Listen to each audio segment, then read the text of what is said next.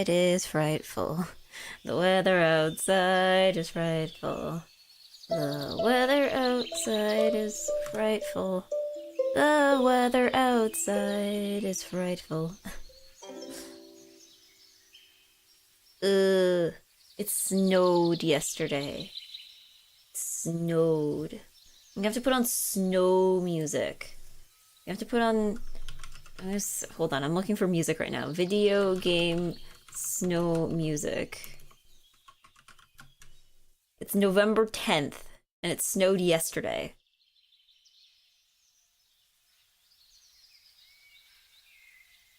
Alright, we got Nintendo Ice and Snow music. Let's see. Chevy Equinox is more than an SUV. Ah, that's advertisement. Hold on. You should have a bully redeem? No. What, I bully you or you bully me? You guys can already do that for free. It doesn't mean I'm gonna like it, but like, you can do that. Alright. We got ice music. We got winter music.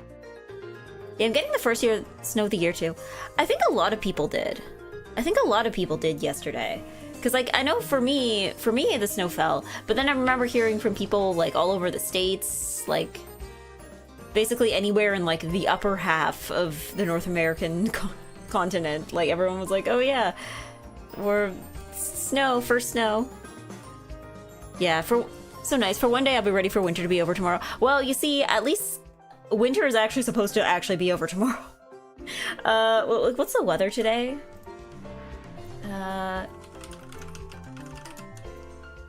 So it's supposed to snow today and tomorrow. So today is -1 Celsius. Then tomorrow is 3 degrees Celsius. So yeah, basically it's actually supposed to be gone by tomorrow. Like Thursday it's 7 degrees. Like it is quite literally, we're gonna have winter for 2 days and then everything's gonna go back to normal. They're predicting it's gonna be 12 degrees on Sunday. Like it's staying well into the positives after that. I feel like that's kind of happens a lot of years though, where you get like one day of winter jump scare where everyone goes, ugh, and they're like, oh right, we should probably like change to our snow tires and stuff, and then it goes back to normal for a bit, and then it snows for real again in like December. Doesn't winter actually start around December 21st? Yes, that's like the official start date. If you live in Canada, then we all know that winter actually starts way before that.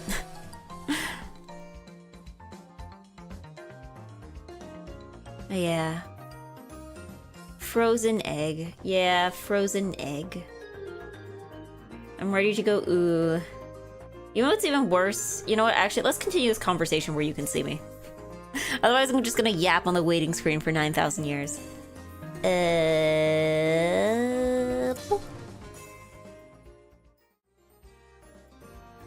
Hello. Good morning. 2. Sundarathalos on YouTube. And on Twitch, good morning to Panis. And thank you for blooming for another month. For 28 months.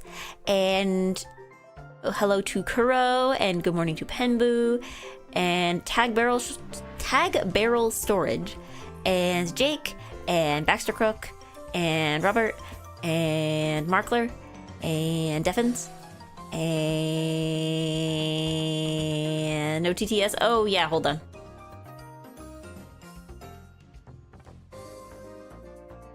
Here we go.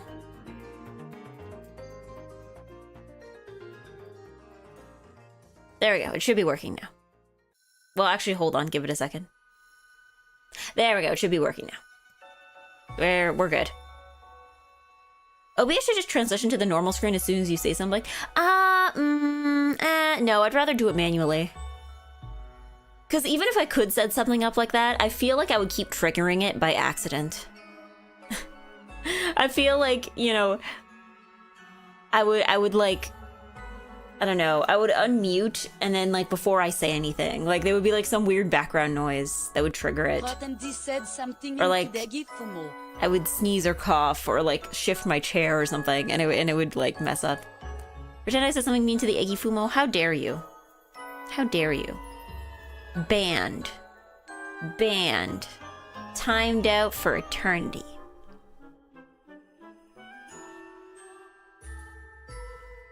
But yeah, no, it snowed yesterday. It snowed yesterday. It has been very cold yesterday. Well, yesterday was actually pretty windy too. I don't know what it's like today. Oh no. Today I have to do something. Okay, I have to go out. That's the problem. I have to leave the house today. Even though it's snowy. I can't wait for it to melt. I'm gonna have to do it today. I'm gonna have to do something that I generally try to avoid doing. I'm gonna have to go grocery shopping on an empty stomach. Because last week, every day, I had enough food to like figure out dinners for the week, but I kept putting it off, right? I kept being like, oh, I'll go grocery shopping later. Oh yeah, I'll do it later. And now I'm like, oops, I have no foods, or at least no foods that I can make a meal out of, right? And I'm like, okay, I'm gonna have to go to the grocery store before I eat lunch. That's gonna be a problem. Like, I'm probably gonna be making some very some very unusual purchases. Yeah. What is the egg stream without the 10-minute loading screen yap? True. I mean, loading screen yap isn't that unusual for Twitch, especially. No, actually, what's in my fridge right now? Pickled daikon. As well as some pickled cucumber, but I screwed up the recipe, so they're a little too salty, but like they're still edible. So, what do I have? I have, oh god, nothing that you can make a meal out of. Like, I don't have any produce. At least not any produce that's like good to eat. Aside from the pickled daikon, I guess. That's produce, right? Yeah, I need to buy literally any fruit or vegetable. I need to buy eggs. I need to buy... I'm good for rice. I'm good for meat, because I have that in the freezer. I'm good for breakfast stuff, because I have oatmeal. It really is produce. It really is produce, I think. Yeah, because all I have right now is, like, proteins and rice, which is not enough. Yeah. I tend to have the opposite issue. If I grocery shop full, I tend to be like, I don't want any of this, and barely buy anything. And then you get up the next day and you're like, oh right, humans need sustenance. We forgot about that. I forgot. And then you have to go back to the grocery store. Totally forgot I have pickled daikon in the fridge from over a year ago. Yeah, I have pickled daikon in the fridge that I put it in a clear container and I can see it turning gray. It's not the one I'm eating, don't worry, but like it's the one in the back of the fridge. I'm just like, ugh. I'm gonna have to, oh god, okay, yeah, I'm gonna have to throw that out. Sorry, I thought about it for 2 seconds and I started gagging. Yeah, there's some great Korean recipes for pickled daikon. Yeah, pickled daikon is, I'd say, it's really easy to do. I feel like it would actually be difficult to screw up. But yes, hello Eggy, hello Jeratek. But yeah, don't be like me and buy the hot honey hummus because it's on sale. Well, I'm trying to think of like, what's the last time I made like... I think maybe, I feel like for me it's breads. Usually if I go shop while I'm hungry, I buy types of bread that I don't need. Like I'll be, you know, just existing later and I'll be like, why did I purchase this flatbread? Why did I purchase these dinner rolls? I think bread is usually my problem. Unnecessary breads. Like there's the necessary breads, you know, like to make toast and stuff. But it's the unnecessary breads that get me. Yeah, it's fun, it's good, we love listening to extremely precise and detailed thoughts about everyday life is his peak content. Yeah, I mean, I'm glad you do. But you can yap with me on the screen as opposed to yapping with me off the screen. Yeah, just discovered in my last grocery run that butter lettuce might be the only lettuce variety I'd want to seek out and buy. Butter lettuce? I don't know if I've ever... Butter lettuce. I'm trying to Butter lettuce. Butter lettuce. I don't know if I've ever had butter lettuce. Is it like iceberg or is it closer to romaine? Yeah, red is tasty. Some variety is nice. Yeah. It's more just like I need to be more vegetables pilled, I think.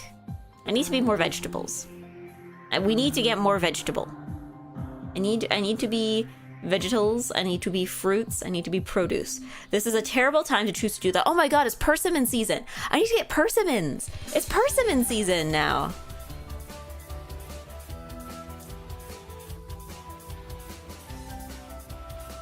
Yeah. What about ants on a log? I actually do have peanut butter. I don't know. Celery is like very... Celery is an annoying vegetable. I remember like when I was... Because like my mom would always buy celery, right?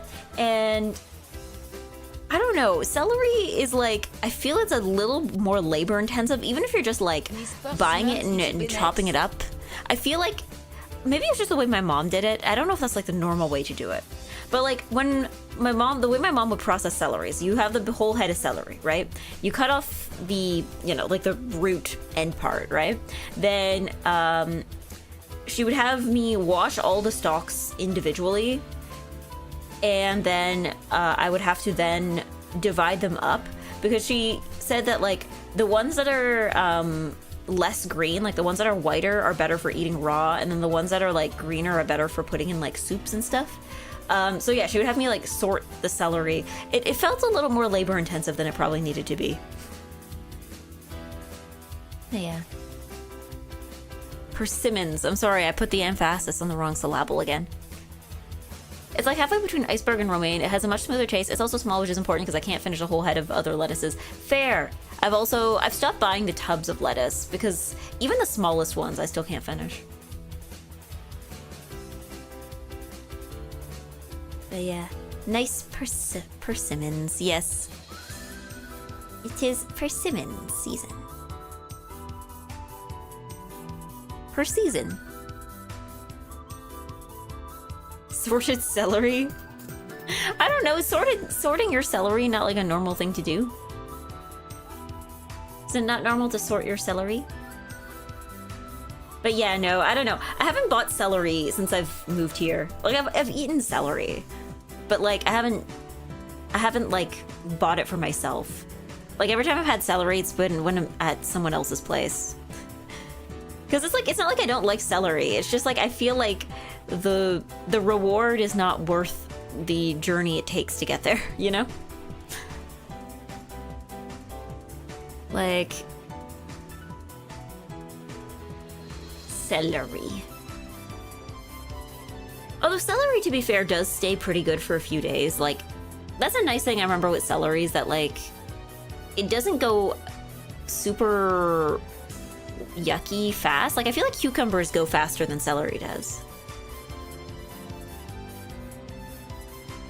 Like, I remember my mom complaining too, because, like, a lot of the times, when she would make a salad, especially in the winter, when, like, the produce was, like, not great, she would make a salad, and she would put cucumbers in it. But, like, if the cucumbers started going slimy, it would, like, instantly ruin the rest of the vegetables. Like, I don't know if it was, like, a chemical reaction thing, or if it was just, like, you know, everything felt gross now. But, yeah. But celery would never go slimy. I don't know if I've ever seen celery get slimy. But, yeah. That's how I feel about crawfish. The juice isn't worth the squeeze. Yeah, I mean, I'm trying to think of, like, other... Because I think celery is, like, definitely more labor-intensive. I feel like I've fallen off of, like, salad as a concept. Like, it's not like I don't want to eat vegetables. It's just, like, I feel like every time I see a recipe for a salad, I'm like, this is an awful lot of processing. This is an awful lot of processing.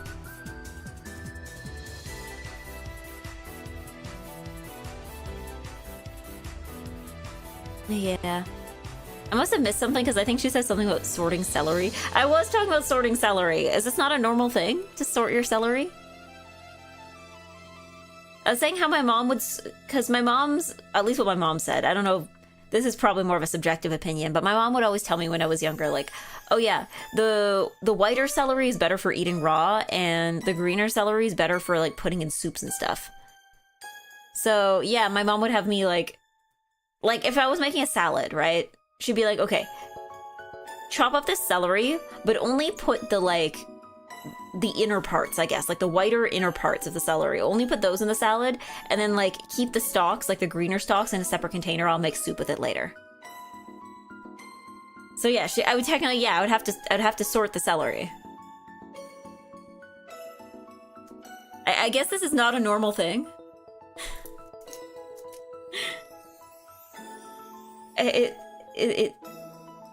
It's probably a real thing. Like, evidently my mom did it. I don't know. This is like when my sister was in university. She was living in a house with some other friends, and she said, I remember she was telling us a story once, and we keep thinking about it. We keep bringing it up every so often. I think I've told it on stream before. Where basically she was like, my sister was making a salad, and she was putting she was chopping up carrots and putting it in the salad, right? And her roommate was like, "Oh, what are you doing?" And my sister's like, "Oh, I'm chopping up carrots for the salad." And they're like, "Why are you putting carrots in the salad? This is supposed to be a soft salad." And my sister's like, "What?" We still have no idea what this means. Like, she was like, yeah, apparently they asked him, like, about, like, the difference between hard salads and soft salads. And, like, I guess he didn't have an answer. It was just, like, vibes, I guess? It was a soft salad. If anybody has heard of soft salad, and like, I guess carrots are a hard vegetable? But, like, what would a soft vegetable be? Like, in my mind, a soft salad would be something like, I don't know, like egg salad or potato salad, right? Like, maybe something that's not crunchy. But again, the salad was like a garden salad with, like, lettuce and cucumbers and stuff, right? Or I don't think those vegetables are known for being especially soft, or at least, like, if they're soft, that means there's something wrong with them, right?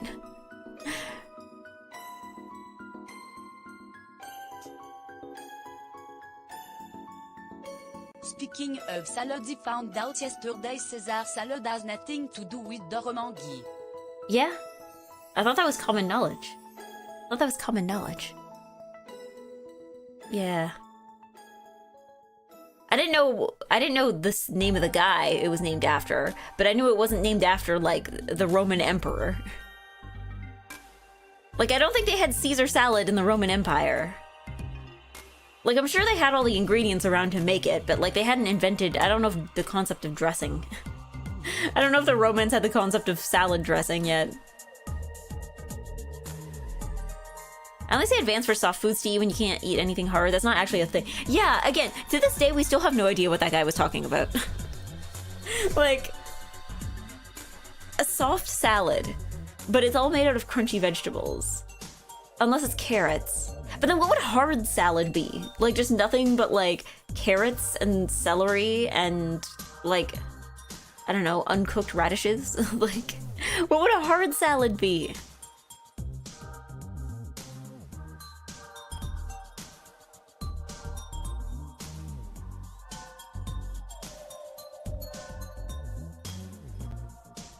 Actually, Caesar was, never an emperor, actually.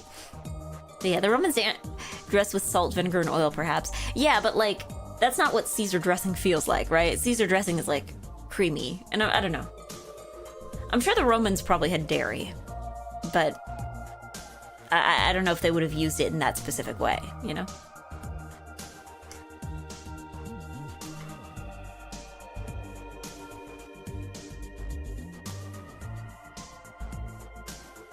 Yeah, I think just soft salad, but with the hard vegetables. But, I don't know, why would it be soft? Soft salad.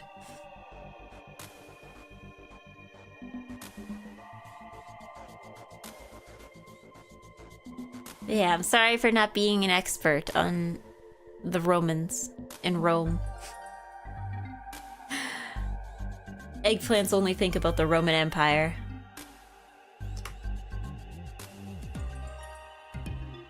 But yeah, I always figured, like... I don't know. The other thing too is like I feel like Caesar salad is usually associated with like Italian food, right? But I don't think it's Italian, is it? Like it wasn't like invented in Italy, right?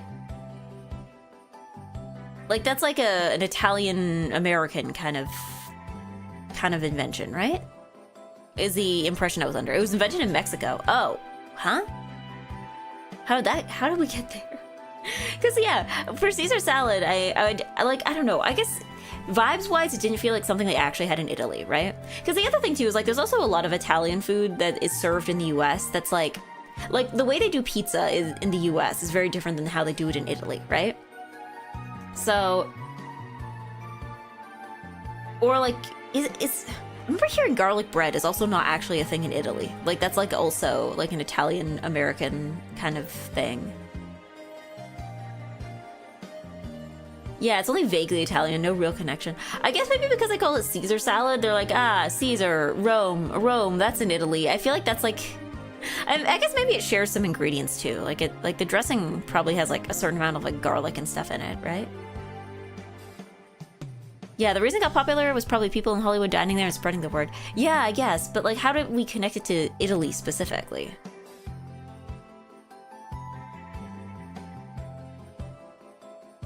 Because, like, I feel like if you go into, like, an Italian restaurant, they're guaranteed to have, like, 4 things. And, like, those 4 things are, like, bread, garlic bread, and pasta, and pizza, and Caesar salad, right? I don't think there's a lot of Italian restaurants that, like, don't have all 4 of those things.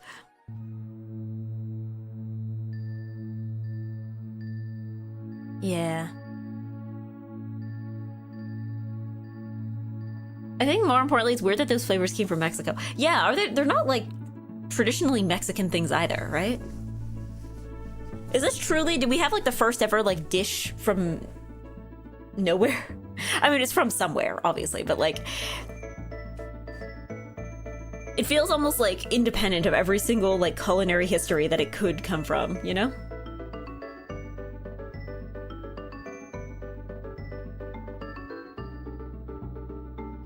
Oh yeah, they did though. Nowhere, Kansas. Because like, I don't even know. I know that like salads as a concept have also kind of like existed throughout history.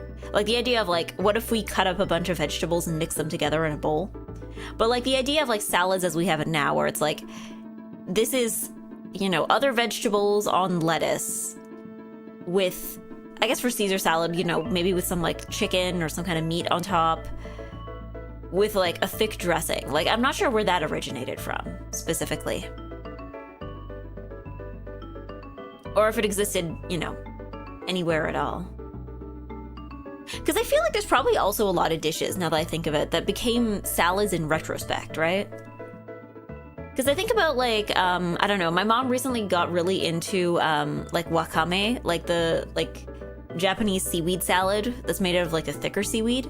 And like I guess they call it seaweed salad in English. They don't call it salad in Japanese because people already know what it is. I guess I call it seaweed salad in English because people, they need to like describe this in a way that people are going to understand it. But like wakame, I don't know. I feel like it became a salad in retrospect. Like it wasn't a salad, but then they brought it here and they had to diagnose it with salad, you know?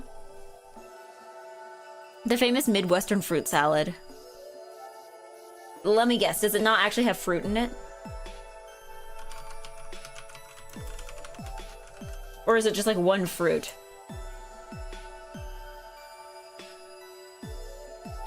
Okay, well it has some fruit. And also a lot of non-fruit things. But you're right about how, like, yeah, salad. I'm not sure I would call this a salad, right? Or I guess you got other stuff like potato salad and egg salad and pasta salad. Like, at some point, I guess maybe salad just became, like, things that are mixed in a bowl with a dressing. But, like, not necessarily, though. It feels like there needs to be some... Well, not necessarily, because, like, egg salad doesn't usually have any kind of vegetable. I was gonna say, maybe there needs to be some kind of vegetable, because otherwise it's like, I don't know, is tteokbokki a salad because they mix the rice cakes with sauce in a bowl? Is bibimbap a salad?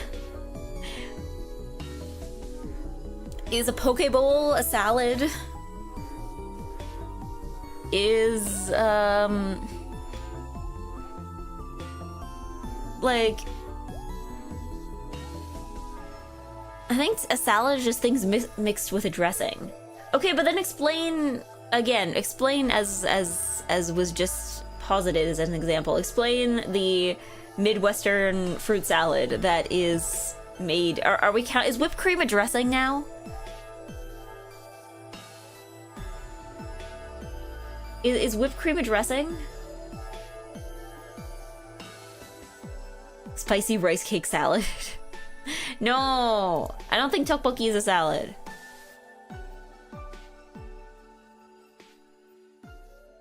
Like, ambrosia salad is delicious. I mean, I'm not talking about the quality of things, right? The argument here is not whether they're tasty or not tasty. The argument is whether they're salad or not. You know? You can always require cold as one of the defining features.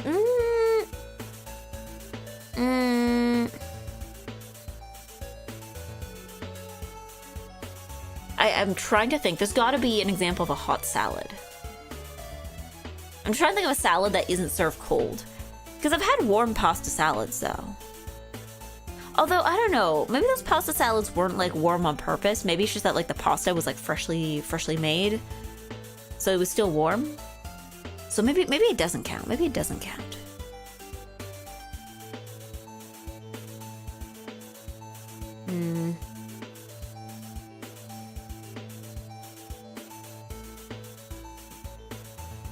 Seaweed salads, maybe? No, but those, I think, those usually aren't served cold. They're not served hot either. They're served, like, room temperature. Hot dog is a salad. No, I don't think hot dog is a salad. Because there's not really any... I think there needs to be... I was gonna say there needs to be a vegetable, and then I remembered egg salad. I've had warm spinach salads, but that's only warm because it was tossed with hot bacon. Yeah, I guess there's, like, salads that are, like, warm by accident, right? Like, if you have one ingredient that's warm. But I feel like I've had salads that were warm on purpose.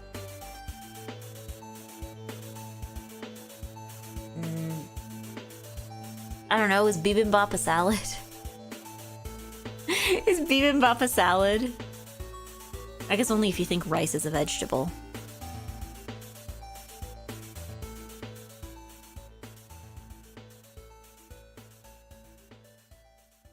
Is sag a salad? What is that? Let's see.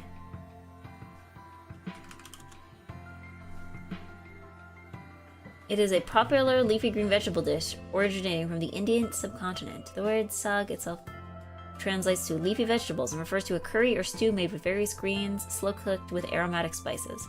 Ah, okay. I don't know. I feel like this would... Aesthetically, this is giving soup more than salad.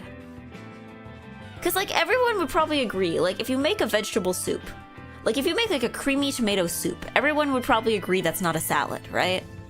I feel like if you cut the vegetables small enough, I feel like it stops being a salad.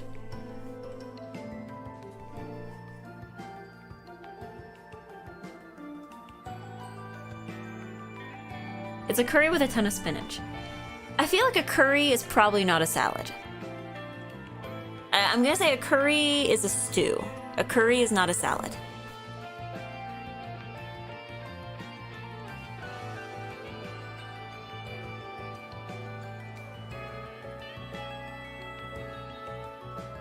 But yeah, I don't know. Is pad thai a salad?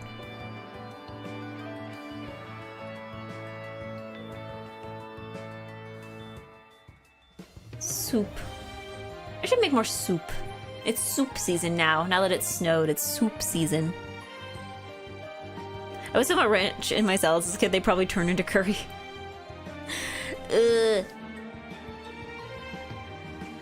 I don't know. Yesterday I had a grilled cheese. I felt like I was like 2. I'm so glad. Okay, I went to a restaurant yesterday and I ordered I ordered a grilled cheese. I ordered a grilled cheese and french fries, and I'm like, I feel like I'm like 5 years old. I'm so glad that like I ordered a cup of green tea as my drink, because I was like, part of me after I made my order, I'm like, should I just like commit? Should I just commit and order like a hot chocolate? But no, I'm glad I ordered a green tea. But like, I was like, should I just commit to eating 5-year-old's meal? Especially from a restaurant, right? Because it's one thing to make a grilled cheese for yourself in your house, right? But it was specifically like going to a restaurant and looking at this entire menu, and there's like, you know, all sorts of other things you could order. You know, there is other kinds of sandwiches, there is salads, there is like, there is steaks, there is burgers, there is, and then just looking at it and being like, I want none of it. I will have a grilled cheese. I mean, to be fair, it could be worse. I could have ordered. They had chicken tenders on the menu. I could have ordered that. I think that would have been more 5-year-old. But like grilled cheese. I'm like, can I have a grilled cheese on white bread? And with French fry. And no soda? No. I wanted something warm. It was cold out yesterday. I've had very fancy grilled cheeses from a restaurant before. They added an entire tomato slice. No, this one was just like a very normal grilled cheese. Like, it was literally just like cheese on bread, grill. Like, there was no frills to it. It was just grilled cheese. Who cares? Good point.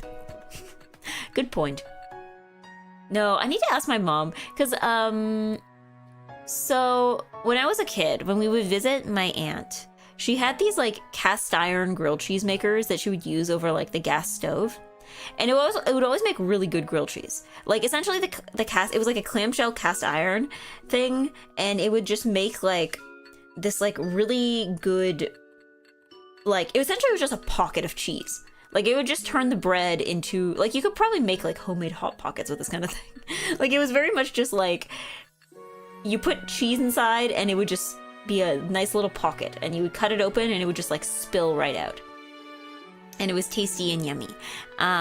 So my aunt had lent us, I guess lent / given, it was like, we're lending you this for an indeterminate period of time, one of the grilled cheese makers. So we have one at home, or at my parents' house, but I'm also just like, because like my mom doesn't make grilled cheese for herself, right? So naturally it's like, okay, me or my sister should get it, because like we are the ones who would actually use it. But also it's unclear. My mom's like, I don't want to give it to either of you, because I don't actually know if your aunt intended for us to keep it for this long. And like, I mean, I guess my aunt still has her own, so like it's not like she needs it back, but it's also just like, should we return this? Is this ours? Should we give it to me or my sister? Was it a campfire pie iron? I think, yeah, it was something like that. Yeah.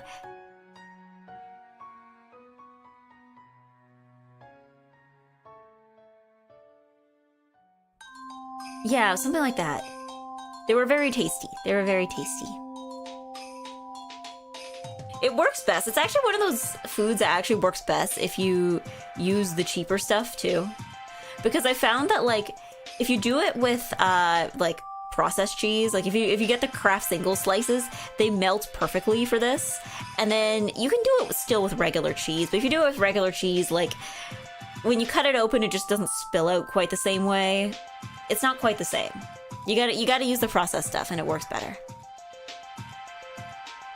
Yeah, your mom can't relend it. Yeah, and it's like, I don't know, we've had this thing for like at least a decade at this point. Like, if this is like, if she's lending it to us, this is like for the very long term. Like, I don't know. I don't know how, if she intended for us to keep it for this long. But also, like, I don't know, it's just sitting in my mom's house, like in my parents' house, like, they're not... My parents don't make themselves grilled cheese, unless they've been doing a lot of grilled cheese making while I've been gone, but they don't seem like grilled cheese people.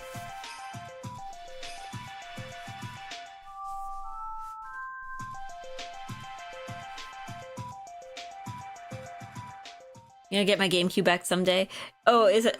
Did you lend it to somebody, or is it still at your parents' house? I know the last time when I visited last month, my mom, we had like this whole day where my mom's like, okay, we're gonna take out a whole day and we're gonna go through like all the stuff in your room and like, you know, I'm gonna send, so like there's 2 boxes packed away of stuff that I guess my dad will bring next time he visits, of just like stuff that was mine and I didn't initially take because I didn't initially think I would need it. But now I'm like, my mom's like, okay, this is just sitting around. So stuff like anime figures or some clothes, like nothing major, but like, yeah. I lent it to a friend like 12 years ago. I don't expect to get it back. Getting a random phone call from this person like 12 years later, like, oh hey, do you want your GameCube back? I don't know. I did lend somebody a couple video games once. I did eventually get them back. But that's also because I was like, every so often I was like, hey, did you enjoy the Great Ace Attorney? Are you enjoying the games? It's been 2 years. I would kind of like them back. I don't know. I'm just like, yeah. I no longer lend video games. I lent my friend a game and he sold it. Yeah, I feel like maybe I just like, I'm like, if I lend somebody something, I'm like, yes, I'm expecting to get this back.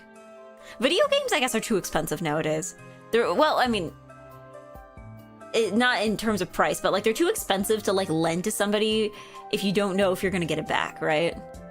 Because I feel like it's one thing if you lend somebody something that was like, you know, $30 and like relatively easy to find, right? Because it's like, okay, if I get this back, great. If I don't get this back, then like, you know, I can make another $30. But I feel like if it's like, if a video game is like $80, $90, I feel like that's like a lot to have somebody borrow and not return, you know? My copy of Persona 4 is in the same state. Oh, my copy of Persona 4 is I know where it is. It's technically not mine anymore. Because when I bought Persona 4, I didn't have a PlayStation 2. So I brought it to a friend's house and played it there. Because she was the one with the PS2. And then when she was moving a few years ago, she was like, hey, did you want this back? And I'm like, no, you can keep it. Because like, even if I had got it back, I don't have a machine to play it on. So you're the one with the machine, so you might as well keep it. So I guess it's technically just hers now. But yeah, I lent a copy of Final Fantasy Tactics to a friend who returned it in an Elton John case. How do you lose the box but not the game? Actually, no, that's a fairly easy question. So I have a lot of games. Me and my sister have been trying to like track down some of the games because there's a whole bunch of games where we either have the cartridge, especially for the DS. We have a lot of games where we have the cartridge but not the box, or we have the box but not the cartridge. Because I think when I was a kid, we bought a whole bunch of those like DS cartridge cases. Like, you know, like the little ones that would hold like four cartridges or something. And so we had a whole bunch of those, and now we can't figure out. So we have like a bunch of the boxes around, but we don't know where the cartridges went because we're trying to remember where we put the little like cases, you know? So I don't know. Maybe I'll ask my sister. I'm like, hey, did you find the copy of Super Princess Peach? Did you find Mario Party DS? Because like all those boxes were empty last time I checked. I lent an N64 game for a friend in school once. Next week he moved to another state. No! No! That must have been a really sudden move. Or maybe he was just trying to, maybe he knew and he was just trying to take it. He was like, haha, I'll never have to return this. Good luck finding me.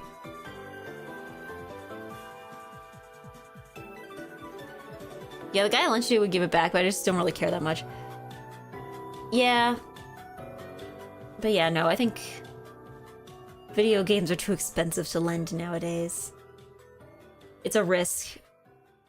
You really have to trust that the other person is gonna, like, finish it quickly or stay in contact with you for a very long time. Super Princess Peach CIB, is that worth a cool $40? Well, I'm not trying to sell them, but it's just like if I want to play them again. Because like, My DS... Okay, my DS, it still technically works, but the colors on the top screen are really messed up. Which is fine. Like, I bought the thing in, like, 2007 or something. So,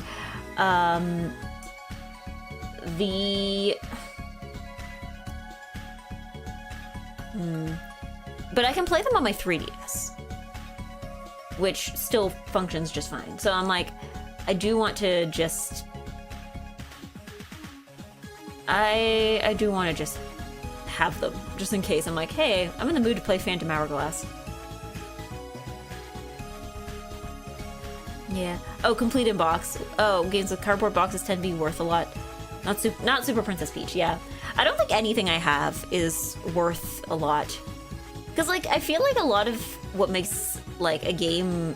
Because, like, I've noticed this with some games is that, like, I feel like what makes a game, like, resell for a lot is usually, like, it has to be a game that is popular. So, like, you know, shovelware game movie tie-in type thing is not going to sell a lot. Or it's not going to sell for a lot. And it also has to be a game that did not initially sell that well, right?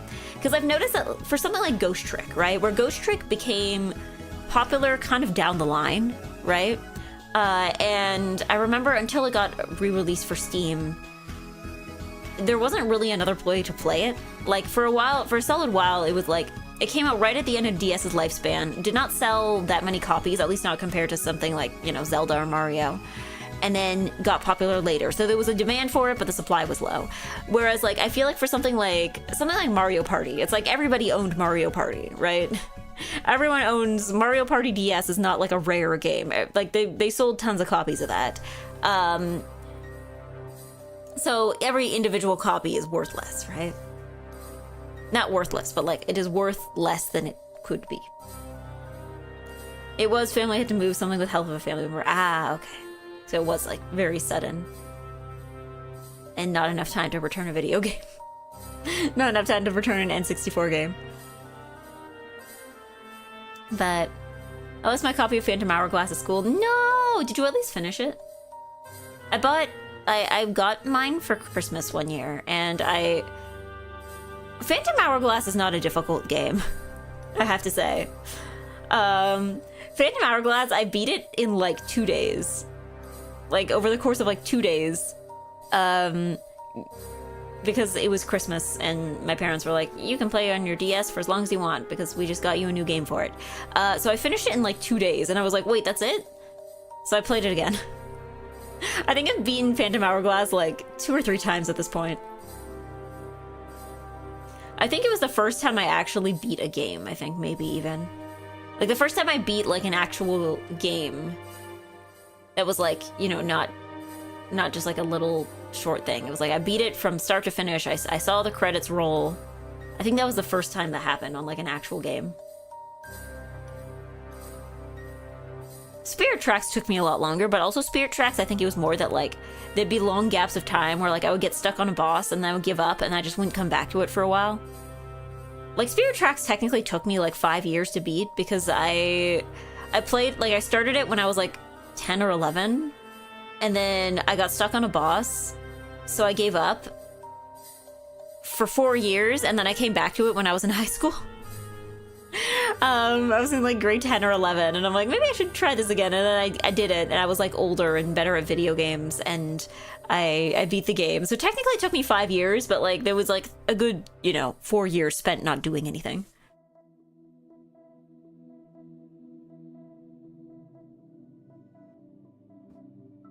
I really did like Spirit Tracks though. I don't know how it holds up. I'd have to go back and play it again. But I like Spirit Tracks. I like going in the train. I like going chugga chugga choo choo. I like when you got new tracks on the map. I like when you like went past a station that wasn't on the map. So you would like see, you'd be like driving and you see something to the side and we'd go skirt and like try to stop all of a sudden to try to like see what that was. Phantom Hourglass took me 18 years and counting to be 18 years? What did you get stuck on? I don't remember getting stuck on anything in Phantom Hourglass. Or did you just lose patience with like the whole tower thing? Because I remember I see people complain about that, but I didn't I didn't dislike it. I didn't dislike it. I liked Phantom Hourglass, because I know Phantom Hourglass was kind of just Wind Waker, but touchscreen. I liked... They had some interesting islands, though. I liked DS Island, because I thought it was very silly. It's literally called DS Island, like DEEESS Island, and there's a mini game on it, but it's basically just an island where, like, the map is shaped like a DS. I thought that was silly. There's one island that's basically, like, cartography island. Like, basically, there's no map for it. So basically, there's treasure on it, but basically what you have to do is you have to, like, in order to solve the puzzle, you have to basically go around the edges of the island. You have to basically draw your own map. So basically you just, like, have Link walk a few steps, and then you, like, draw in what you see, and then you have him walk a few more steps. Like, you basically gotta do that for the circumference of the island. And then once you get that done, then, like, I guess the answer to the puzzle becomes more obvious. I don't quite remember, but I remember having to, like, draw my own map.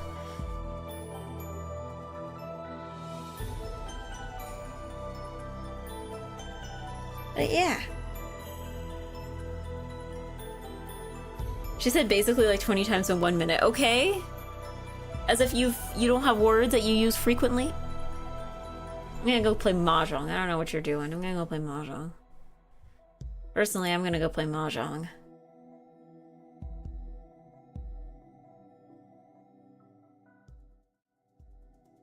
I don't know what you guys are doing. Is Upside Down still available? Upside Down is still available! East only. Alright, 15954. 15954.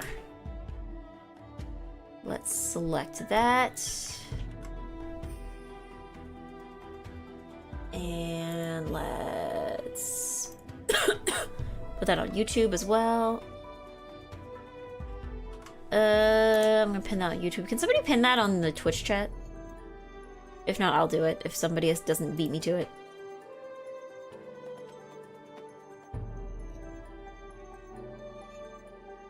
There we go. You're making me want to dig out those games.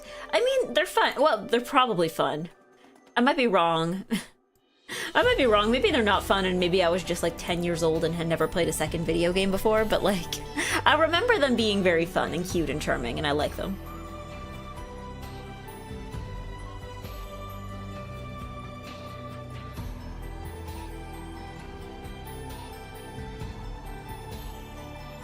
Can't pin on mobile? It's okay. I think I got it pinned. I got it pinned. We're good. 15954. Come jong with me. It is jonging time. We can keep talking about Legend of Zelda, but like we have to jong too.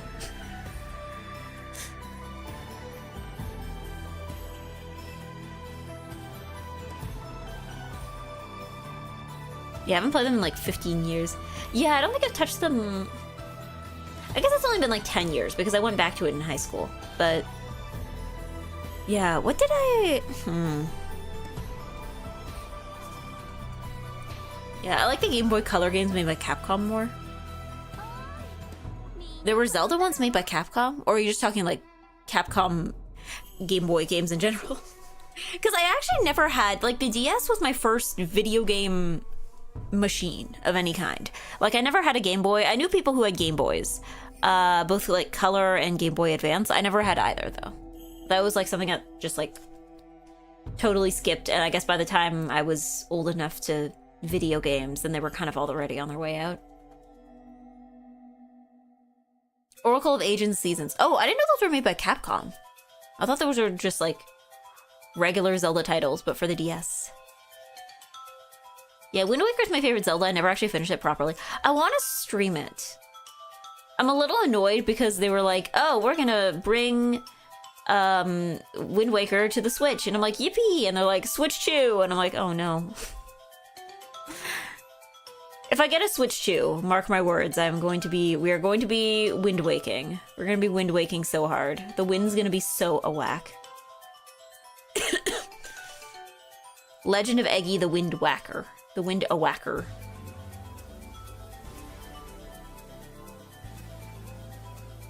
Yeah, Capcom also did Minish Cap. Oh, I didn't know that either.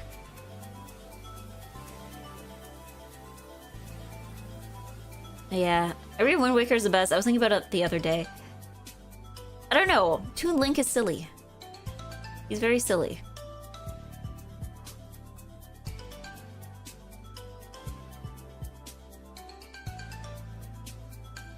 Later, Capcom makes its best Zelda game, Okami. I have not played Okami either. I think I have it in my Steam library. I know that there's ports for, like, every machine on Earth. Capcom likes to do that, don't they? I feel like it's like Ace Attorney. I don't think there's a single machine that you cannot play Ace Attorney on. If there's a machine that you can't play Ace Attorney on, it's because the machine is older than Ace Attorney.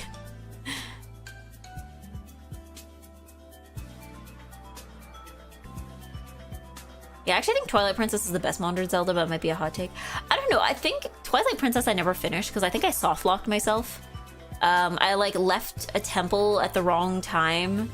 Like I left a temple when I was in the middle of the puzzle, and then like, okay, I can't remember what temple it was, but there's this one puzzle where it was about like weights, like you had to like balance out the scale.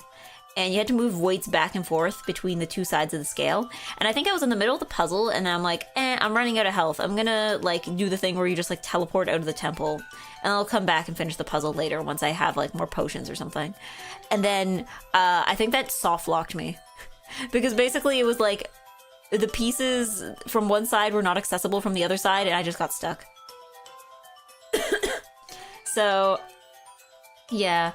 That was, and I just never went back to it. I'll go back to it someday. If they ever make a port of it for like Switch or something, I guess I would probably stream it. When is the Wii gonna become old enough to get show up in like Nintendo Online? Although I guess the Wii is like a weird one to port directly, because now that I think of it. Because for Skyward Sword, when they did the remaster, they probably had to redo the controls, right? Because the Wiimote and the Nunchuck were, like, such specific things that, like, I don't know if that can, like... I don't think they really easily map onto other kinds of controllers, right? Like, obviously the Joy-Cons still have, like, the motion control kind of thing. But, like, the idea of, like, only one of these things had a joystick on it. The Twilight Princess had a GameCube port that didn't have motion control. True! That's true, that's true, that's true. They made one of the joysticks into the swing motions. Oh, that's fair, that's true. I guess you could just, if you replace... Because I also remember, like, the swing motions were not always great. I remember struggling with fishing a lot. I almost got stuck and gave up at the beginning of the game, because you know how you have to do that, like, side quest where you have to, like, fish so that you can, like, find someone's cat? I almost got stuck on that. Because fishing was so difficult.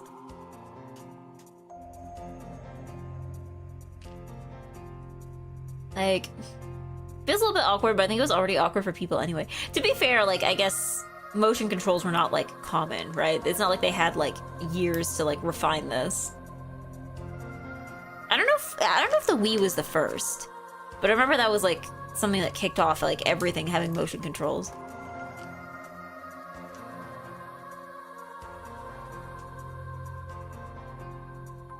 But yeah, I struggled with fishing. Fishing was difficult.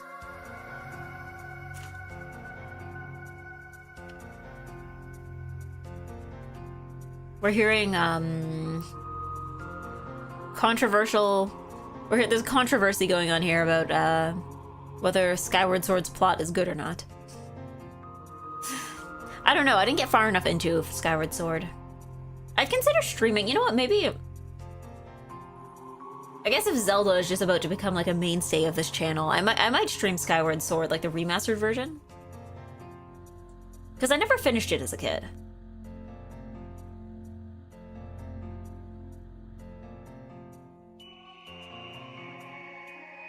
Yeah, my brother really likes Skyward Sword. It has its flaws, but it also has its fans. I just remember people dunking on it at the time for having that, like, ghost lady who tells you that your Wiimote's running out of battery. Does she do that in the Switch version? Does she tell you if your Joy-Cons are running low on battery?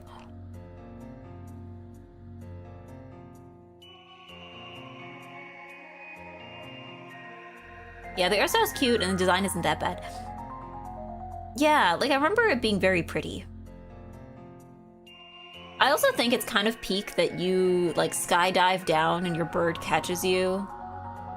And then you like fly around. I don't know. I think I just like games where there's a lot of flying. I don't know if I would go for like airplane simulators or anything, but I think I just like games where you have to like do a lot of like flying and gliding. I'm a big fan of that.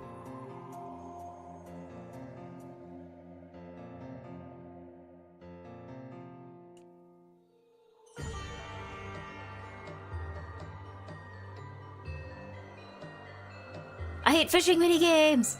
Fishing minigames are like very rarely good. You're right. I mean, you don't have to like be hateful about it, but like I think Yakuza is the only like the Yakuza franchise has the only good fishing minigame. All the other ones are just like too weird or too finicky or too difficult. I've never seen another game that has like good fishing.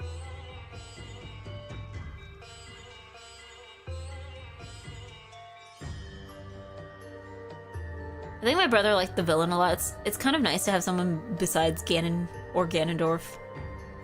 Well, isn't it like also too... Was Twilight Princess? I think I remember Twilight Princess having another villain, but apparently that villain was just like, haha, just kidding, it's actually, you're also fighting Ganondorf.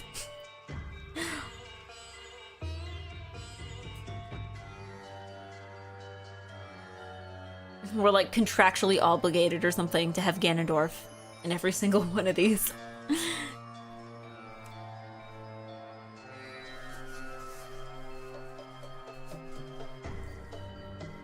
I think we went too deep into the why is the sword of the hero a thing, why is the master sword a sword that seals the darkness? Didn't feel like that needed an explanation, it kind of felt forced. I don't know, I guess maybe it's like background lore. Obligatory Ganondorf. It's like they have like a contract signed with Ganondorf. They have to feature him. Otherwise they have to pay him like $1 bajillion in legal fees.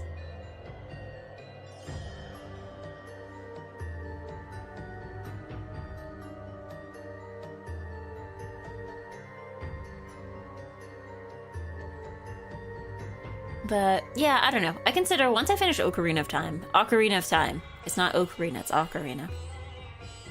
Once I finish that, I feel like I would consider Skyward Sword. I would consider it. But we'll cross that bridge when we get there, because I don't know when we're gonna get there. I mean, I don't know. Where would you guys say I am in Ocarina of Time? Am I halfway? Is this the halfway point, would you say? For those who were not aware that I was streaming Ocarina of Time, I just got past the part where Link is now a grown-up and you're now being sent to the Forest Temple. So I got just past the time skip. Is that 1/3 maybe? Oh, really?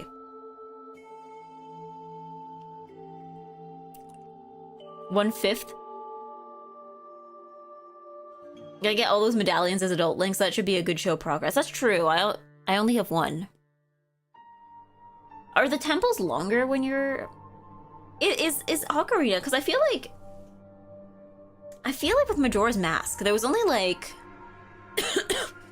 there's only like 4 temples, right? But I guess like, it's also with Majora's Mask, it's also likely that like, depending on what you need to do, you might have to do one of those temples more than once, right? At least one of them. So I'm like, is it like that? Or are they... Because I feel like the temples in Ocarina are shorter. But there's more of them.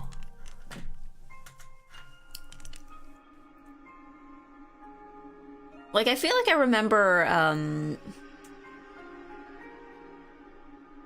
remember things taking like 9,000 years. Temples taking like 9,000 years in Majora's. But not as much in Ocarina. And I'm like, maybe I'm just faster, but also maybe they're just shorter.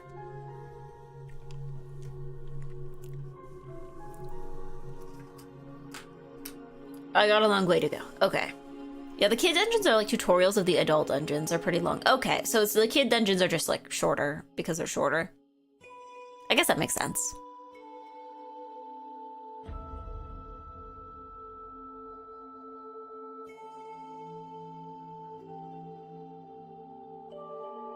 But yeah, I don't know how long it's gonna take, because it's also hard to say because I don't know what my life is gonna look like in January. Have you played? I don't know what those letters mean together, Ponric. ALTTP. Link to Link to the Past. Okay. I have not played it. Is that one of the DS one? Not DS. Is that one of the Game Boy ones? I haven't played any of the Game Boy ones. Like I played both of the DS ones as a kid. I played but did not finish both of the ones for the Wii. I haven't played Breath of the Wild. I didn't play Breath of the Wild. Oh, it was the SNES title. Oh, okay, yeah. I haven't played any of like the really, really old ones. Like the SNES and the NES. SNES. Yeah, I think anything before the DS, I haven't played anything from it.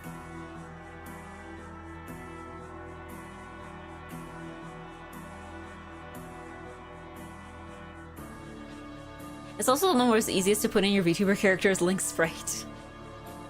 Legend of Egg. Legend of Egg. No, I think... Yeah, the old games are still fun. I mean, I feel like I still see people playing them all the time, so I figure they must be good. If they're still holding up.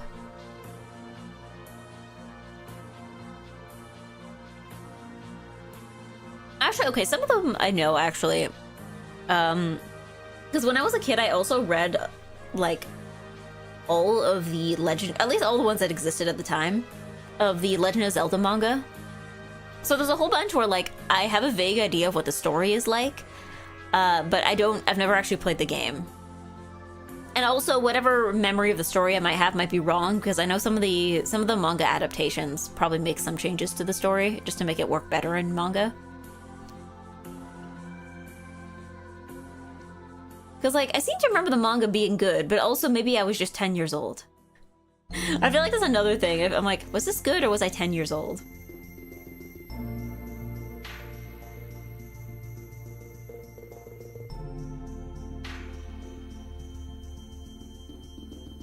But yeah. I don't know. So, I think I should probably discuss the schedule for the next few weeks. So the schedule for this week is going to be relatively normal. So,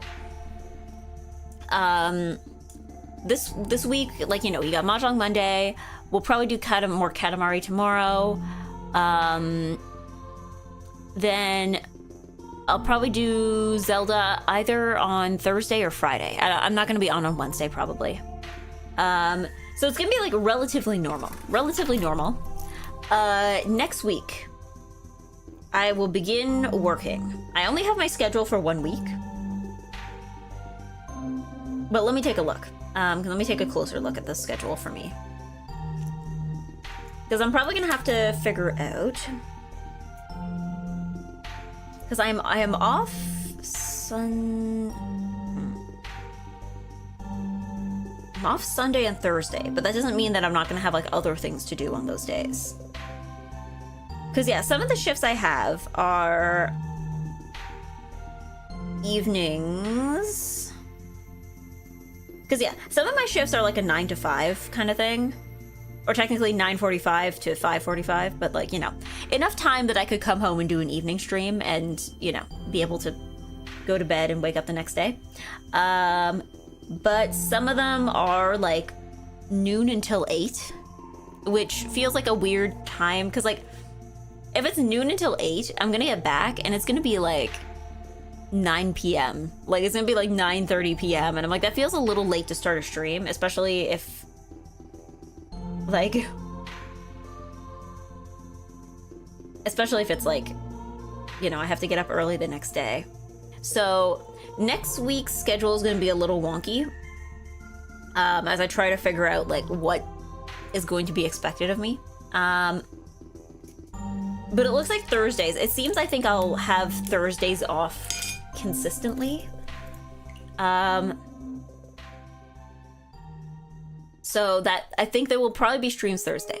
But yeah, well, it will be. I'm gonna have to figure it out as I go for the next, you know, month and a bit. Because I'm only working until the end of December. But then after that, I don't know what my life is gonna look like after that. Oh God, what am I gonna do in January? Should I go back to school? For the third time? Should I become the most educated woman on Earth?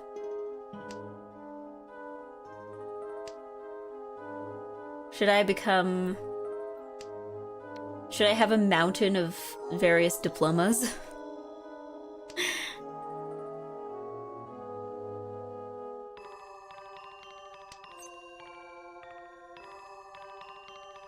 Nah.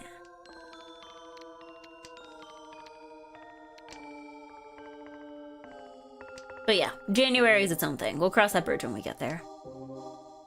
Although we are getting there at like alarmingly fast speeds, so the Pokemon Master of College degrees. I mean, granted, I guess it's not like I wouldn't be catching them all, because there's some things that are like not within my field that I don't think I would want to study. Like, I don't think I would care to study like biology or something, but like, I mean, surely if I have enough fancy pieces of paper, at some point that will result in a job, right?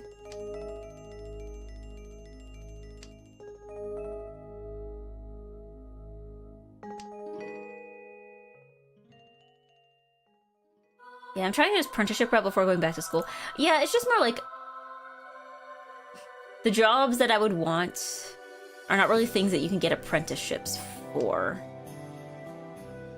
If you networked well enough, it will. Yeah, I think if I went back to school, I would have to, like, lock in. I would have to lock in. I would have to be talking to my professors. I would have to be going to job fairs. I would have to be, like, just completely lock in for, like, 9 months straight, or however long it takes me to do the program.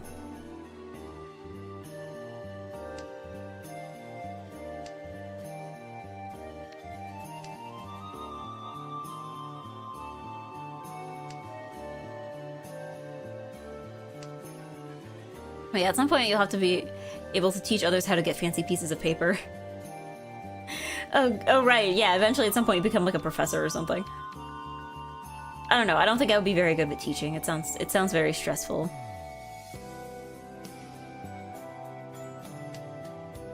You need to pay your own room and board because there's no salary. Yeah, that too.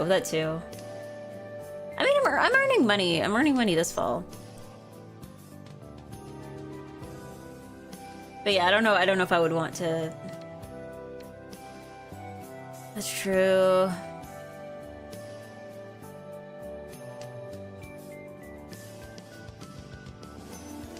Because yeah, like, financially it would be doable. Like, my parents still have savings for this kind of stuff. It's just like, I have to want to do it.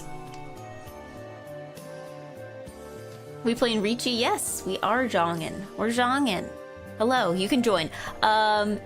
You can join for the next one. We're in the middle of a game, but anybody can play. The room code is pinned right there. Teaching is one of those jobs that's hard to leave at the office. Well, to me, teaching sounds like one of those jobs that's like, it's very labor intensive, but most of it is stuff that you're not getting paid for because it's stuff you don't do in the classroom, right?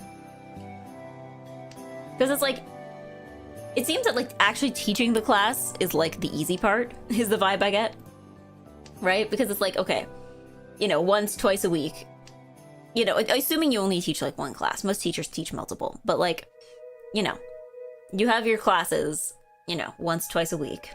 But then the rest of the time is like, you have to prepare, you have to grade, you have to like, there's a lot of like pre and post class stuff, and that seems to be where all the actual work lies. And it's also stuff that like many schools will not pay you that well for.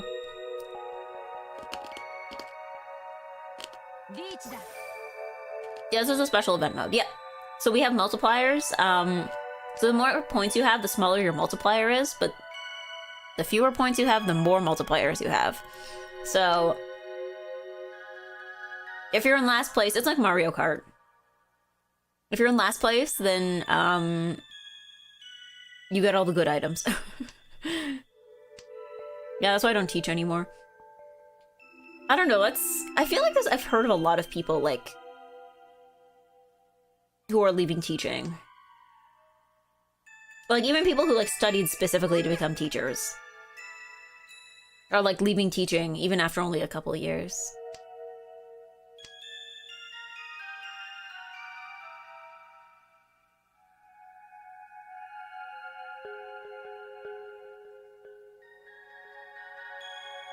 You're thinking very hard about this one.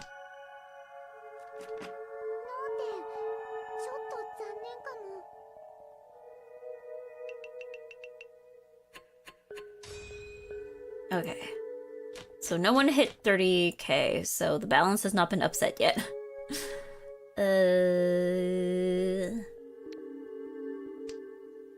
Yeah, I was a TA and that was enough teaching for me. Yeah, I never was a TA. My sister was.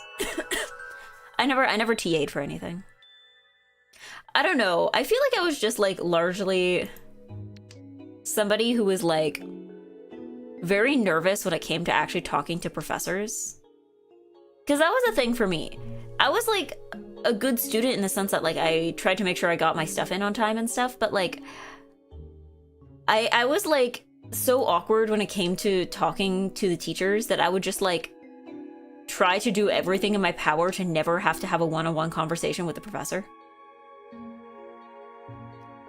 Like I would just like, I'm like, yes, the professor is somebody who stands in front of the class and somebody who I give them my paper and they look at it and they tell me how good it is, right? Like I felt like having any more of a relationship than that with any professor at all, I felt like just really awkward about. So but the thing is that if you want to have like meaningful connections in college, you kind of have to talk to your professors, which is really unfortunate.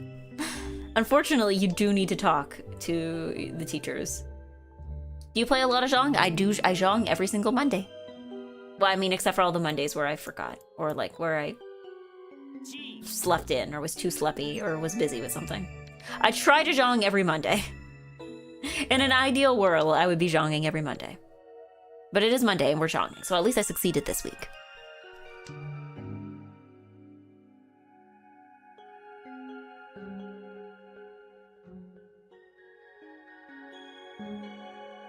Yeah, Mahjong Soul always struck me as well because they use a lot of rules that IRL play typically doesn't.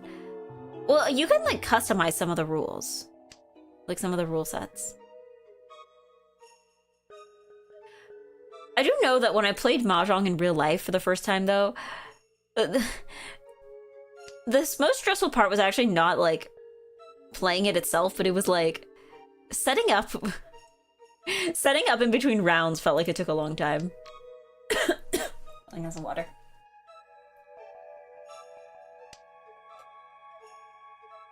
Oh, and the ranked rooms.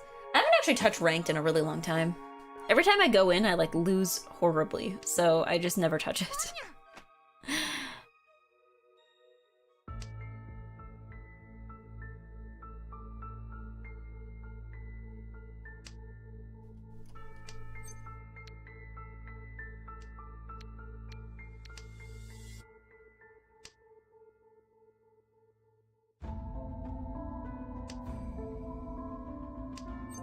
No.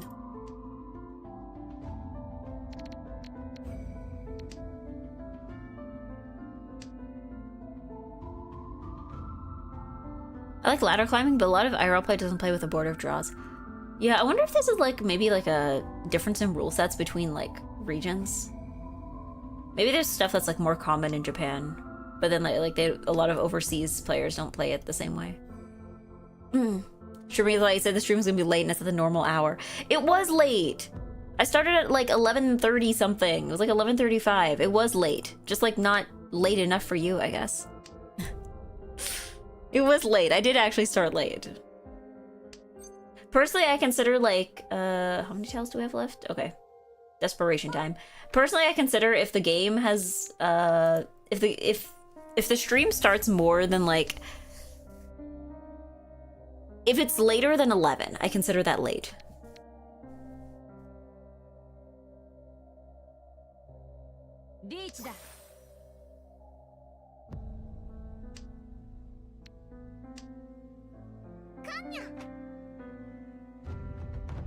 Yeah, IRL doesn't tend to use abortive draws because reshuffling takes too much time. Fair, that's fair.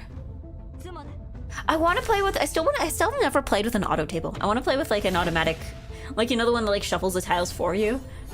I want to play with an auto table sometime. They look cool. You feed the tiles into it and it goes, and then it like spits out tiles in like a nice little row for you. I want to try playing with one sometime.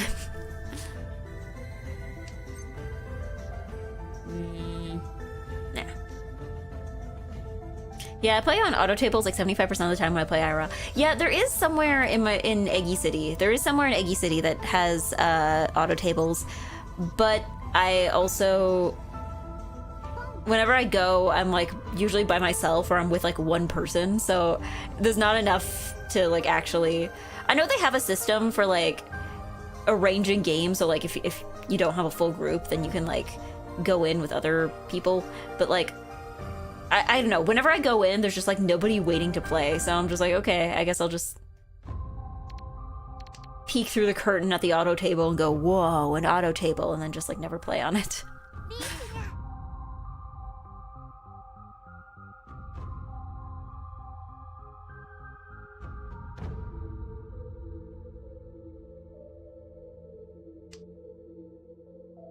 You've been starting streams around this hour. I know I'm late most.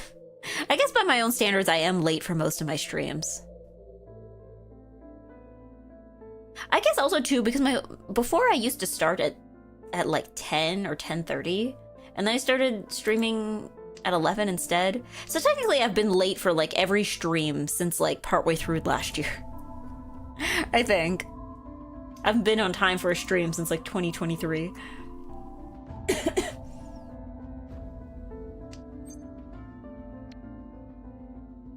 Sure, you know what? I won't win good, but I will win fast.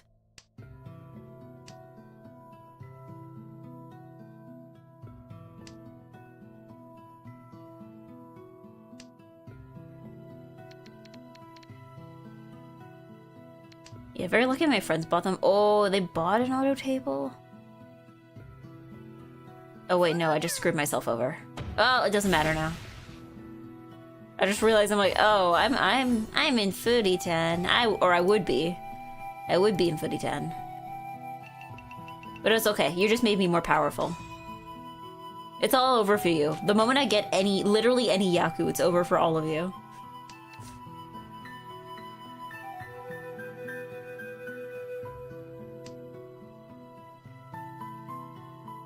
Every defeat for Eggy makes me powerful. Thanks guys, fetch adore him. No, it makes me more powerful. That's literally how this game mode works. Look at my 4 times multiplier. Any points I get are they're gonna be 4 times more powerful.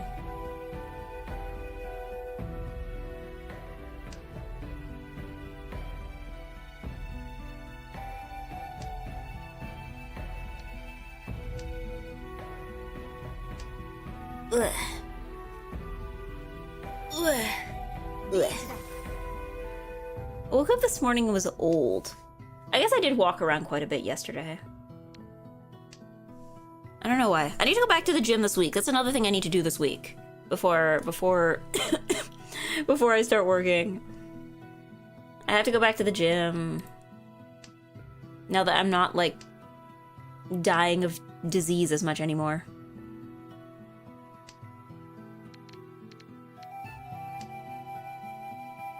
I need to go back and do workouts.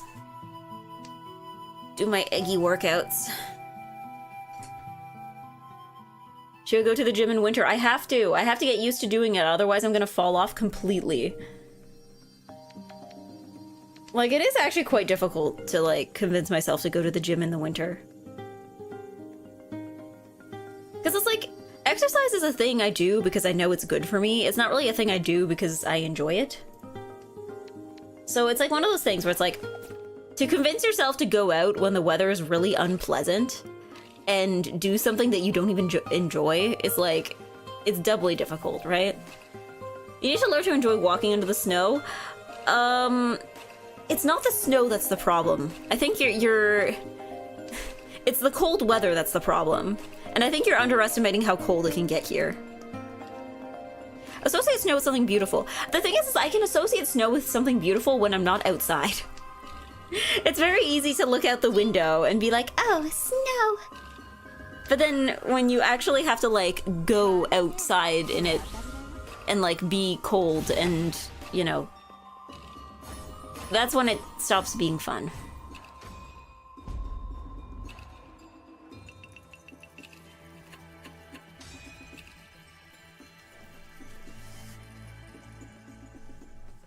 At some point, not even walking can warm you up. No, but I like your hands are super cold.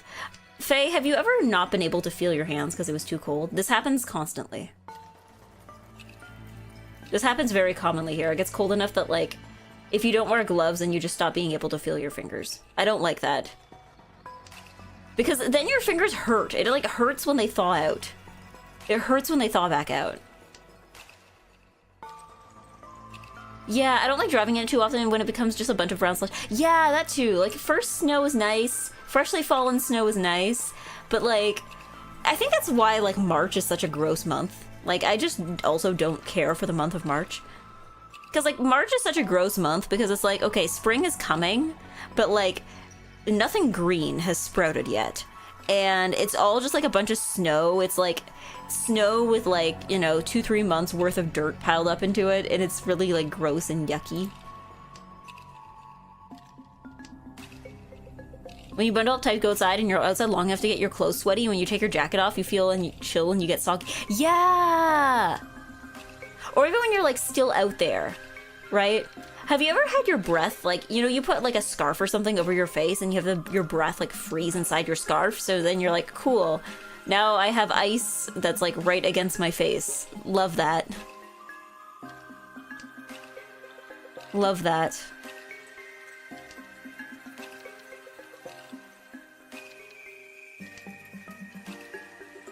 Like, even with wearing gloves, I feel like in the winter, like, my hands still get pretty dry. You just, it's like dry in the way that you look down at your hand at some point. And you're like, oh, that's bleeding. Okay. I didn't do anything to it. It's just bleeding now.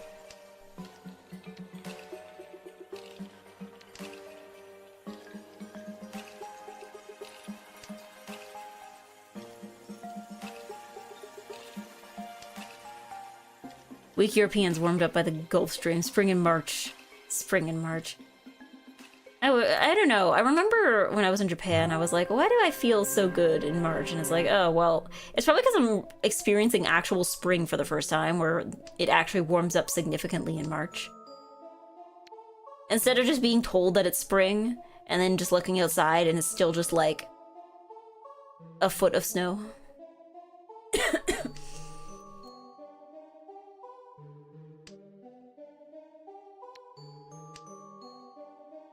Japan is spring plus plus, though. Yeah. Hokkaido's probably closest. Yeah, I imagine that, like, probably Hokkaido in terms of temperature and, like, when it gets warm. But, like, it still felt like there was, like, a noticeable... Because, like, March is basically... The entirety of March is, like, waiting for spring. Like, nothing actually warms up until April. So you're just, like, cold and miserable the whole month because you're tired of winter. It's been winter for, like, 3 months. And then it's like, nope, haha, another snowstorm. Have fun. And even if it is warm, then it's, like, really gross and slushy. It's just, like, nothing but mud. And everything is gray.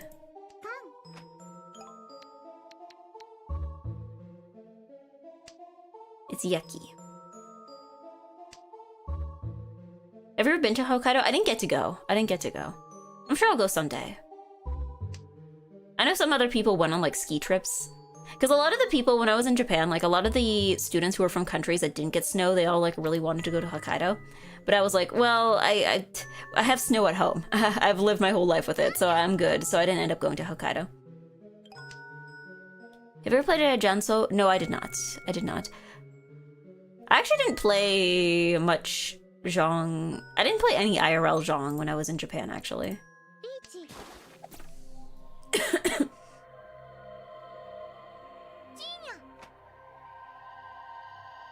Sounds like one of those impressionist paintings from train stations. Yeah, but that doesn't mean it's pleasant to experience. It's like really unpleasant to experience. I would not recommend Canadian winter. No matter how much you think you like cold weather, I would not recommend it. And even where I live is actually on the milder side. I've heard in like Calgary it gets to like -40. Even where I lived before was also got like, I've also seen -40. Good cannot exist without bad. Yeah, but you don't have to go that bad. Like, it's one thing to be cold, it's one thing to feel pain from the cold. Like, feeling pain from the cold is just... it's unnecessary. I don't like it. I would not recommend it to anybody. I wish the multipliers applied to Tenpai, but I guess they don't. Alright, good job, Ebiboon. GG to everyone else. I was hoping to be able to get, like, I feel like I would have gotten first if I would have been able to, like, get a hand at any point after having, EGGY lost. Nordizili fait chadorim. after getting, that, but alas. Thank you for playing.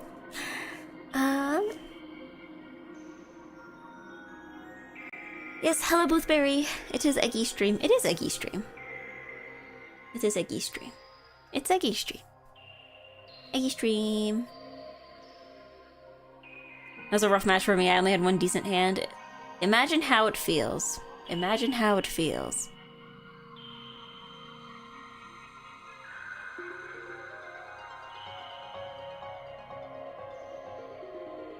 Very egg. It was still fun. It was still worth it. It was still worth it, even if I did lose.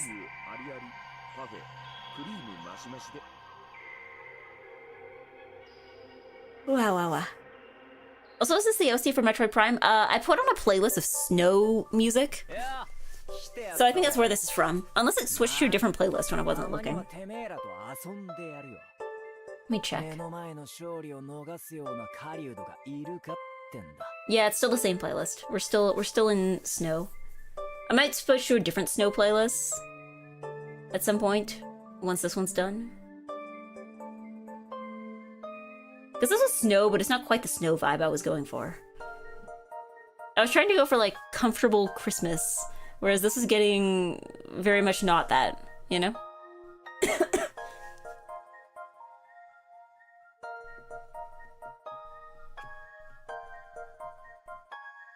I get a feeling one day you're gonna get copyright strike due to some of the songs have my DMCA from some SoundCloud rapper. Again, I have no control over that. Like, I know there's actually been some music, like for instance, even the official one. Like, I remember I don't know if they're still doing this, but I know for a time it was basically impossible to stream Professor Layton on Twitch, like any of the games. Even if you like contacted level 5 and were like, can I stream your game please? And they said yes, even if you did that, it would still like bonk you for copyright violation. Because for whatever reason, I guess some of the songs, it would just be like, nope, that showed up in your stream. Muted, muted, muted, mutivod, mutivod. Bonk, bonk.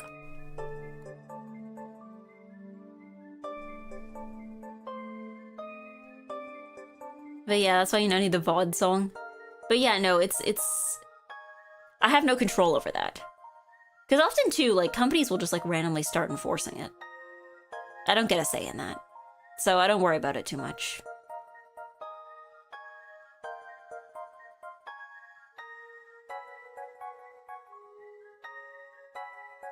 Like...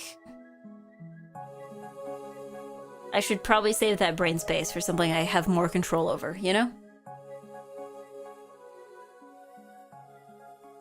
You can always set it up for the VOD to only have your ukulele's BGM. Yeah, but then that's like if you're recording the VOD locally. I know if you're recording it locally, there's like settings you can use to only do certain tracks. But yeah, I wouldn't, I don't know. It doesn't bother me that much at this point.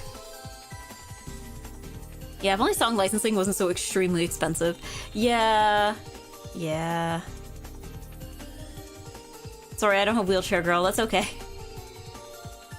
I never said I never said you all had to copy me. I'm using Wheelchair Girl because I've been waiting so long to get Wheelchair Girl, but like, you're not all obligated to get Wheelchair Girl. Also, hello, Yusha.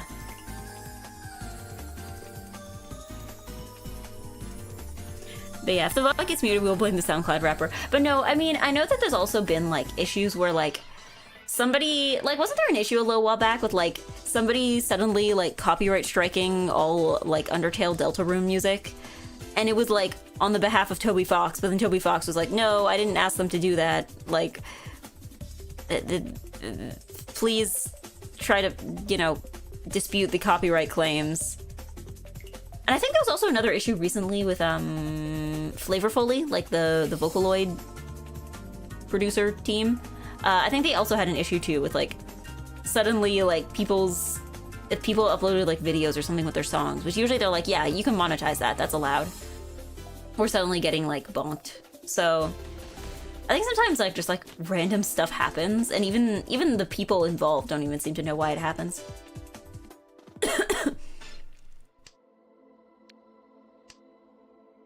Yeah, that's been going for years. At one point it was Megalovania and Chaos King. They extended to all the songs. That's why a lot of old archives of Undertale and Deltarune songs are no more. Interesting. Eggy, I have a confession to make. I never noticed your official name is Marie Delif. That's like finding out your mom's name is not actually mom. Okay, to be fair, okay, so when I was, you know, deciding on VTuber names, when I made this channel, I made the username NiceEggy, right? Because like that was kind of in line with, you know, I had a lot of other previous usernames that were all egg related. So I was NiceEggy.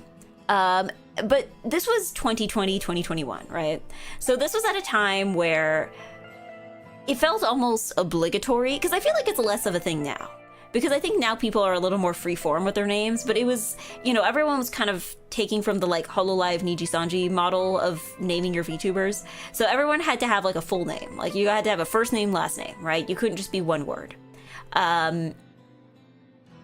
So I was like, okay, I can't just be NiceEggy because my first name is not Nice and my last name is not Eggy, right? So I was like, okay, I'm gonna have a proper name. And I figured I picked a French name because I speak French, and also I don't see a lot of VTubers with French names, right?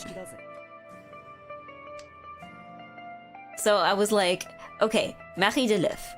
That's like, it means like Marie of the egg. But then I don't know. I'm on the fence about it, because sometimes part of me wants to just take all of that branding off, because whenever like I've participated in other projects and stuff, because everyone calls me Eggy, right? Everyone calls me Eggy.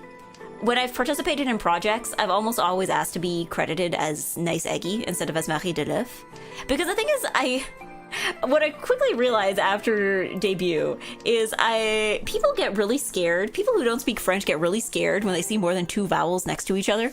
So I see a lot of people who would like see my name and they're like, Marie de l'œuf. So I got a lot of like Marie de l'œuf, Marie de l'œuf. Like a lot of people would have trouble pronouncing my name, or they would just like get scared or not try to pronounce it at all.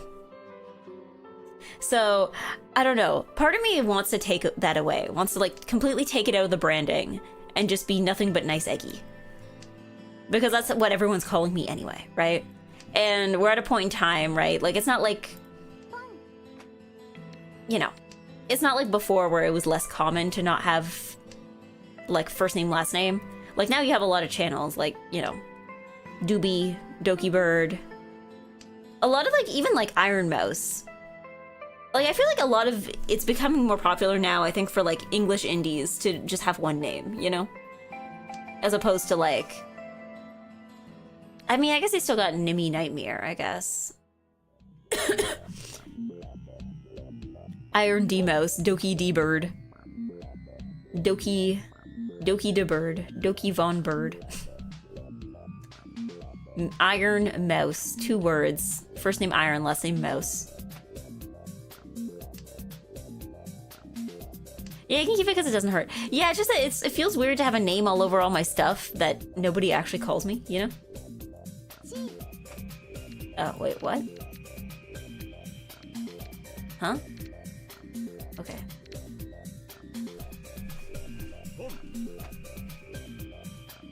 If you ever make Eggy the official name, can you make a nice pun around Eggy? Why would I need a last name, though? Because that's the other thing, too, is I feel like the necessity of it just doesn't feel... Like, it doesn't feel as necessary as it used to. Eggy Von Canada. Eggy, comma, nice.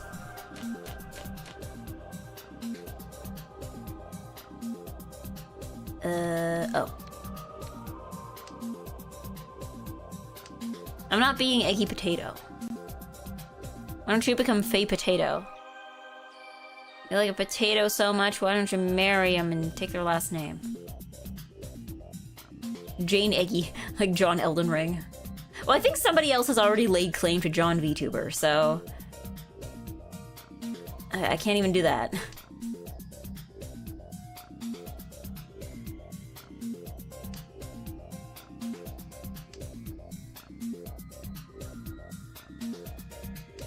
But yeah, Yusha, yeah, you're right. Yusha, you don't have a last name either.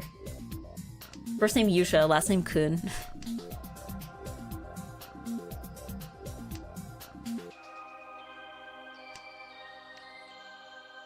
Or maybe your name is like Yu, and then the last name is like Shakun.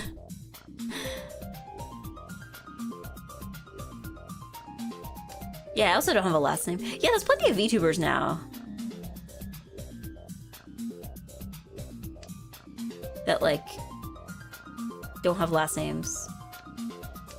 I tried really hard to come up with 2 names for mine, but ultimately couldn't think of one that was eventually convinced myself it wasn't necessary. Because it's not. Like, it's like a standard that I think everyone was following for a while, but I don't think it's fully necessary. Like, I think if having a last name just doesn't feel right for what you want, for, like, the kind of vibe you want to project, then, like, you're not obligated to have one. It's not like this is, like, a government document, right?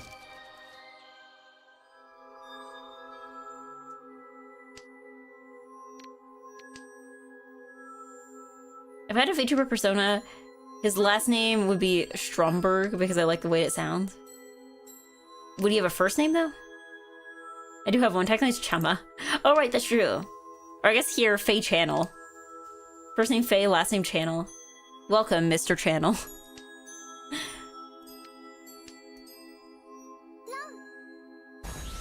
But... well, I probably wasn't gonna get anywhere anyway. It's Cope, but, like, I wasn't gonna get anywhere anyway.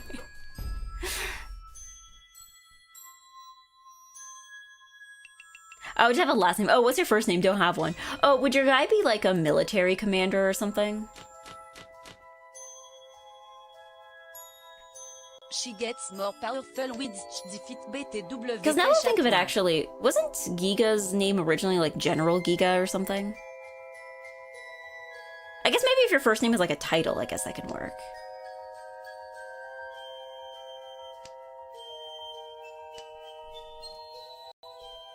Except for Google and other services that ask for both the first and last name. No, you see, okay. I think on my Gmail account, I put my first name as Nice and my last name as Eggy. So I've definitely seen, like, times where I've gotten emails where it automatically just takes my name and it's just like, hello, Nice. You can tell when something was done automatically. You can tell when it was automated, as opposed to, like, a real person typing this out. Hello, Nice. We were looking at your channel recently.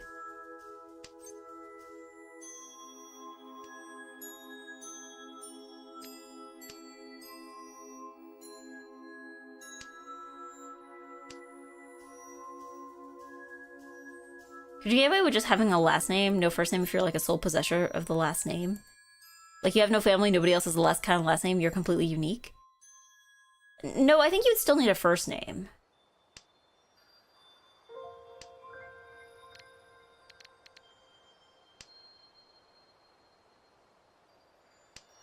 Because, like, I feel like even if you didn't have a first name, if you're the only person on Earth with your last name, and you didn't have a first name, I feel like you would still need to have a first name. Because, like, what if you have children in the future, right? What if you have children and they would take your last name? Like, you'd need a way, I guess, like, you can name your children, obviously. But, like, I feel like that would get wonky real quick the moment that there's just, like, more than one of you, you know?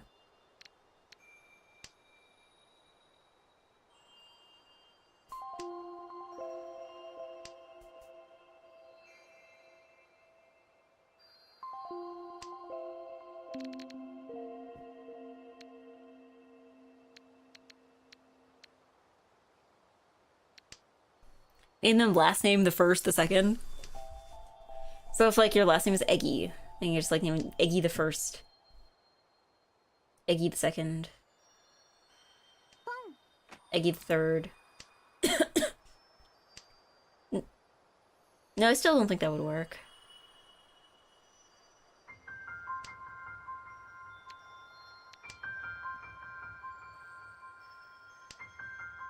All hell Eggy the first, long may she reign. Ah, yes, the wondrous reign of Eggy the first.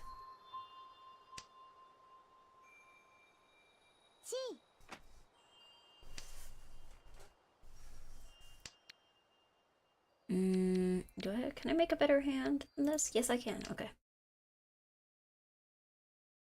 Maybe not a better hand, but at least a higher chance of having one.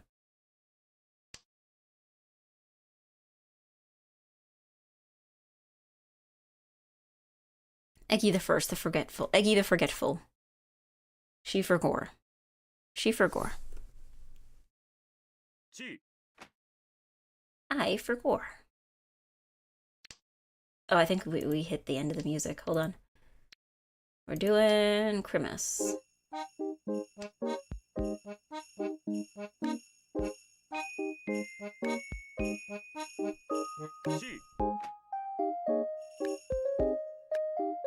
Here we go.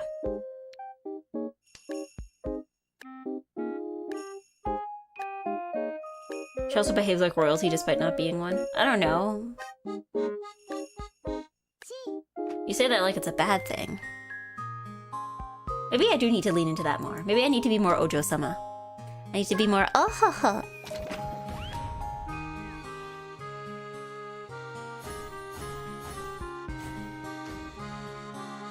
I need to be more proper. More fancy. Look at how few points I have. I'm gonna be so powerful. I'm gonna be so powerful.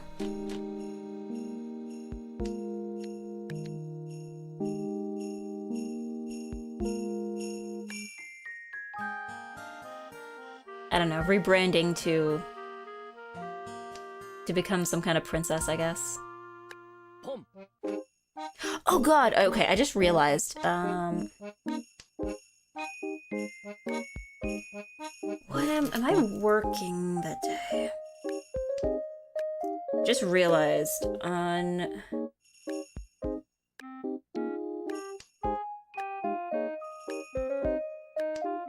What day is that? Oh. I'm just realizing, because my streaming anniversary is on the November 21st. That's the debut anniversary. But I'm realizing I might have to postpone the stream for that because I'm like working that day until 8. So I'm like, maybe I'm probably gonna have to do something, move that to a different day. It will still happen. There's still gonna be a celebration. But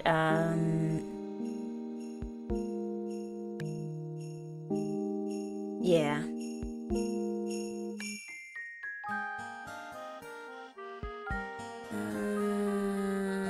No.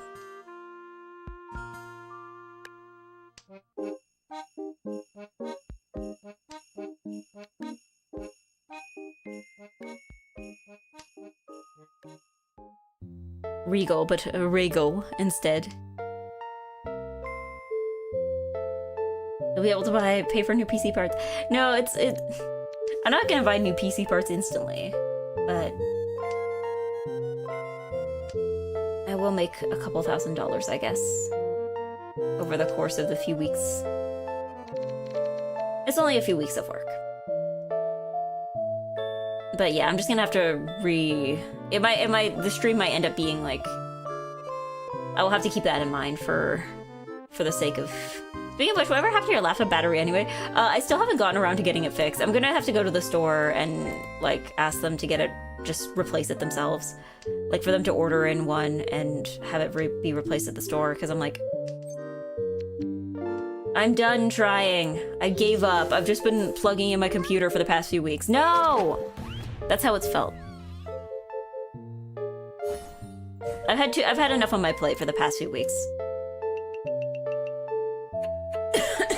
I've had enough on my plate.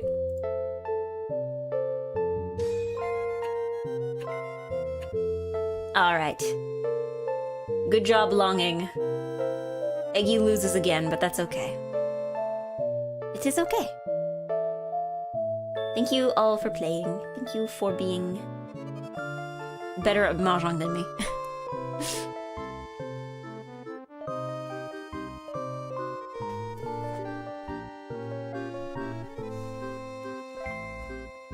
GG's, but I feel kind of bad now.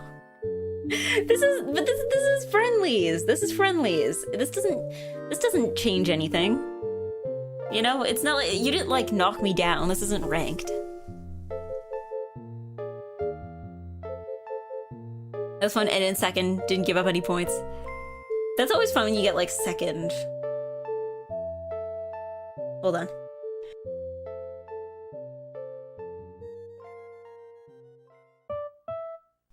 Yeah, it's always fun you get second place. Or like doing nothing. I used to play in East rooms. Yeah, usually I set it to East because I feel like in order to be able to get like as many people to play as possible, it's just better to do East for streams.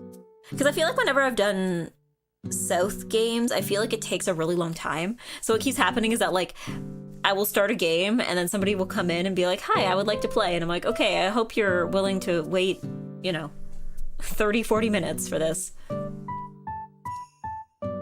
Like, I mean, in real life, you know, if you're doing like an actual tournament or something, I feel like having South is fine. But like, I feel like for the sake of keeping things moving along in this fun live stream, I feel like it's better to just do it with East.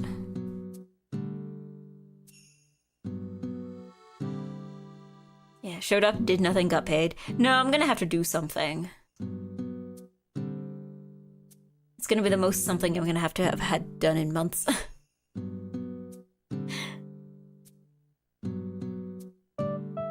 Because even the last employment, the last like employment that I did, I worked. Because where I live, there was elections earlier this year, so I worked during elections. But I don't know, working at all?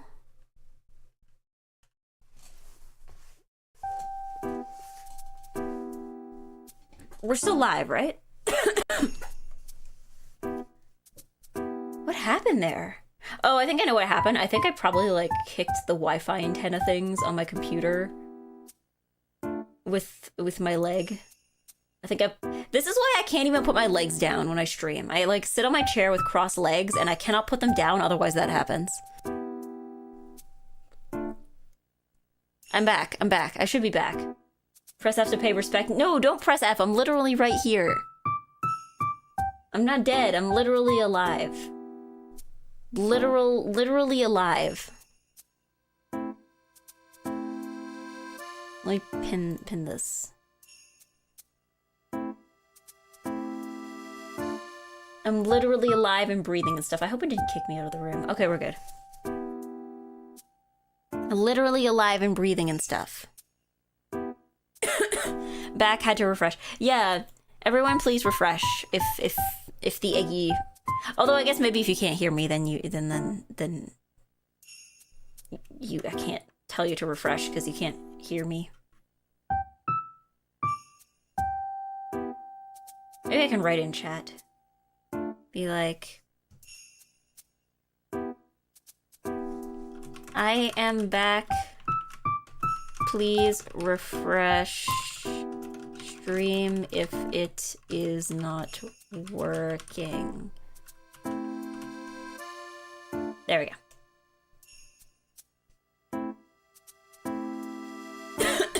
We're alive. We're alive. We are alive and living. I am an alive Eggy. Despite how I might sound, I am in fact alive. I am still alive.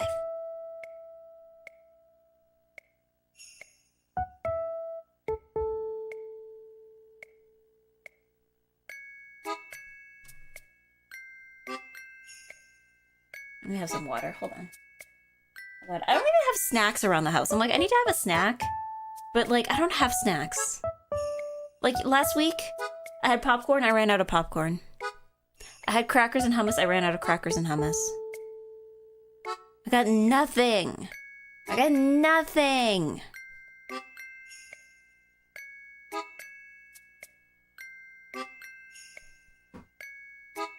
Yeah. And believe me, I am still alive. I'm playing Mahjong and I'm still alive.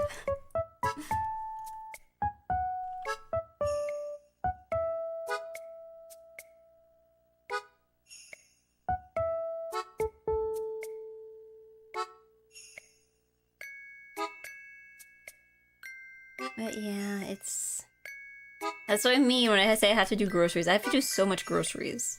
I have to buy snacks. I have to buy basically everything except breakfast foods now. I bought oatmeal last week. But I had oatmeal for breakfast, so I don't want to just have oatmeal again for snack.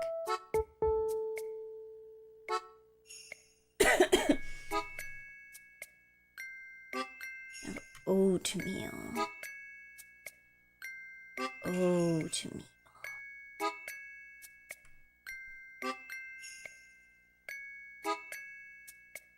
I have hot dogs for today. Wow. Because yeah, I'm like, I don't even have snacks. I was eating crackers and hummus last week as a snack. I'm out of crackers and I'm out of hummus. I got nothing. I got nothing. Got blueberries for $2 the other day. Oh, wow. I do not have any blueberries for any price. Because I did not do groceries last week, and now I'm like, oh no. Now I have to do groceries.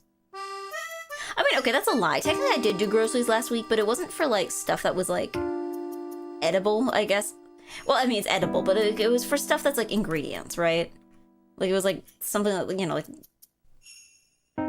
oil and vinegar and stuff kind of thing.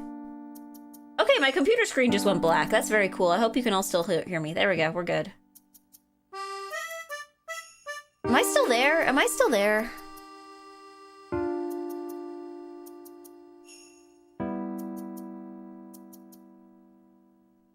I'm still here, right? Oh, it's just VTube Studio that crashed again. Was there like some update recently that broke everything? This is like the second or third time this has happened. In a row!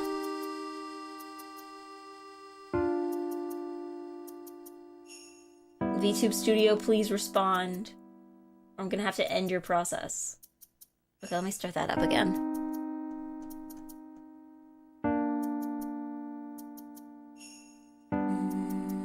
Steam.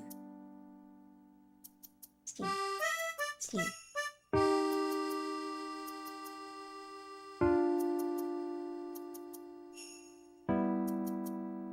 Okay, we'll relaunch that. I think OBS froze too. OBS is frozen too. At least the preview in OBS is frozen. Everything is breaking all the time. Are you guys still saying stuff and OBS is just not getting it? Oh god, yeah. You guys have... Full screen is frozen, yeah. Okay, cool, thanks. That's cool. It's actually frozen in a different place, but you can still hear me, right?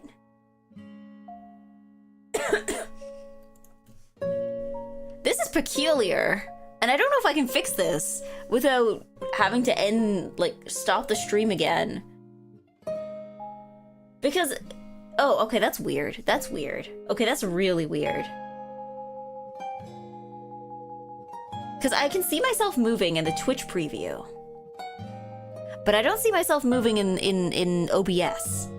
And I see chat moving in the Twitch preview, but I don't see chat moving in OBS. This is very weird. This is very weird. But I can't fix it without closing OBS, I think. But it's weird because all the buttons on the bottom half of the screen, they all work. Okay, you know what? I'm gonna try something. We're gonna go back to the greenhouse for like 2 seconds. Just to see what happens. Oh, something is weird. Something is really weird. Something is very weird.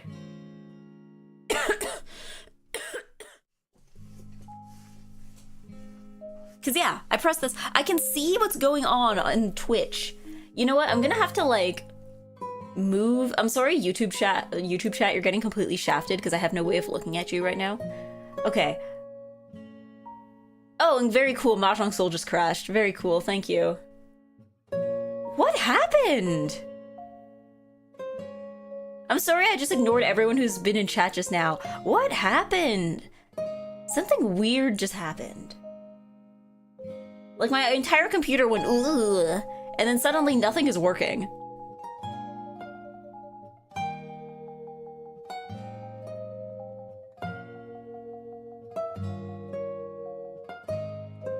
I can hear you, but you're not moving. Yeah, that's weird. Something is weird. I don't know what happened.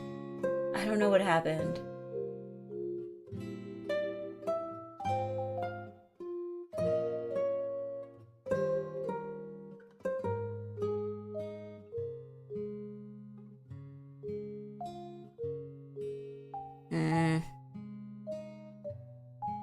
Why is Chrome, of all things, still working? I'm sorry, there's like an entire conversation that just happened while I was not able to look at chat. Somebody's talking about Ricci City. Why are you guys talking about gambling? What happened when I wasn't looking? What happened while it was frozen? Hi, Eggy. Hello, Nano. I hope you've been doing well. What on earth is happening? What on earth is happening?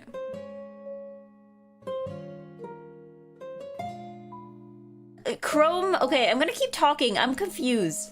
So you can still hear me. Because right now, OBS is crashing. Mahjong Soul is crashing. VTube Studio is crashing. I'm assuming the screen is frozen right now. But no, the screen is not frozen. Because I'm still seeing myself moving. I don't know what's happening. Something weird is happening. Can I close Mahjong Soul? Can I, like, end that process? It's not letting me. Have you tried opening your control panel? Okay, hold on. Where on the control panel? Okay, hold on. Wait. Do you mean manager, task manager, you mean? Okay. So I close that. Goodbye. VTube Studio is working. VTube Studio is working again. It's just OBS, but oh, wait, hold on. OBS is a certain amount of back. So the thing with OBS right now is that I cannot see my own chat preview. Or I can see, okay, I can see chat again. It seems, can you all say a bunch of stuff? Can you all say a bunch of stuff? Because like the chat window's moving again. So it looks like chat's working, but the screen preview, I cannot see what's going on in my own stream. Hold on, let me start Mahjong Soul again.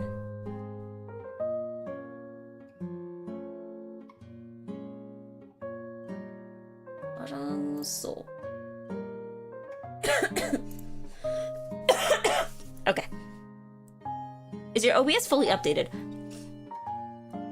An error occurred while launching this game. Game already running. What do you mean? What do you mean the game's already running? If the game's already running, where is it? Did VTube Studio crash again? I think something is going wonky with Something's going wonky with the graphics card, I think. Or that's the only thing I can assume. Because, like, you know, a few minutes ago, the whole screen went dark. It's like both of my screens just, like, crashed. My screen just completely crashed. And then after that, everything started malfunctioning.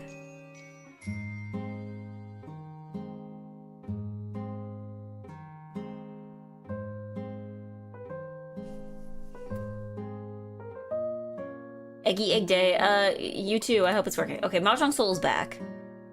Can you guys actually see it? I have no idea. Have you been having black rectangles pop up on screen and stuff? Not that much. I feel like it's always kind of happened with all my computers, though. Not recently, though.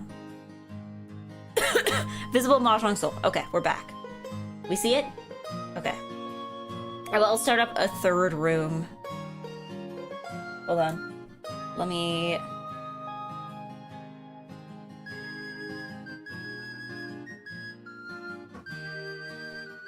I'm sorry to everyone who just came in. I don't know what happened to my computer. I'm trying to get it up and running again.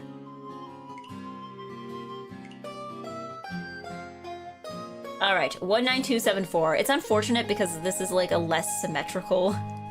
My codes up to this point were so symmetrical. 19274. Can somebody please pin that? Because I'm scared if I pin it myself, I'm gonna break something again. I'm gonna go into Chrome to like paste this into the YouTube chat and it's gonna break all over again.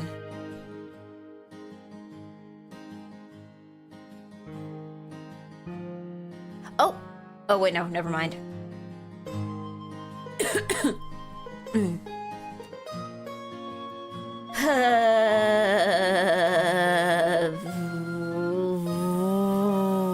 Okay. Someone please join before my computer decides to like completely fall apart and have another breakdown again. How are the games? The games are great when they were working. The games are good, the computer is bad. I haven't won any of them. I've actually been doing terrible at the games. But like, you know. You can have a good time with games without, you know. You can have a bad time with good games, and you can have a good time with bad games. Those two things are actually less related than you think. Hello, hello.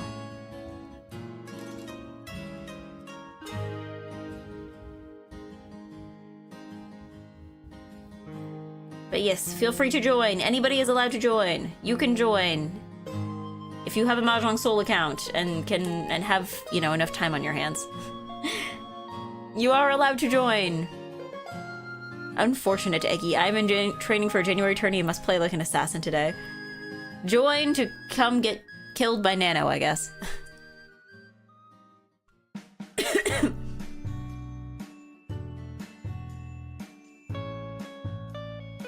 Please join to get murdered, I guess. Also, at least losing in friendlies isn't like minus 200. True! At least losing in friendlies is fine. You can get murdered. Like, you can get absolutely brutally murdered. Like, and it won't matter.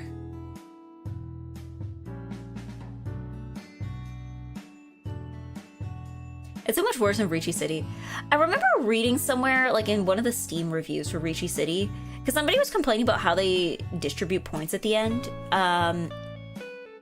Because like with Mahjong Soul with ranked, right? Like, if you only lose points if you get last, right?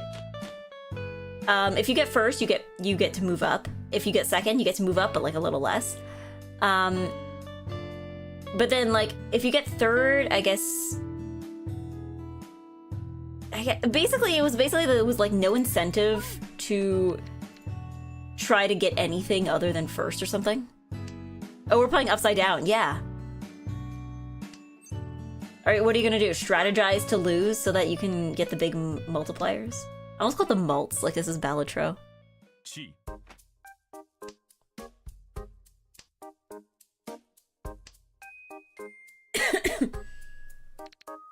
You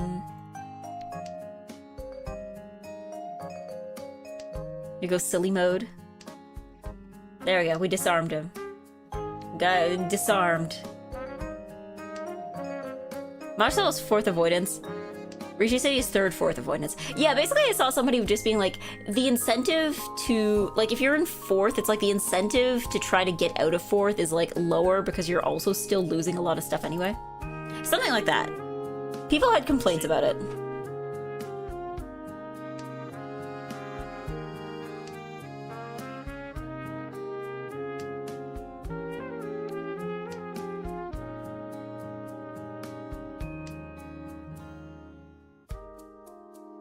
But, yeah.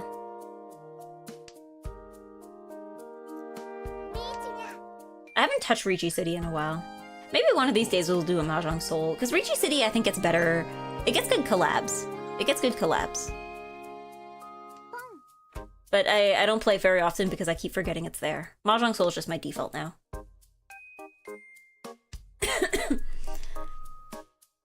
Like, sometimes I'll see, like, Ricci City is like, we're collabing with Thing You Like, and I'm like, oh, cool, and then I still forget that it's there. Didn't they have a Danganronpa collab?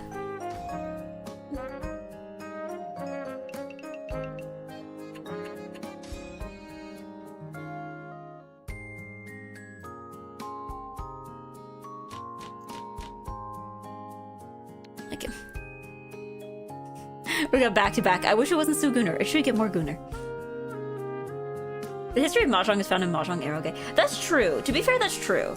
I feel like every single time Bloom has, like, every so often he'll be, like, streaming like, some Mahjong game for, like, the NES, and it's, like, it's always, like, big booby lady. It's always big booby lady playing Mahjong against you. I guess, yeah, I guess Mahjong has always been tied to big booby lady, hasn't it?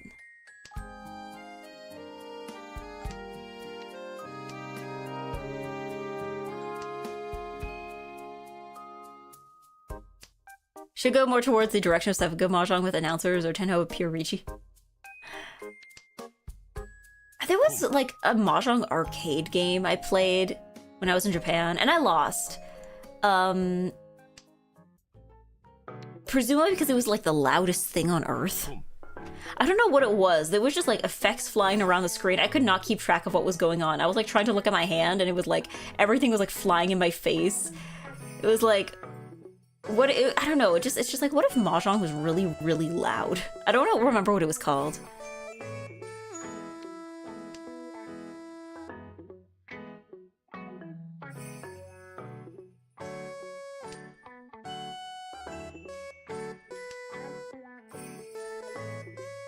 Like, I ever want to play Mahjong, but it goes boom.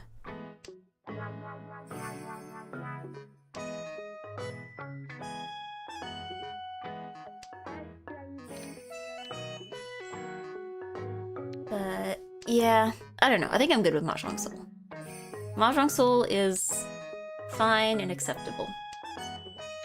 And also just what I'm used to at this point. Oh right! I did I did do a thing that will screw me over if I'm not careful. Why did I do that? Why did I do that? I was not thinking very hard. I did not use my full eggy brain.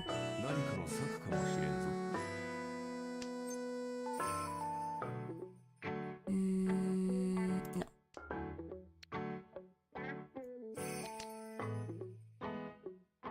Hold on. Okay. Sorry, I was just making sure that... just needed to make sure that my, making sure that things were not... What? We're all lucky that you were playing it upside down, so you're actually less powerful now. Yeah, my goal is eventually to go pro. I can't say I have that kind of ambition.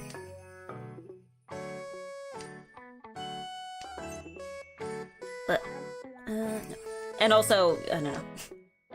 Seeing the way I'm playing now,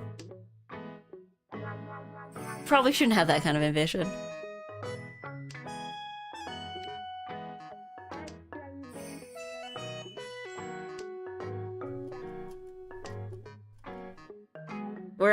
we're cooking new Yaku here. Never before seen combinations of Yaku.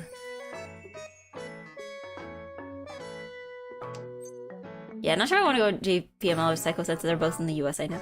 Yeah, like, what is for competitive Zhong in the US? Because I feel like every time I hear about competitive Zhong, it's always in Japan. But, like, I know there are leagues in the US. Like, I know that that exists.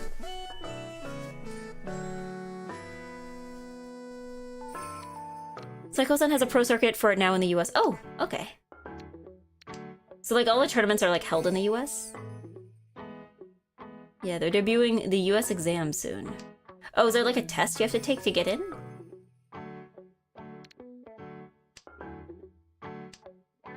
Or is that something else and I'm, like, outing myself as, like, fake Mahjong fan?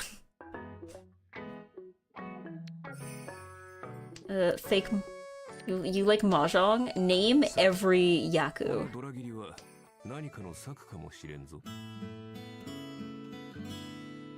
Name every Yaku.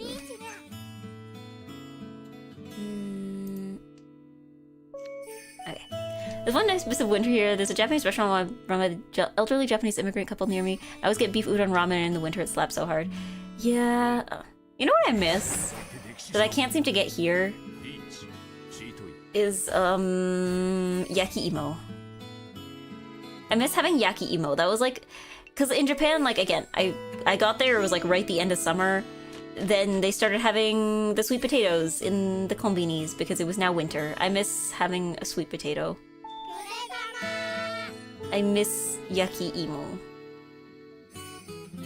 I want to... I mean, I know that you can, like, buy Japanese sweet potatoes here and, like, put them in the oven at home and bake them at home, but it's not, like, the same. I feel like the convenience is, like, part of it, you know? If you have to struggle for your Yaki Imo, then it's just not the same, you know?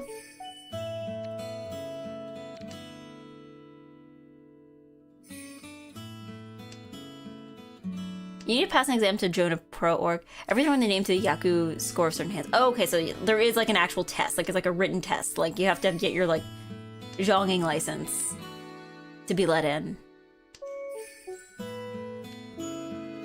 Nothing is better than Yaki Imo in the middle of the bamboo forest in Kyoto. I was not in Kyoto, but you know, Yaki Imo from the convenience store in Kobe is also acceptable.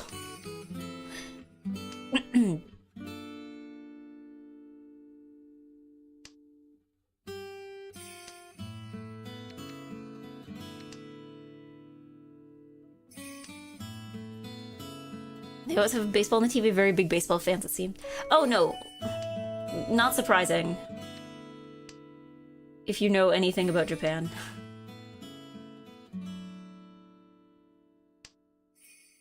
Like,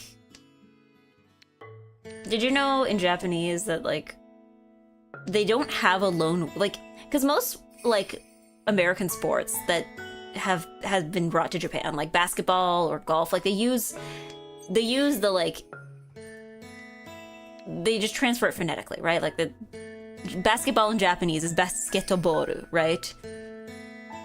Or, you know, golf is gorufu, right? But, like, baseball, I guess, was adopted at, like, a much earlier time. So they were actually making kanji. So there was actually kanji. They call it yakyu. And it's written with kanji.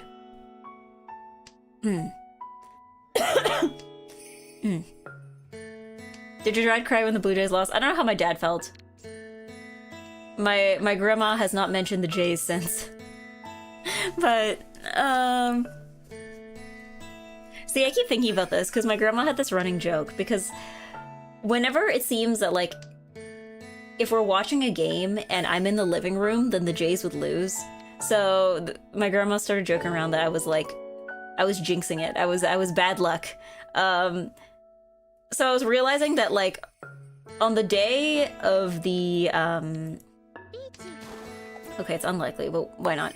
On the day of, like, the final game, before they lost, I was at a restaurant and there was a Blue Jays game playing on the TV. So I'm like, maybe if I'm in the presence of the Toronto Blue Jays, then, like, their fate is already sealed. They've already lost.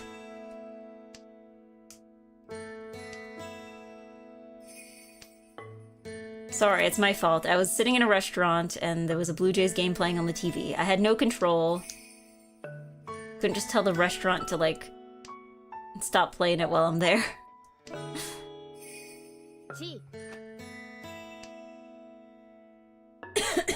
It seems the curse also extends to my sister. Because it was once she actually got tickets to a Jays game, and she went, and she was like, they were losing until she left. She left partway through the game. They only started, like, succeeding after she left.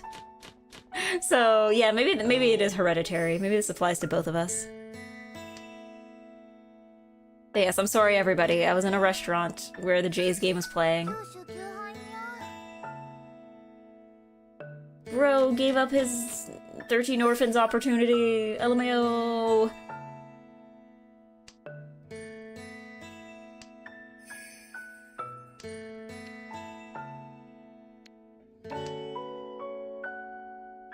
Gotta be honest, I don't feel like any type of way about Canadian team winning baseball because 90% of the team is Americans. Well, I don't know. To be fair, I feel like most of sports is kind of arbitrary, right? Like, why do you cheer for the team that you cheer for? I mean, some people might be like, oh yeah, it's the team from my hometown. Or, like, you know, it's the team I grew up cheering for. Or, like, this is the team that my parents cheered for, right? Like, I feel like all sports is completely arbitrary. Maybe you'll have a favorite player, but, like, everything else is just like, well, why do you cheer for this team? Why is this your favorite team? You're like, oh, because.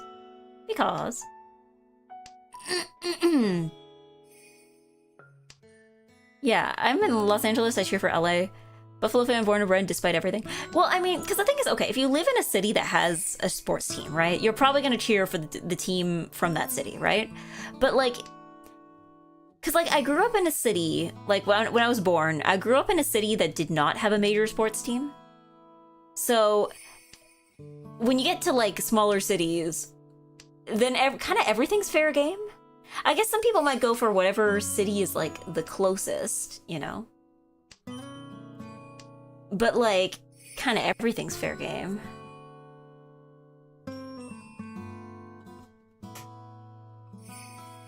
Favorite player's eternal envy. Sadly, is he retired? Is this like is this an esports thing? Closest is popular. The winning team is popular. The rising team is popular. That's true. I guess like it's also not like it's a fluid thing, right? Because I don't know. Sometimes I thought of like sports teams. Like I'm like, okay, maybe it's like idol groups. You know, like how like you have people who are fans of like AKB48 or something, you know, like the kind of idol groups that like change out the lineup all the time, but like, you know, there's like some style consistency, right? Like even if you change out the members, kind of the concept and styling of the group is like largely the same, right? But then I'm like, no, that doesn't make sense because like it's not like you have a playing style, right? Because like if stuff had a, because like it's competitive, right? It's not like art where it's like you can kind of do whatever you want. It's like, no, you are trying to win against the other team. So if one team had a very specific quote unquote playing style, then like they would always win. And then, or you'd be able to like look at any given matchup and know exactly who's winning at any given time, right? That doesn't make sense. So then I'm like, I don't know. Maybe I don't understand sports. Maybe I don't understand Mahjong either.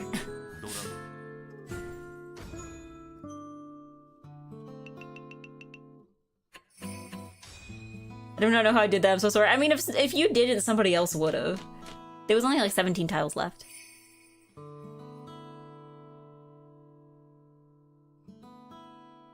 Even if a team has been losing for the last 8 years, there's a fan base there always cheering for them. But yeah, that's what I'm saying though. Like sports fan bases are kind of arbitrary.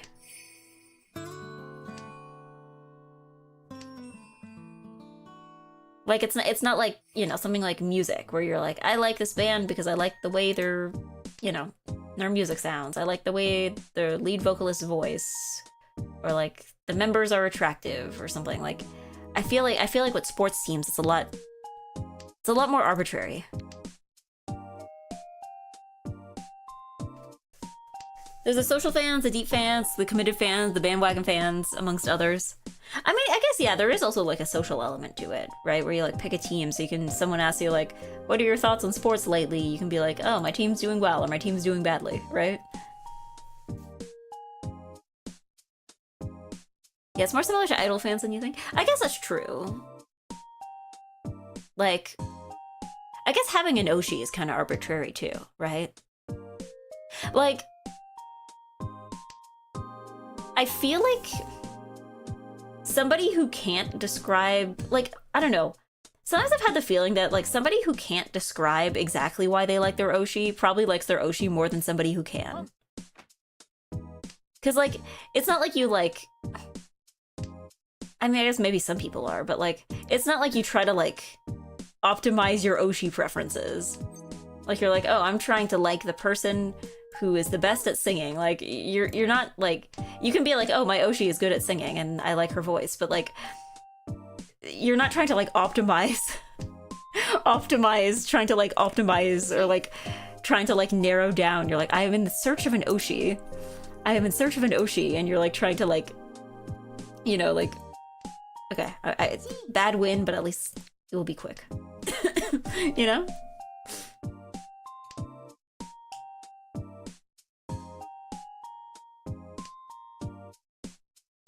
What is the most accessible sport in Canada that everyone plays? Probably hockey. Like, I don't know if I would say hockey is accessible, because you still need to have, like, a rink, and it's only really a winter thing. But people still do, like, you know, street hockey in the summer. That's still popular.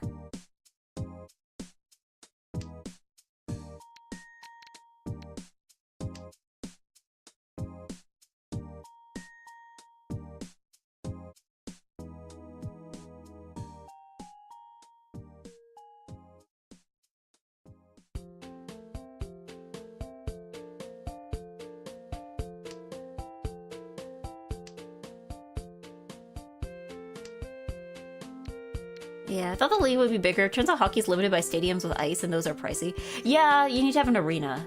That's true. But also, like, it depends what you mean by playing hockey. Like, because, like, it's playing hockey is like one of those things. It's a bit like playing soccer in the sense that, like, if you have a big enough space and, like, a ball and maybe, like, you know, 4 sticks, you can play soccer, you know?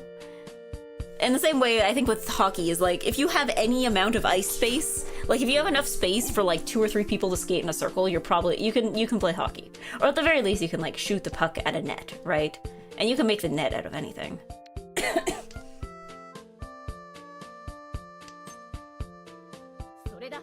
No! I needed that tile! I needed that one! At least the playing field is a little more level now. Maybe this will go into South.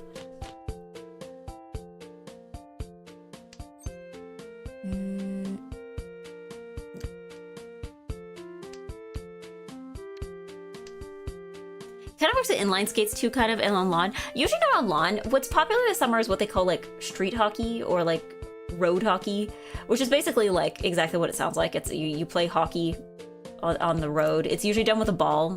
You can use the same hockey net, but usually it's like, you use the same sticks and the same net, but you use a ball instead of a puck. But the rules are pretty much the same. I know it works with inline skates, kind of. I guess some people do it with inline skates, some people do it with, like, roller skates, but I feel like most people just do it by running around. Like, the rules are the same. Is soccer in the United States franchise? I don't think soccer's that big. I know there is, like, probably some kind of league, but, like, I wouldn't know about it. I think Canada has a soccer league, but again, I don't know enough about it to tell you any more about it than the fact that it exists.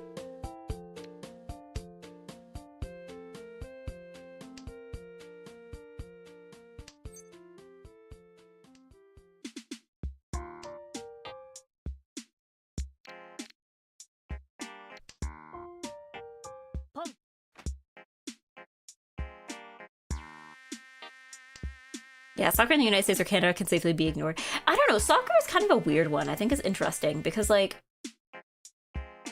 there is a lot of soccer, but it's considered, like, more of a recreational thing, right? Like, I feel like soccer is like one of those sports that everybody plays as a kid, right? Like, you know,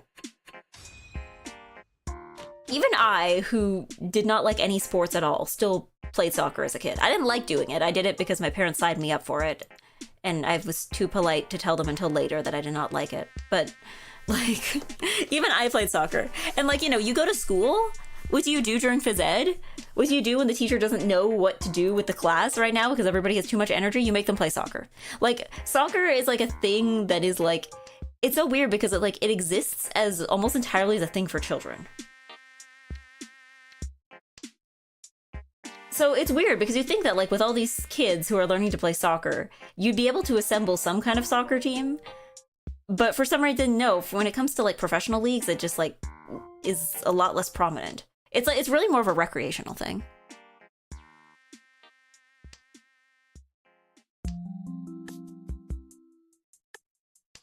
Yeah, soccer's so accessible. Well, it's like I said before, right? Like, do you have, like, 4 sticks and a ball and enough space? Like, congratulations, you can play soccer now, you know?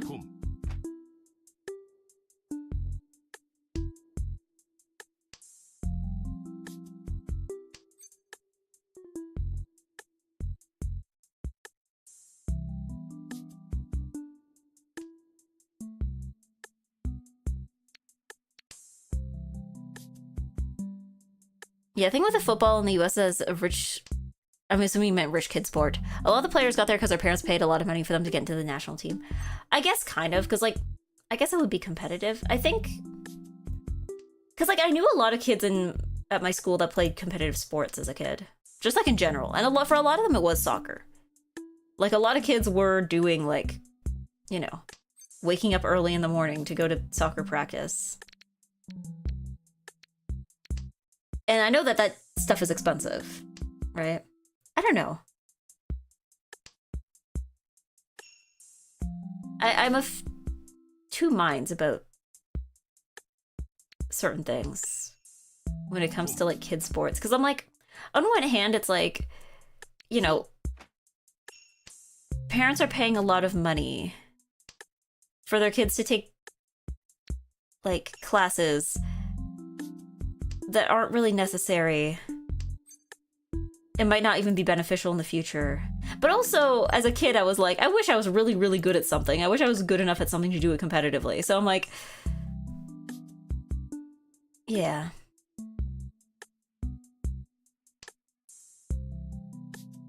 Organized football can be expensive-ish, however, I push back and say we play backyard with just a ball, play two-hand touch or a flag, just play games for throwing the football. Oh, we're talking about, like, American football, like... like tackle and hand egg.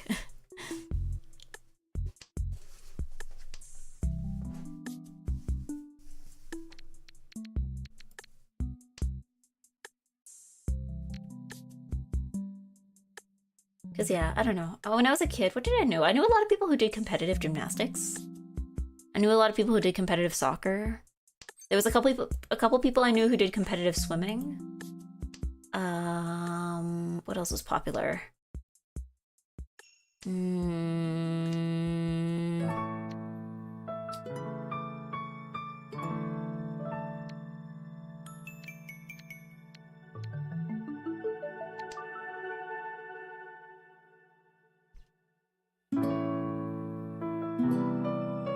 Yeah. Aren't you a classically trained singer that's good at something? I mean, yeah, but, like, I didn't take voice lessons as a kid. I took piano lessons as a kid and I did not get very far. I was a very slow learner when it came to piano. I mean, I'm happy I did it. Like, because it made it a lot easier once I was older to learn, like, music theory and stuff. So I was happy I was able to do that. But, like, I was a very slow learner at piano.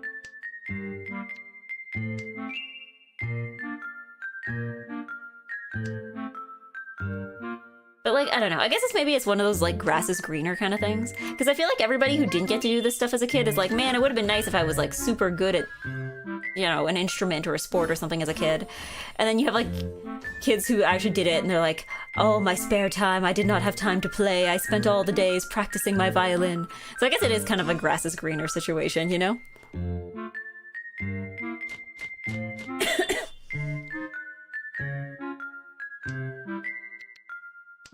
Discussions are ongoing about introducing promotion regulation in North American soccer, especially within US-based United Soccer League, which is planning a tiered system. Okay. Uh-oh. Connecting to chat. Okay, we're good. We're good. We're good.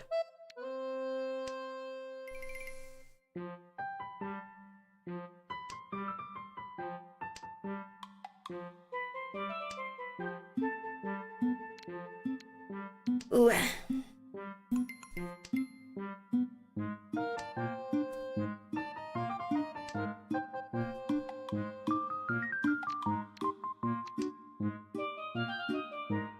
Yeah, I'm also from Germany. I'm so full surprised we won 2014 while I wasn't looking. Okay, I think the thing is too, okay, I remember another thing is, when I was in Japan, it was like fall of 2022, right?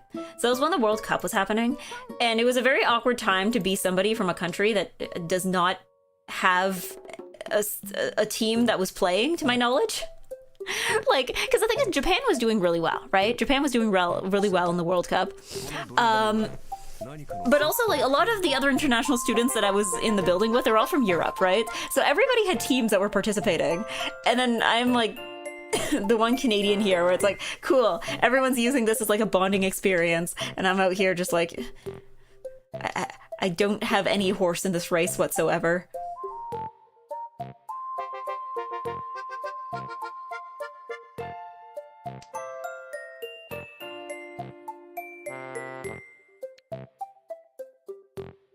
You pick a horse and pray. Well, I don't know. I think it was also funny because, like, the moment Japan started doing really well, I could see stores suddenly starting to, like, stock a bunch of like soccer-related merch. Like, I remember, you know the show Blue Lock? I think the anime, either it was airing at the time or had just aired.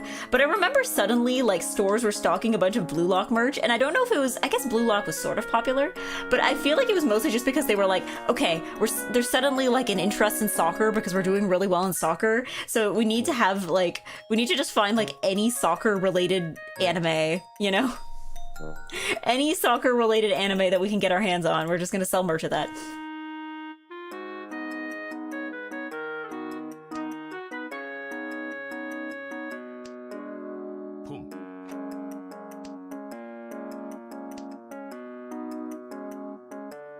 Wait, 2022, not 2020. Yeah, it's 2022.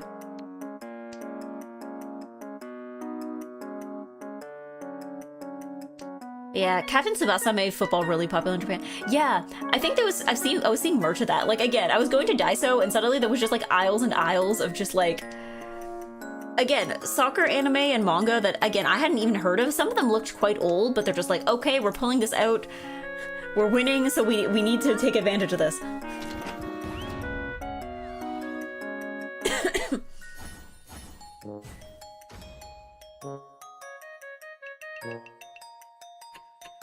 How am I in second place?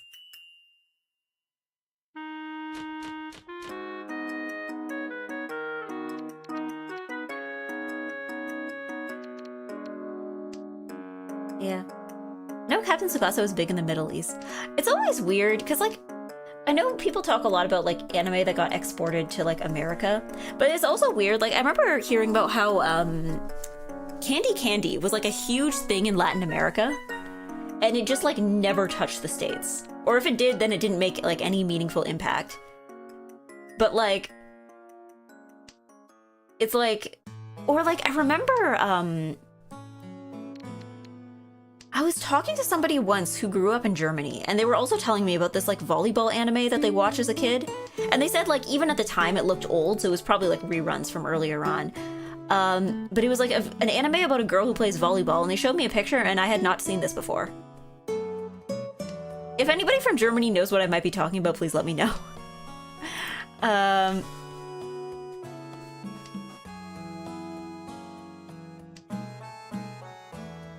Oh, you both know what I'm talking about? That was quick. You both knew exactly what I was talking about right away? You never watched it, but, like, you heard of it. That's interesting.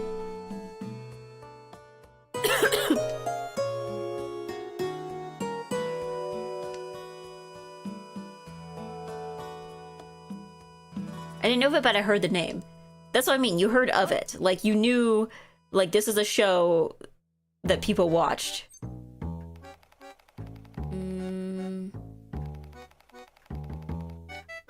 Not yet. Any updates related to the coughing?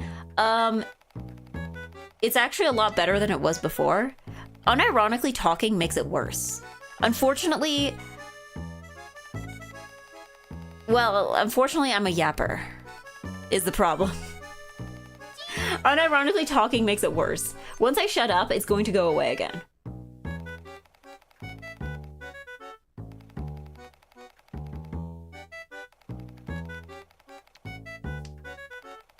Attack number 1. Eggy, please don't lose your voice to Zatsu. The thing is that it's okay. I'm not losing my voice. It doesn't hurt to talk. There's no like pain or anything. It's just like, I guess it's like irritation within the throat. How it feels sometimes like there's like one like stray piece of phlegm that's just like permanently lodged itself there. And like, it's fine if I don't talk, but then like if I use my voice for anything, then it like decides to act up again. But it's a lot better than it was before. I'll probably actually, I might go back, like I was saying, I'll probably go back to the gym this week. Because like exercising, like now that I know that like exercising is not going to make it better or worse, then I'm like, well, I might as well exercise.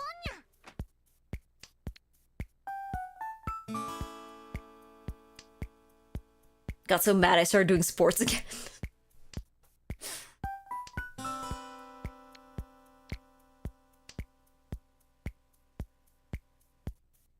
Because, yeah, I need to lock back in. I'm starting work next week. I need to lock back in. And I need to do machines and the like. Okay, I might as well. Exercising makes it better for me after like 2 weeks because I just cough all the gunk out. Yeah, well that's the thing is that like I probably should keep drinking more water, but yeah. It is what it is. It's improving. It's definitely improving, so I'm not concerned. Your timer ran out. Okay, that sounds like a you problem.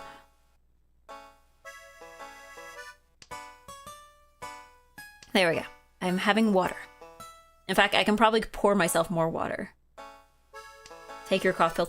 Okay, the medicine didn't do anything. I went to the doctor last week because I was just wanted to make sure it wasn't like anything like too bad. And the doctor's like, yeah, you're fine. Here's some syrup that's supposed to suppress the cough. And I promise you that thing does nothing. It does nothing.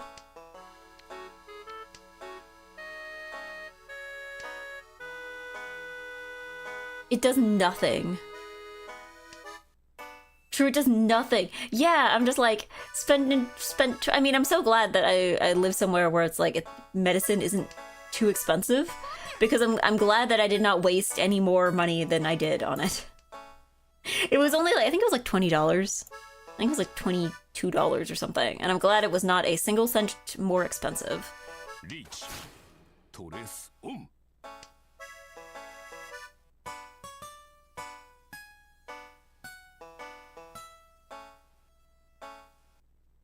Don't you guys have free healthcare? Okay, so healthcare is free, medicine is not. Well, some medicines are. Some aren't. It depends. So, for Canada, seeing the doctor doesn't cost you anything. So, like, if you are going to see just like a regular physician, no extra charge. If you need medicine, some medicines will be free. Some will be, like, if you have insurance through your work, that also can get you certain things. But, so, usually prescription medicine isn't free, but it's not horrifically expensive, right? Like, I'm trying to think, like, what's the most I've paid for medicine. And it's like, I think the most I've ever paid. Granted, I don't get sick super often, or at least not sick enough to need prescription medication. So I think the most I've ever paid is like, are you kidding me?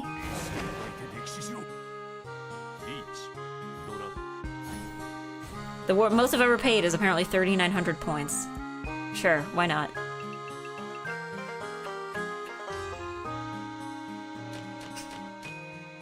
You don't need medicine for that defeat. Unfortunately, there's no prescription that can make me better at Mahjong. That I know of.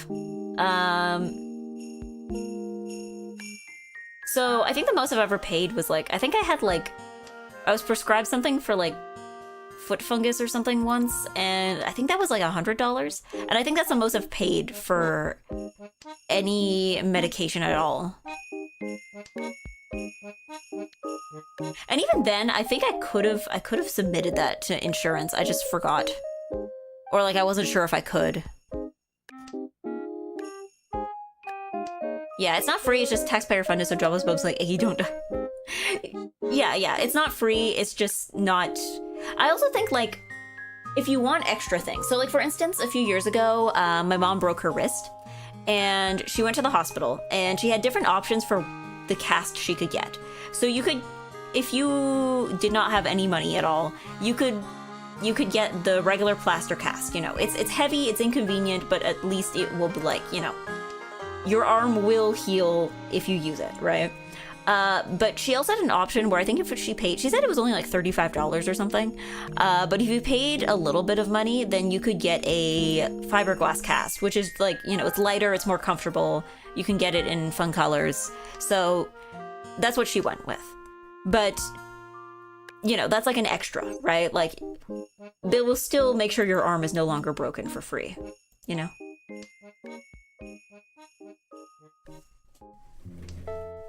Hold on. I'm pouring myself more water.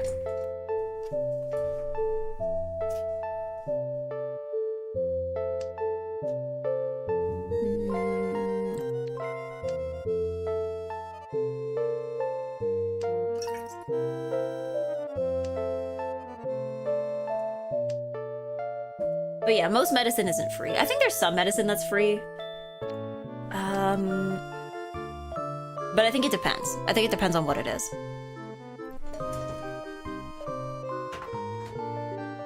How long does it feel to no longer be an unemployed bum? I don't know. I don't feel anything. I don't feel anything. Because it's only temporary. It's only temporary. Come January, I'm going to be unemployed again. This is not long-term eggployment. I will enjoy it while it lasts, but it's not long-term. Like, life will continue in January, and I'm still gonna have to figure something out.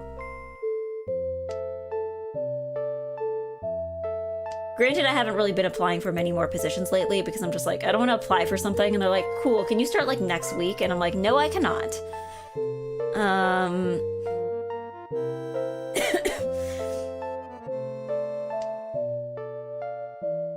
But yeah.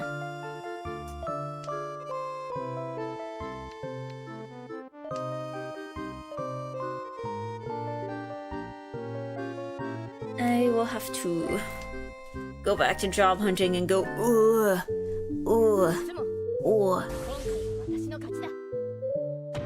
Or like I said, I'm like, should I go back to school?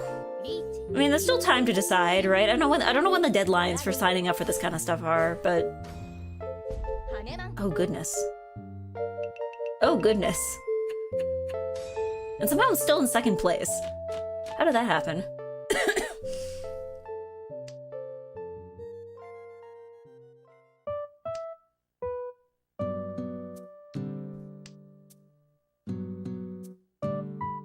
Did you say I applied? They say yes and I didn't want to do it. No, it's if I applied for a job. I'm like, what if I apply for a job and they ended up and they're like, we want to hire you, and I have to say no because I have something else going at the moment, you know?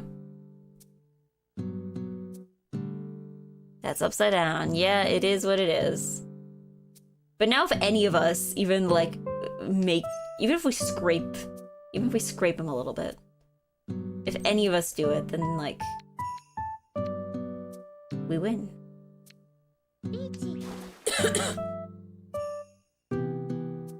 Quit the temp job for the longer term job. Yeah, but like I've done that and it sucks and I hate doing it. Like, Especially if the temp job is only for like, it's because this is only for like a month and a half. Because like, I remember like, I mean, I know this was just one time, but I just feel it's a really bad look. I don't like looking flaky, even if I am leaving for something better. Because like there was a few years ago, I had like a part-time job, and then I applied for a full-time job and I interviewed and I got it. And then I was like, okay, yeah, I need to put in my 2 weeks like now, because this thing starts next week, and they got really mad about that. They didn't even give me shifts for the last week that I was working there. Don't they ask you when you'll become available? Yeah, but like, what if I say, like, oh, I'm available in January, and they say we don't want to wait that long?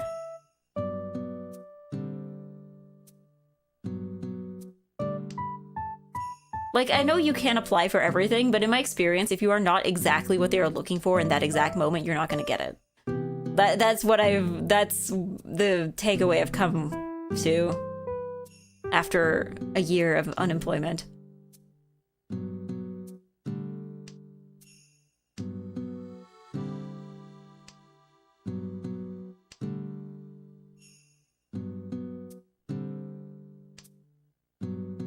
But yeah, I don't know. I guess I just don't want to seem flaky. Because my resume is already, like... Because I've had people ask about this in interviews. I'm like, why did you leave your previous jobs? And it's like... I don't like the idea... Like, I don't want to seem flaky. I don't want to seem like I've gone through so many jobs. Because, like, if you look at my resume, it looks like I've just constantly been hired and fired from stuff. But it's because a lot of stuff was, like, either temp work or it's, like, you know, like... the job I was working before I went to Japan, right? I worked that job for a year, and they're like, I left because I was going to Japan, and then when I came back, they didn't have the position open again, so I couldn't go back to it, right? So that's why it's like, I feel like I just want it to be, I feel like it's, I don't want to seem flaky. All right. Nano the assassin has not killed a single person. I got tired. Work on your endurance here.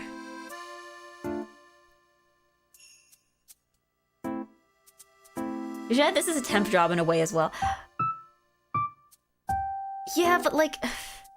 You'd be surprised the questions... I actually do put that. I do put it for the temp jobs. I do say this was a temporary position. And I've still had jobs and interviews that are like, why didn't you stay with this job? And I'm like... The job didn't exist after it was done. I don't know what you want me to tell you. Thanks for the game. Thank you for playing. Congratulations on winning. Thank you all for playing. I think I'll do... What time is it? 2:30? Maybe one or two more. One or two more. You know what? I think I'll do two more, but if this one goes into South again, then it will be the last. I will decide whether it's the last one or not based on how long it goes. If it's quick, then I'll do another one after this. Yeah. You just need to communicate that they were temp positions. I don't know. No amount of communication can help if no one is reading.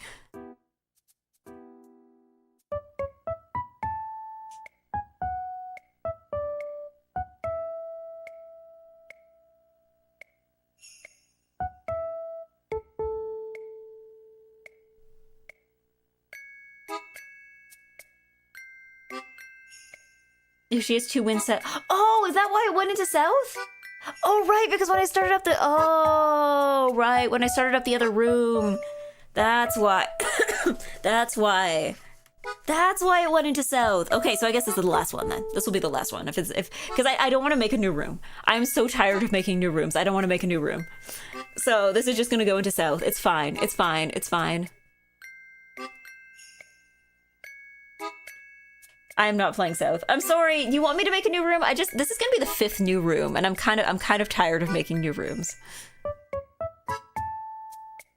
Someone can explode before South. True, this is upside down. This is upside down. So somebody might end up in the negatives before we even get to South.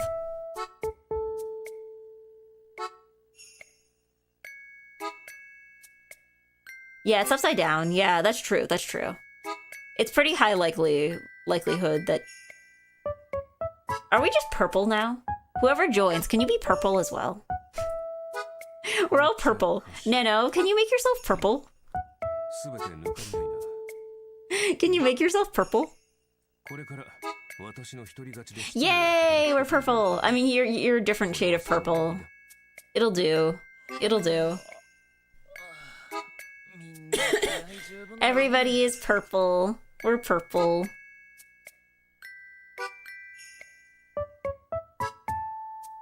Hi, I also managed to unlock Reina for free. Yeah! Somebody else who used all their, like... What do they call it? Like the thing where when you get duplicates. For me, this was like 3 years of duplicates to get her. Yay, Purple game. Purple. Well, I guess it's more indigo.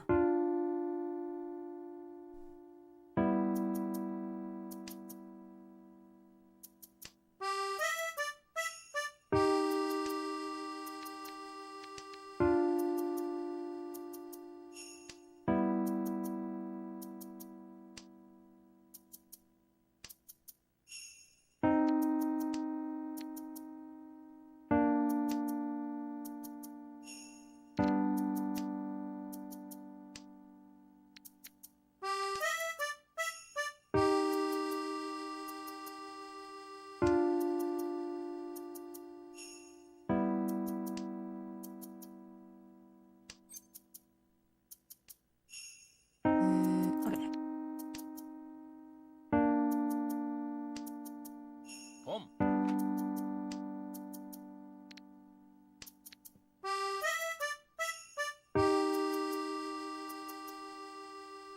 Hue. Hue. South game.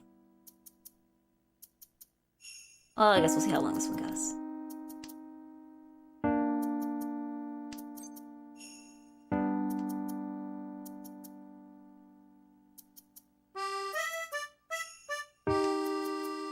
C。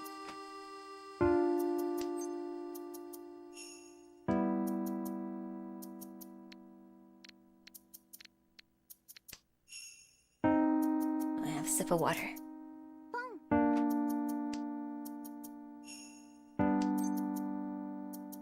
And maybe another cough drop. Mm.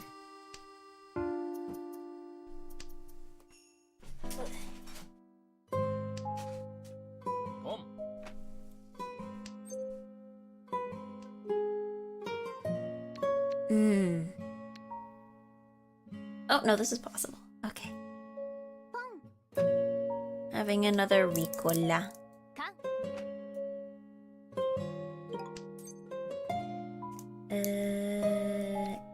Nope. Eggplant tax. Oh, thank you for paying your taxes.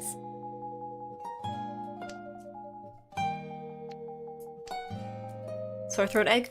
Have you not heard me for like the past 2 weeks? No, I'm good. It's on its way out. Imagine paying taxes. I'm a little scared because, like, I'm glad I got a little employment at the end of the year. Because I'm a little worried about what's gonna happen. What's gonna happen next year? Because I'm like, okay, like, I did not have a paying job for most of the year that I would be able to get tax return from. I guess maybe because I didn't have a job for most of the year, I guess I would probably have some kind of like low income thing maybe that would like qualify me for something or another. But I'm like, all my income from Twitch, all my income was from Twitch, so I'm like, is this gonna be the first year that I like actually lose money? Because like usually I'm used to getting a tax return, right? Because like I've never been in the tax bracket that I wouldn't have to, like, I don't make enough money to have to pay a significant amount of taxes, so I almost always get a tax return. A tax return assumes that you pay tax and it gets returned to you. Well, the thing is that it's usually income tax, right? So in Canada, it automatically gets taken off your paycheck.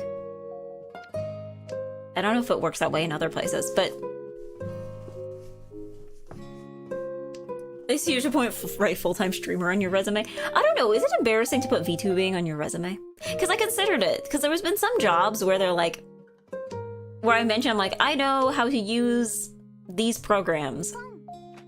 Or there's a one job I applied for that, like, they specifically wanted somebody who, like, they're like, a skill we want is that you need to be good at figuring out webcams and mics. And I'm like, I am very good at troubleshooting webcams and mics. That's like all I do. But I need to explain like how and why I know how to do that. Because like, to be fair, I guess like, if you have somebody who applies and they're like, I know how to manage a social media account and I know how to use all these programs and I know how to use OBS, like you can probably make some, you know, pretty good assumptions about it, but like...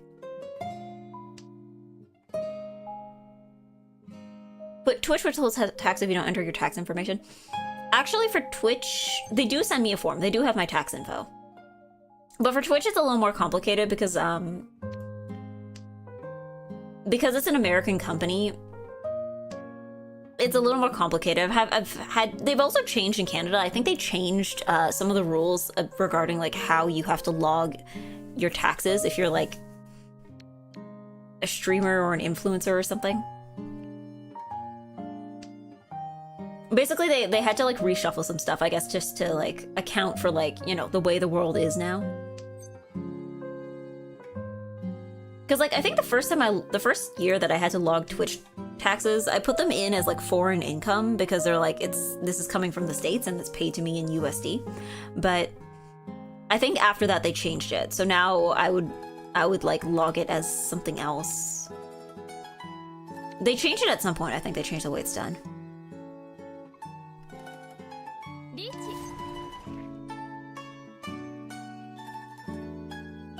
Plug your Twitch on the forum. This is my sole proprietor business, NiceEggy. I make money from twitch.tv/NiceEggy. You should subscribe to twitch.tv/NiceEggy.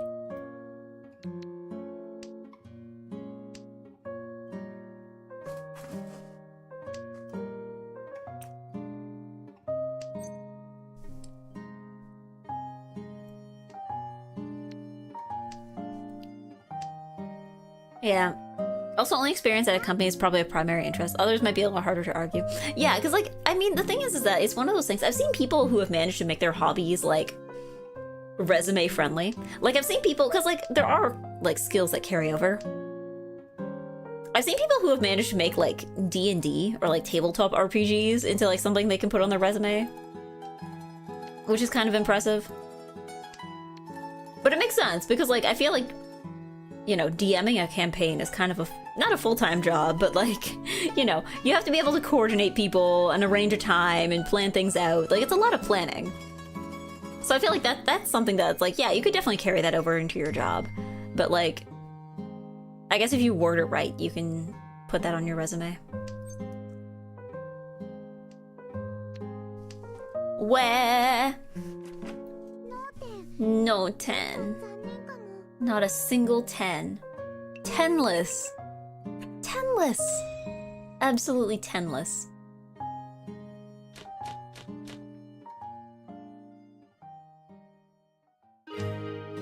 Yeah, as long as there's a paper that certifies the event happened, like when you put art exhibitions in your resume. I mean, the other thing too is as a VTuber, right? Like, I can plug my channel. It wouldn't be a very good idea, but like I could do it. What am I? I'm really confused. Oh, I see. Yeah, might as well. Like, I can plug my channel, but like, are you guys gonna like they can't prove that it's me. That's the problem. I can say I am NiceEggy, but like as a VTuber, they cannot reasonably prove that I am NiceEggy, right? They just gotta take my word for it.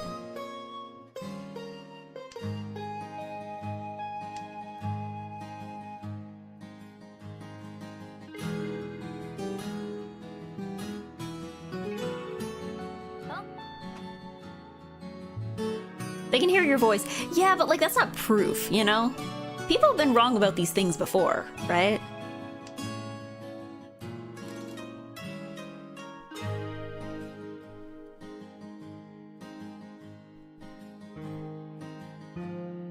close enough. Yeah, I like, again, I mean, I guess maybe I do have like,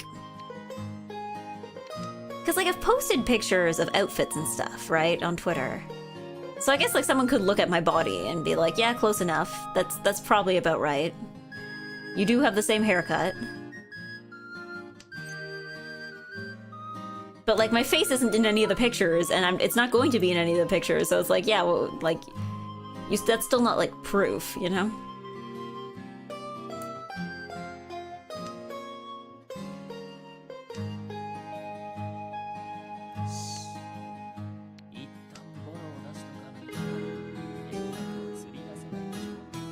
So D&D requires you to wrangle multiple grown adults to coordinate on a schedule multiple times a year. Yeah, that's what I'm saying. Like that is a job. That is a skill you can carry into a job, especially if your job requires like management in any capacity.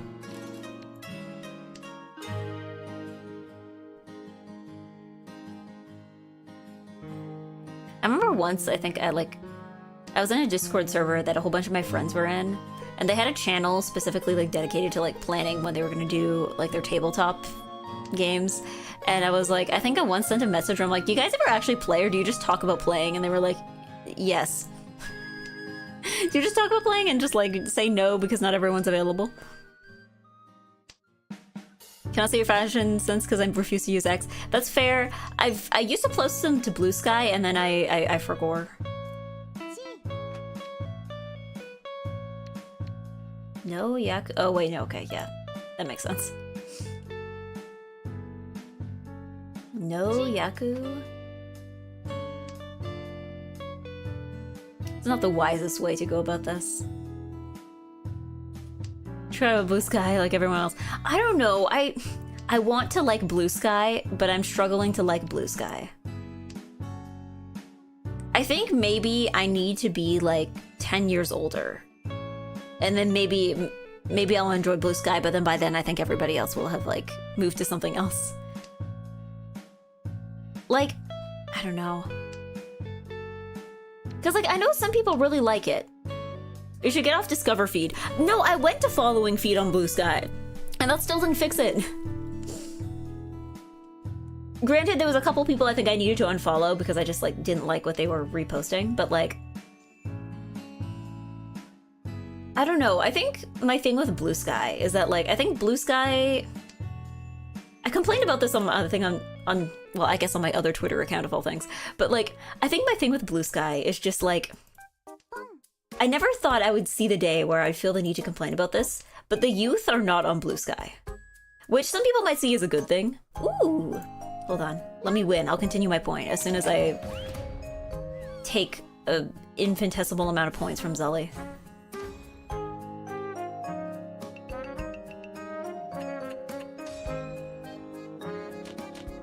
Yeah, Blue Sky not shaking the site for 38-year-olds rep. That's kind of the vibe I get. And the thing is, some people really like that, and like that's good. But I think the thing is for me, it's just like the youth are not there. I think the thing is that like, I feel like Blue Sky is kind of trying to recapture the magic of like social media circa like 2011 or so. But the problem is that like we're an entire generation removed from that, right? So like I can totally see why like the children who have grown up with, you know, a completely different kind of internet are looking at it and they're like, this is weird and outdated. Why do you actually have to use hashtags if you want people to find stuff, right? So it's like, I don't know, it's one of those things where I realize I'm like, the only thing worse than having to see a 14-year-old's opinion on stuff is like a sudden lack of 14-year-olds' opinions. I don't know, I just feel like the youth are necessary, I feel, to make something feel... I don't know how to describe it without being like, you're old. Because I don't think that's a bad thing. I can see why people like Blue Sky. I just don't know if it's for me, is all.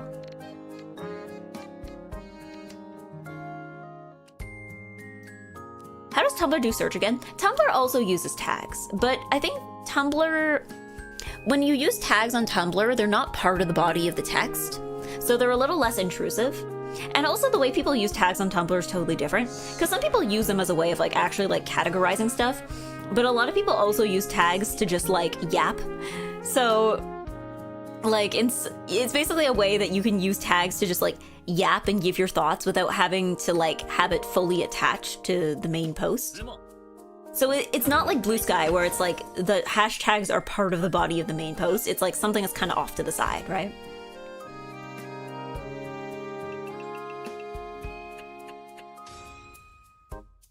Yeah. Discover tab in Blue Sky sucks. It doesn't get better because no matter how many not interested you click, if one of your biggest selling points is how good your algorithm is, you did a pretty bad job. I don't know, is that the selling point of Blue Sky? Because like I feel like everyone who I've ever seen who likes it, they're like, first thing you should do is stop using it immediately. Not the site, but like the Discover tab. French phrase. Bienvenue à Mahjong. Aujourd'hui on joue au Mahjong. Thank you for thank you for the redeem.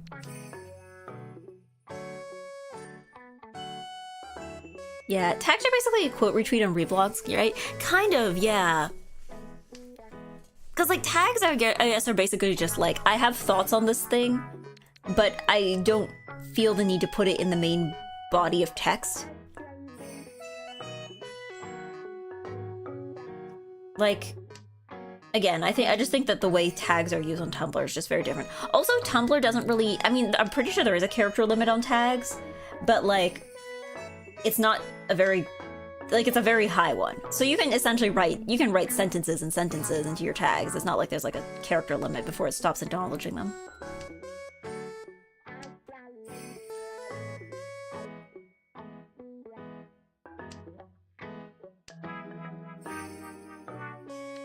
Blue Sky stinks, but there's people I want to follow in there that aren't on Mastodon. I never even use I never even made an account on Mastodon, I don't think. I think I just like saw people talking about it and I was like already confused just by like people explaining things, so I never touched it.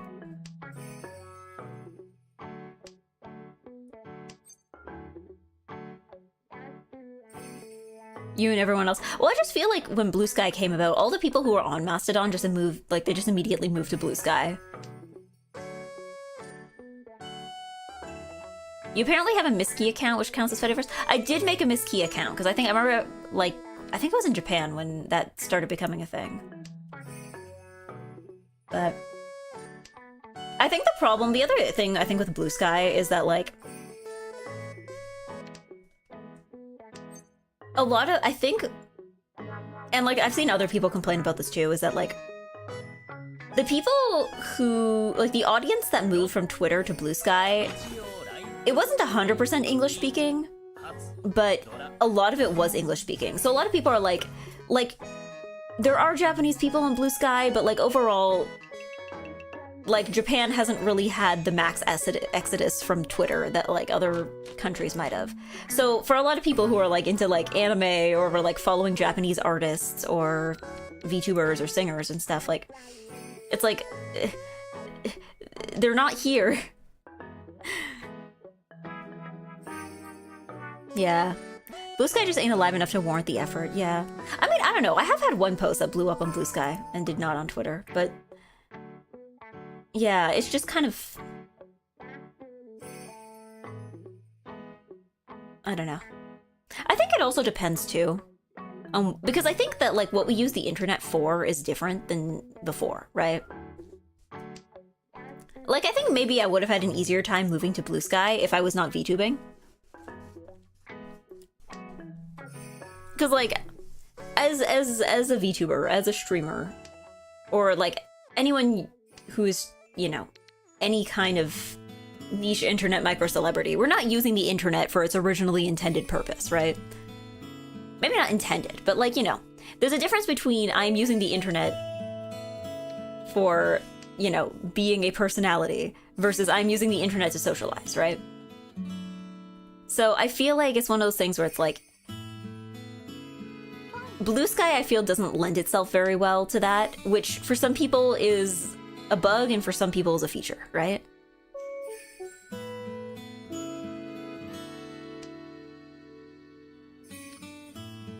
Like, You don't go to Blue Sky for growth. You use it as a Twitter light for people who fully made the move.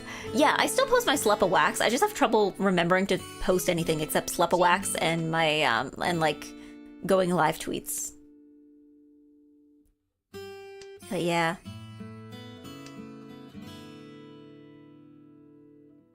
But yeah, it's a place to keep track of very specific friends. That's mostly what I, like, log into it. I'm like, I'm gonna check on, like, the 5 people whose tweets I liked, but they're not on Twitter anymore, and then I will go back. Like...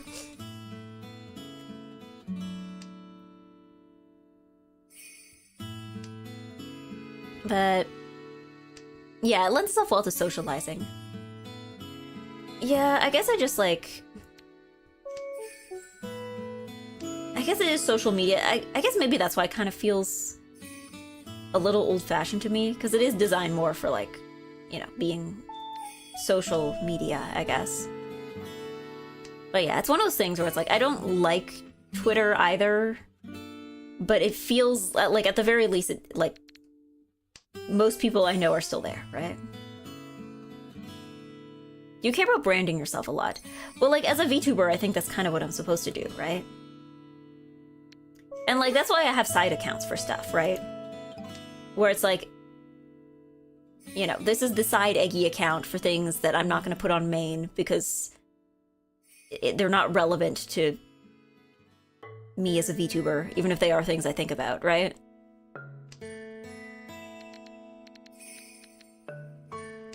Because, like, I'm not going to be doing my 100-line tweeting, like, on main. Because, like, I did not stream Hundy line, right? I've tamed my Twitter, only shows me extremely niche content and the JP posters who post at 8 to 11 a.m. not safe for Eggy content. Yeah, I think for me, for some reason now, Twitter shows me cats, but only in the morning. Like, if I wake up in the morning, like my alarm goes off, I open my phone, if I check Twitter, there's going to be a picture of a cat. It's not always going to be the same cat every time, but there's going to be a picture of a cat. Only in the morning, though. If I check it later in the day, it's going to be something else. But for some reason in the morning, it's like, Twitter is like, nope, that's cat hours. That's cat hours. Where we show Eggy a cat.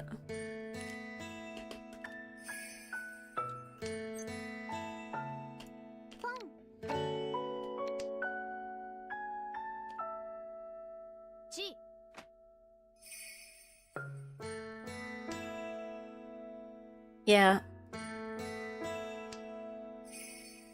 Ooh. Oh. I'm not sure what point of a main account is. I'm not sure if it's the right to make a glorified RSS feed. Well, I don't know. I guess it's just kind of like, I think of my main account as like, you know, if someone Googles me, this is going to be the first thing that pops up, right? That's what I think of when it comes to main accounts. Like, it's okay for people to be aware of the side account, but like, you know, if someone Googles me, the first thing that should pop up should be the account that has, like, you know, all the information about me, as opposed to the one where I am tweeting about frilly dresses and 100 line, you know?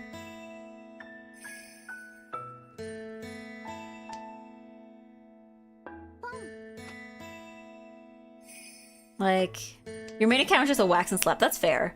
But, like, it's also, like, the going live tweets and has, like, the links to stuff, you know? And I feel like for most VTubers, it's kind of the same. Like, I know a lot of people that have side accounts. Oh, let's go. Oh, let's go. Reina on Reina violence.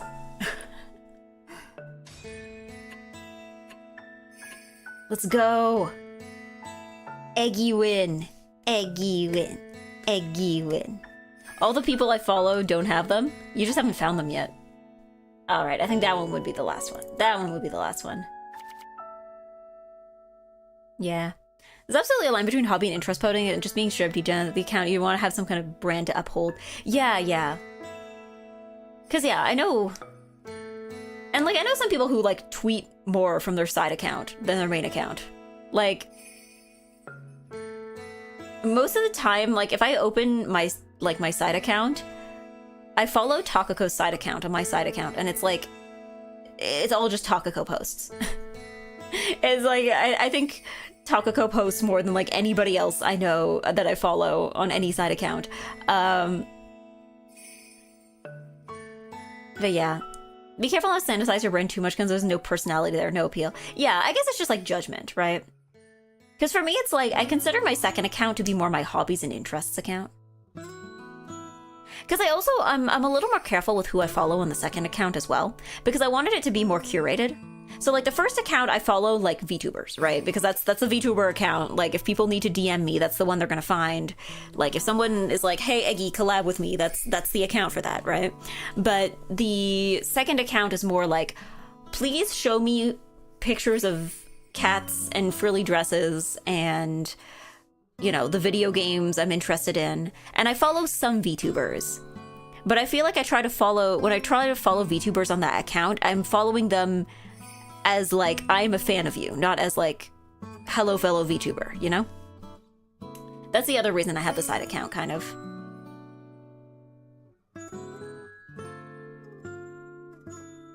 But then maybe that all falls apart when I accidentally make the going live tweet on the wrong account. It's happened. One day she will be a fan of me. Well, again, I'm trying to be more careful with like curating specifically to my interests outside of just VTubing, you know?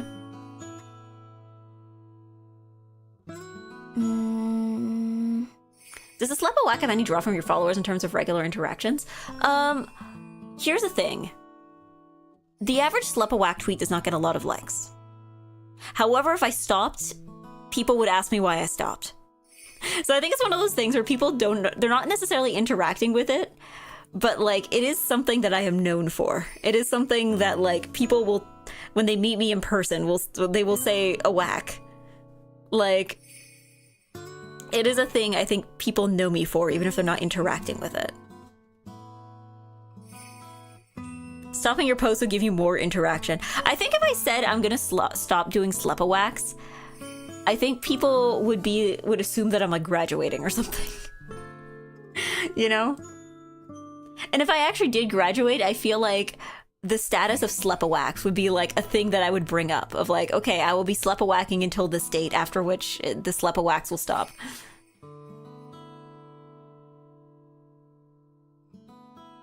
Yeah, if I stop, that means like, yeah, something is wrong. Either I am like in a coma and cannot access my phone, or I have graduated. Like those are the only two, you know, those are the only two options. I always feel like I'm engagement farming whenever I post something on socials. Well, I don't know. There's a difference, I think. Because I wouldn't say I'm like the expert of going viral on Twitter. There are people who are better at it than me. I think it depends on like, because I feel like people are better at spotting engagement farming than before, especially now that there's just like way more of it. Because you remember how like in like 2021 that was like a big thing of people being like, drop your PNG for this or that, and basically they would just like farm a bunch of engagement by just having people drop their PNG. And I feel like stuff like that is less common because I think people are like way more cognizant of it now. Yeah. Basically, if there's a bad opinion and the person has a blue check mark, it's engagement farming. No, the worst part is when somebody has a bad opinion and there's no blue check. I know you can hide the blue check, I think, but like, it is funny. It's like some people are just having bad opinions for free. But, I don't know. I've also seen people... Oh god, I think I've talked about this account before. There was an account that one time they left a rude reply on a post. I don't remember which one it was. I made some post and they left a rude reply on it. And I looked at their account and I think they had a blue check mark. But like a lot of their tweets were replies to other VTubers. This person was just trying to rage bait other VTubers and they weren't even good at it.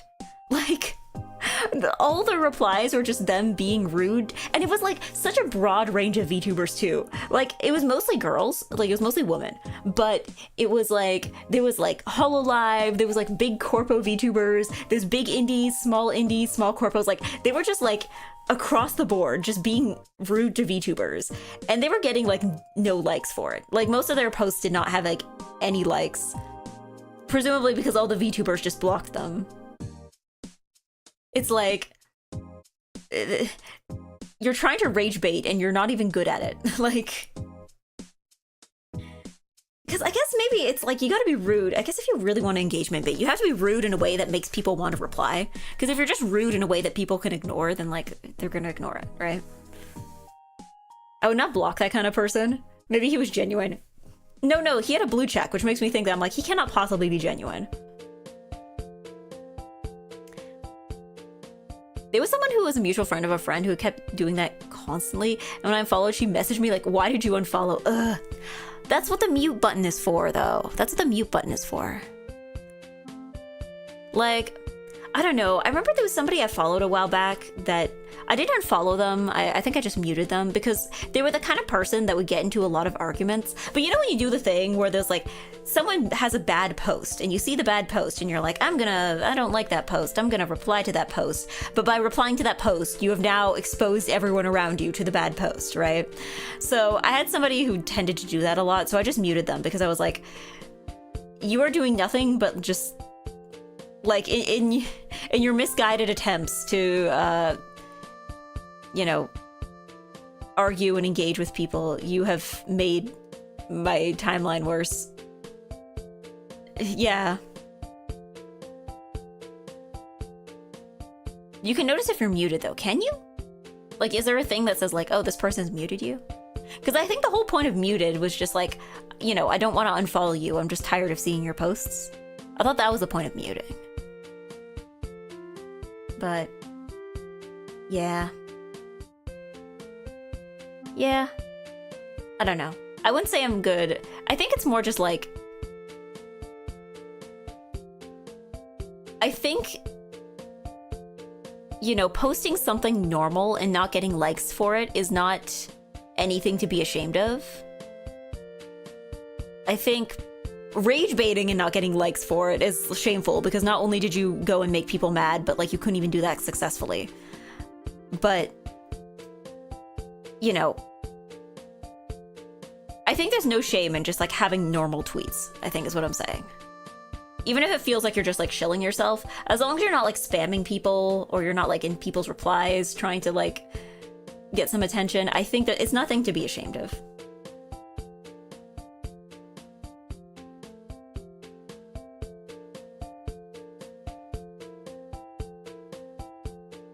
Yeah. Me and one of my currently best friends on Twitter because all he does is girlfriend posts and retweet several hours of it. I love how you measure that in hours.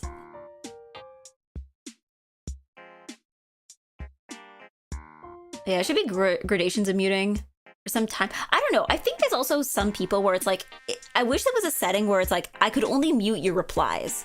Because it's like your tweets are normal, but your replies are kind of the worst thing ever. So can I just mute, like, you know, I can only see when you post, but not like when you're replying to somebody else's post, you know? But no, I like muting as an option. It's a good option. Yeah, you can't just mute retweets. Isn't that, maybe that's a thing. Yeah. Can't believe you hate the homies. I don't know, maybe if the homies made better posts, I wouldn't have to do this.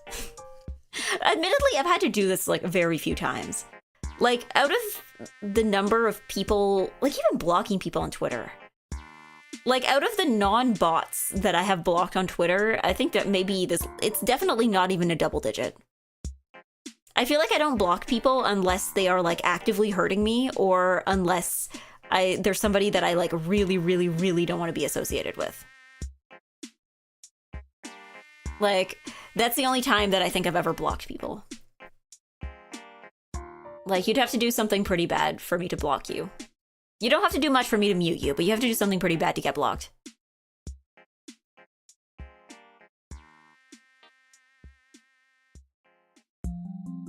Like, yeah, if someone annoys me like 2 times, I don't have a reason to interact, it's an easy block. Yeah, see, I'm a difficult blocker.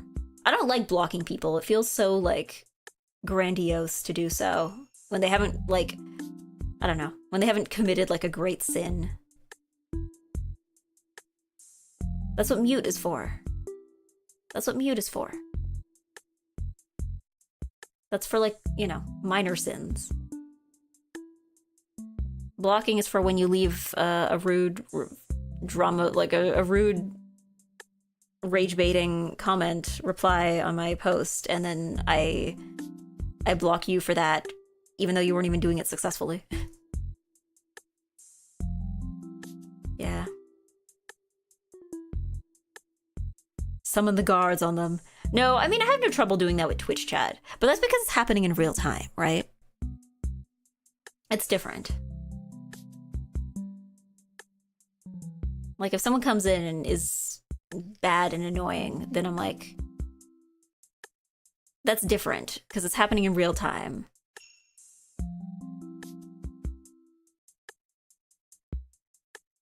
Like, I think I never had a moment where I wanted to mute you. Well, I'm careful not to be, like, posting too much.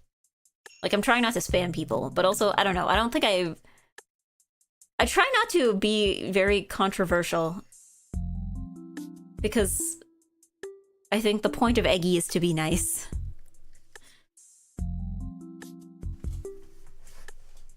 Like, I don't know. I feel like I don't have as many controversial opinions as I think. I feel like usually the few times I've said like hot take, I feel like a surprising amount of people agree with me. And like, I mean, maybe that's like self-selection, but like, I feel like there's been times where I'm like, I don't know, you guys might hate me for this, and then I say my opinion, and people are like, no, I think that's actually normal and reasonable.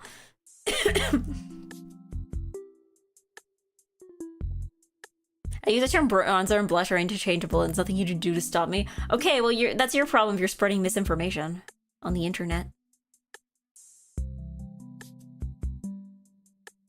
That said, my apology if you have to scroll away from the one time a week I retweet HR at exactly 11 p.m. EST. I don't know. I think I've never blocked anybody over posting, you know, booby. I don't think I've blocked anyone for that. Or even muted people for that. Because I think for me, the post automatically gets like spoilered. So like if I'm scrolling in public, usually it's not visible. Because like, I don't know, I've had issues. I think before the spoilering was done automatically, I remember having issues with people who would, not necessarily people who would retweet booby, but like people who would like just post booby like on their own account. Like it would be like a VTuber who's like, here's a skeb where I'm entirely naked, and they wouldn't spoiler it, and that became a problem for me. But yeah.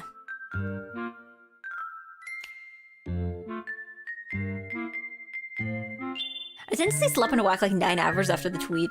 It's picking up speed at the slowest pace possible.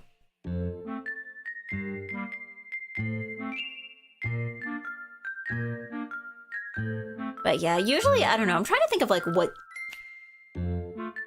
I feel like I'm more likely to like mute people over getting into too many arguments more than posting too much booby, you know?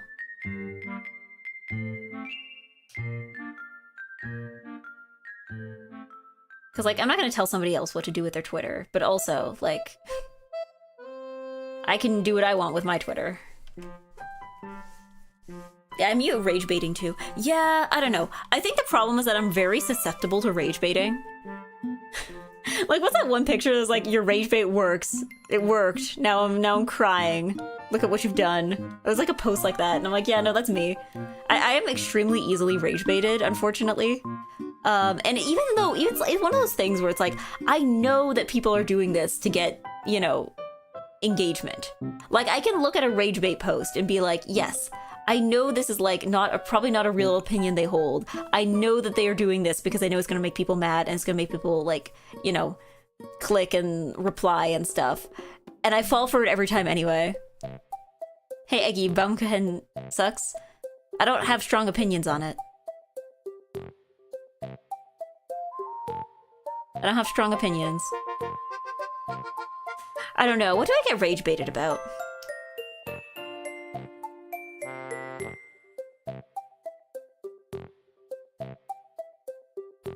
Bad J-fashion opinions and J-fashion misinformation. That can rage bait me super hard. Anime misinformation. That's another one. I guess maybe misinformation in general. Or people who are like dead set on believing misinformation. About things that I know a lot about.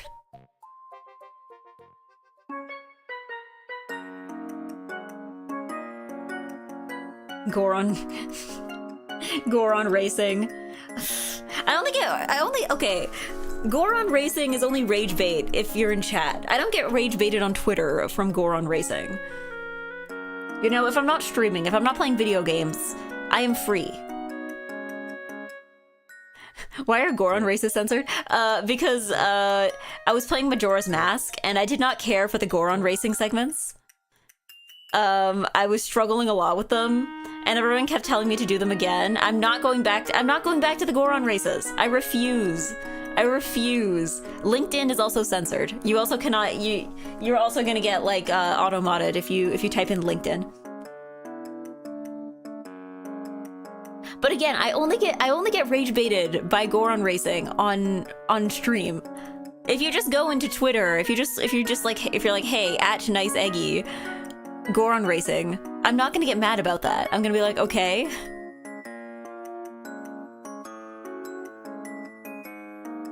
Yeah, Indeed is not banned because Indeed is like an actual word. Something that LinkedIn can't even do. If Link locks in, wouldn't that be LinkedIn? No, that would just be locked in. Why would it be changed for him? Just because he's a hero of time doesn't mean that he can't lock in like the rest of us. Is Link not a man like the rest of us?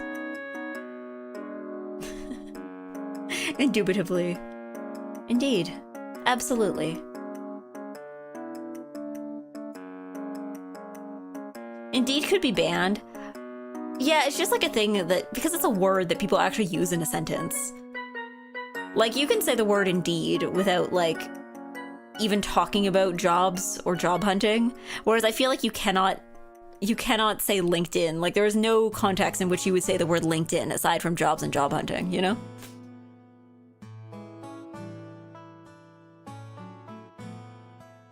Job isn't banned, though. Like, I'm not opposed to having a job. To be clear, I'm not opposed to having a job. People are like, oh, you're unemployed, job with the O censored. No, I'm not afraid of having a job. I'm afraid of hunting for a job. Those are two very different things.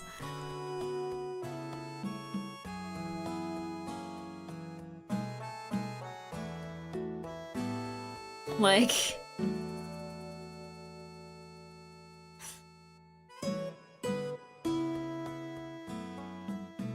yeah. Favorite job in Final Fantasy is Red Mage. Yeah, the word job... I don't know why you guys seem to think that job is censored. Eggy, the frames are dropping? Again? It looks fine to me. Let's see. Yeah, it looks fine on my end. Okay. I'll probably end soon. Because, yeah, I still can't see what's going on until I go into the Twitch preview. It's very odd. I don't know why it's like that.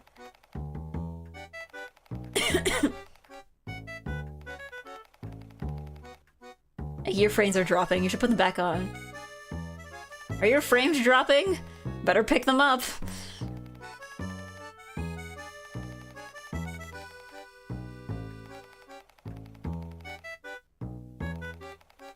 Glasses on? Sure. There we go. Stream seems fine? Yeah, that's what I figured. Because I was looking at my end, and I'm like, it still looks normal.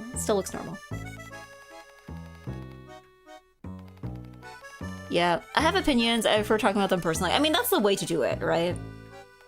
Like, there's a difference between, like, discussing, like, having an argument with friends versus having an argument with random strangers, right? In fact, I think that's the biggest difference, because if you're having an argument with your friends, like, I feel like unless somebody says something that's, like, just straight up, like, incorrect or something, like, incredibly heinous that you just, like, find unforgivable, you still want to be on good terms with these people, right? As opposed to, like, strangers on the internet where it's like, I didn't know you before, and every interaction I've had with you has been terrible, and I have no reason to be on good terms with you, then, like, of course people are going to get a little less civil about it.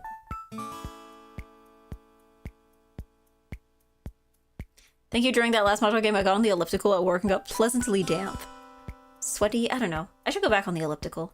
You know what I need to do is, because, like, the last time I was at the gym, which was, like, probably, like, 2 or 3 weeks ago, I was watching, like, a multi-part Detective Conan, TV special thing. It was on Netflix. I was watching that on the elliptical machine. And then I paused it partway through because I figured, okay, I'll continue this next time I go to the gym. And then I didn't go to the gym for like 3 weeks. So I'm like, I want to finish it. I don't want to finish it when I'm not at the gym because then I'm not going to have anything to watch at the gym. But also I'm like, am I even going to remember what happened in the first half of it? If I go back to it, do I have to restart again? But also I want to see what happens. So evidently I remembered enough of what happened. I don't know. Maybe I'll turn it on and then if I'm lost, I'll just start it over.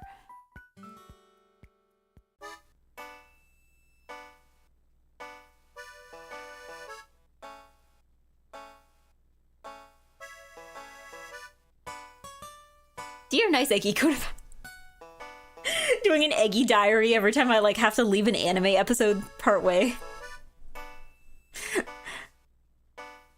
Yeah. If you don't have any plans, spend an hour on the treadmill doing a 15% incline walk.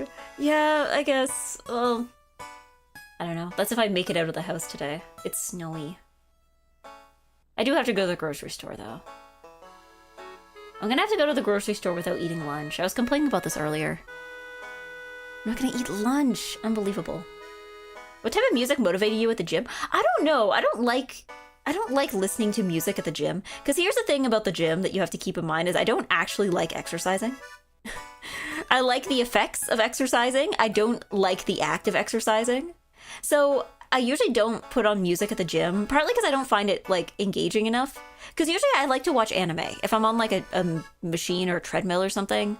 If I'm doing something where I can't be looking at a screen, then I usually end up listening to a podcast.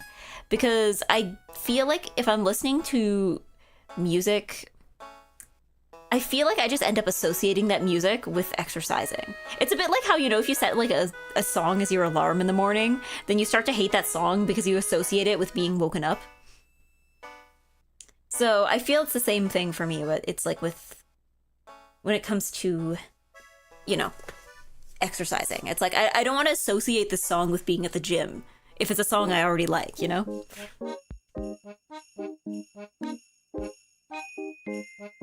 You can make this a Zatsu. I mean, every stream is a Zatsu. I just happen to be doing other things sometimes.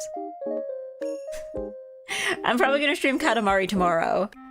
And that's also going to be a Zatsu. That's also going to be a Zatsu. But I'm just going to also be playing Katamari. Step 1, gaslight yourself. Step 1, gaslight yourself. Step 2, curate a playlist. Yeah, I don't know. I guess there are some songs, because when I go to Aquafit, like that's like an aerobics class, right? So the instructor picks the music. So I feel like there's songs that I associate with Aquafit. I don't know. Part of me is like, what if I became an Aquafit instructor someday and just like entirely just had like the most weeb playlists? Like there's songs I hear and I'm like, I think this would be played during Aquafit. Like even VTuber songs. Like you know the one with Marine and Kobo, they're like E. How do they pronounce it? E? Oh, hello Velik. Hello Velik. Hello Velik. I'm just yapping. The zhong is done, but you know, the yapping is never over. Weeb Aquafit sounds fun. Yeah, Weeb Aquafit I think would be fun. Like just get like anime openings or VTuber songs. I think a lot of Marine songs actually would make really good Aquafit music. Maybe I'm biased because her whole thing is being old, but like, I don't know. It's very Aquafit core.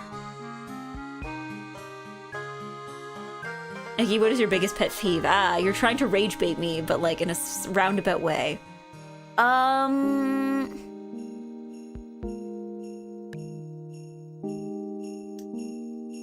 Yes, I love Mahjonging. Sorry, I'm gonna address the raid first. Hello, raiders. I am NiceEggy. I am nice, and I'm an Eggy. And today we zhonged. I do friendly matches, but those are over now. I also, later this week, I am streaming Ocarina of Time, and I am streaming... I pronounced it Ocarina again. Apparently it's Ocarina, or so I've been told. And I'm also streaming Katamari tomorrow. When my voice is better, I will be doing karaoke. But we're not there yet. When I say voice is better, as in like, I was sick, and when my voice fully recovers, then I will be doing karaoke. My voice is good in terms of like, being good at singing. Yes. I was also yapping. We're all yapping. What else is someone gonna do on a Monday? I listen to the same songs on repeat, about 60 song lists. I gradually grew from 20 over 8 years. I hype me up as much as the first time I heard them. Nice to meet you. I came across your Ave Maria cover. That's how I discovered your channel. Ah, nice and good. I also post covers on YouTube for the people on Twitch. I also post covers on YouTube every so often when I remember to. I don't know. Making covers... For somebody who sings, I really should be making more covers. It's not recording. The thing is that the singing is the easy part for me. The singing is the easy part. It like, especially if you're not like hugely picky and you're not perfectionist about it. The singing is the easy part, actually. For me, it's everything else that becomes a pain. Where it's like, oh, I have to mix this now. Ugh. It's like, oh yeah, this needs like some kind of art and video, and then you're like, ugh. I've been posting more like lately I've been like trying to like post more clips of my karaoke streams. Like I kind of just like post them as shorts. And I feel like that's been easier because again, that's just like that's just the singing. That's just the fun part, right? Has YouTube been messing with your videos at all? I know it's been a problem for a ton of YouTubers right now, especially ASMR community. Not at all. Not at all. Granted, I've never, like I have exactly one ASMR video on my channel. And it's me reading Pride and Prejudice in a whispery voice. So I'm not like concerned about that one being taken down. And most of my other content is really just extremely normal. I'm not concerned about it at all. I'm trying to think of like, because the other thing too is I think in Canada a lot of the like weird age stuff, because I know some people have been like locked out of their own accounts because YouTube is like, actually you're a child, and they're like, I am 35, but I haven't dealt with that yet. Partly because I think Canada hasn't quite adopted the same rules that other places have. I don't think it's quite. I mean, it might happen eventually, but we're not there yet. So. I don't think I haven't run into that yet. I think YouTube is pretty confident. Also, like, I don't know. I've seen some people also say it's very weird because I've seen some people whose accounts have gotten banned, but they're like, I pay for YouTube Premium, or they're like, I pay for like a subscription to like a streamer, or like, you know, I'm in my Oshi's Menchies. Like I pay, you have my credit card number. Like, you know, I'm old enough to have a credit card, right? So, and they're still, YouTube is still like, nope, you're a child.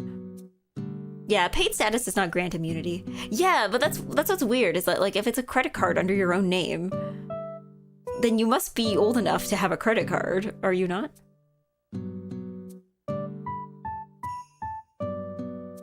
Yeah. I think it's impressive you have the knowledge to do the producing part. Someone like me are stuck at the instrument level of musicianship. Well, I don't know. Usually for instrumentals, I've tried to cover mostly songs that either have like an easily accessible instrumental or like songs that are like the official instrumental is just like, a lot of Vocaloid songs are like that. Like the producer will literally just post a link to the official instrumental like in the description. So, yeah. But yeah, no. I don't know. I've learned a lot when it comes to like recording and mixing, but I still am not like confident. Mixing is one of those things where everything always sounds wrong, and I just have to accept that it's always going to sound wrong.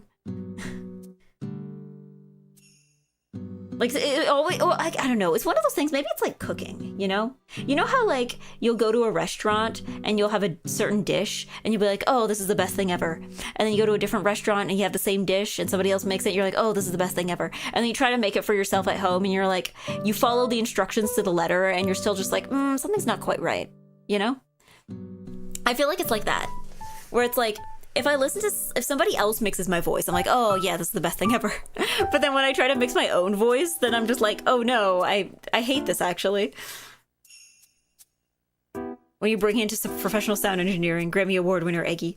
I don't know. I also like have no, I wouldn't say no ambition, but like everything I want to do right now is covers. Like I don't know what an EGGY original would sound like. I just don't have ideas. I am not a songwriter. Like I've always found the idea of like people criticizing singers for not writing their own songs to be a little like, I don't think you guys know how this actually works, because like you can be good at singing and not be good at songwriting, and you can be good at songwriting but not great at singing, and that's why like, you know, vocalists and songwriters kind of coexist, right? Like, yeah, sometimes like I could try to write a song, it would not be very good. Like if I lock in on composition, I'll have you get on track. It's also just too, like, I don't know what I'm looking for, right? Because sometimes it's like, what would I want to sing? And it's like, I would want to sing stuff that I would want to listen to, right? And I wouldn't just want to have original music for the sake of having original music, right? I guess maybe sort of, like, have something for, like, if I'm invited for, like, a live event or something, to have something to sing for that. But like, I feel like if I wanted to make a song, it's because I want to make a song. I want to make something original, and not just like, I want to make a song because I feel like as a VTuber who sings, I'm supposed to have an original song, you know?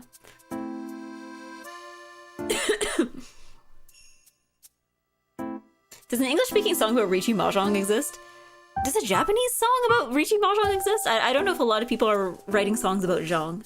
But the other thing too is like, in terms of sound, I'm not sure what I'd be looking for. Because like, I guess I sing. So for those who aren't familiar with me, like my voice is like vaguely operatic. So I feel like almost like the one Iron Mouse did in the summer, like Music Box of Fate. I feel like that would almost be like what I would end up going for. But like, I don't know if necessarily that's what people are like looking for, you know?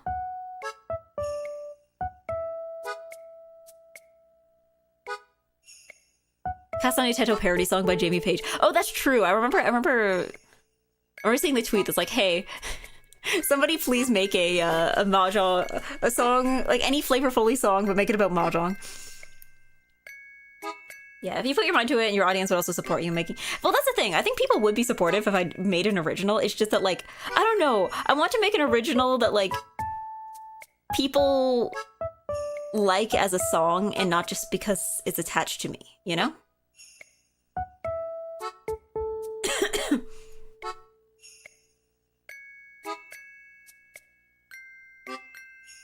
I place down my tile.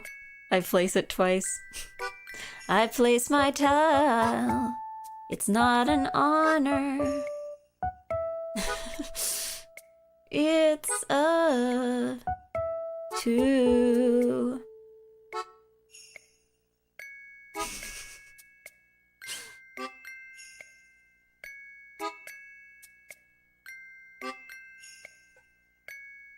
Nice improvisation. That wasn't improvisation, that was Snake Eater. That was Snake Eater.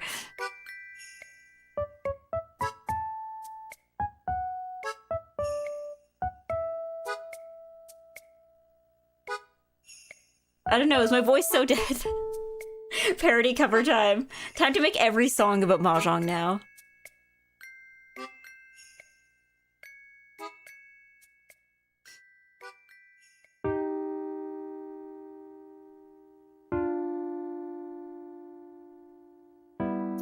Yeah. Is there April Fool's cover collection? Just songs about Mahjong.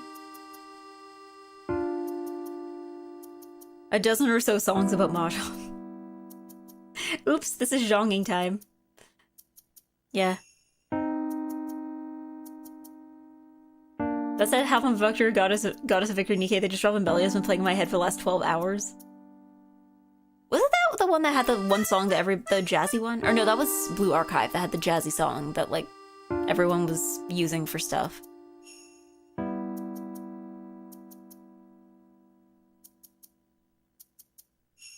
But But yeah, for now I feel like I'm more comfortable with sticking to covers until I can figure out what I actually want. I also want to do more live performances. I want to do more live performances at like conventions and stuff. Like it can be live VTubing or live in person. But like I want to do more of that. That's fun. That's why I need to exercise.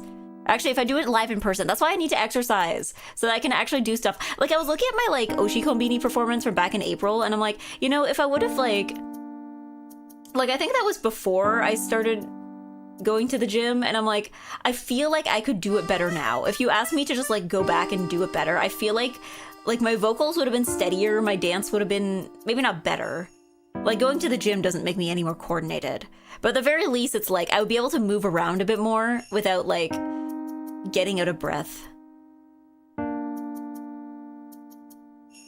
Because like I feel like a lot of when I was planning out the performance was like, how do I give myself enough time to breathe so that like, you know, I'm not jumping from like, you know, moving around a lot to like vocally challenging part that needs a lot of breath support.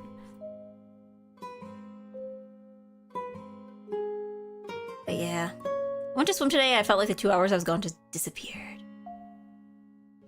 This kind of is exactly in your range. I think of it. What is it? Hold on.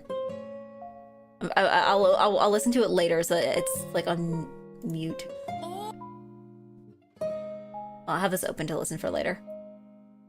Because I know sometimes people are like, you should cover. I've had like more than one person ask me to cover stuff from various Nier games. That's when people like to, because I think because yeah, I think I did Snow and Summer for Obaki Pam's concert. That was when she like asked me to, like she DM'd me and she's like, hey, do you want to do this? Cool, I'll have this done by next week. And then I think I did another one for Singing March because I think there was a prompt that was like request from a friend. So I like DM'd a friend. I'm like, hey, is there any song you ever want me to sing? And they're like, maybe this one. Maybe this one from, I don't remember which Nier game it was.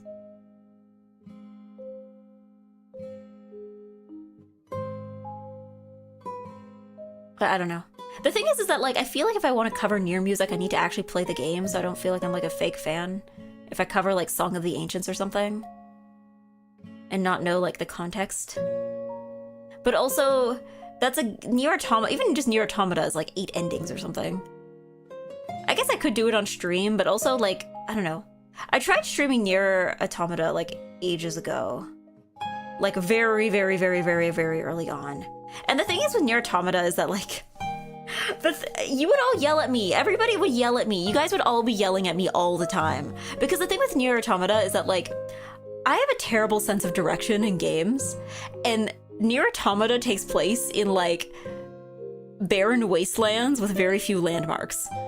So I just know that I was spending all my time trying to figure out where I was supposed to go when I was playing it.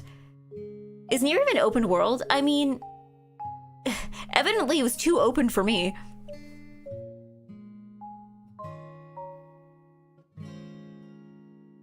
Like, you can play the Final Fantasy XIV Nier raids. Yeah, but I don't play Final Fantasy XIV either. EGGY versus Death Stranding would be fantastic. Oh god, that's even fewer landmarks, is it? Yeah, you have quest markers? Yeah, but they evidently weren't obvious enough. I streamed the game for several hours, and I don't know. I just kept, you know, getting lost and getting beat up by moose.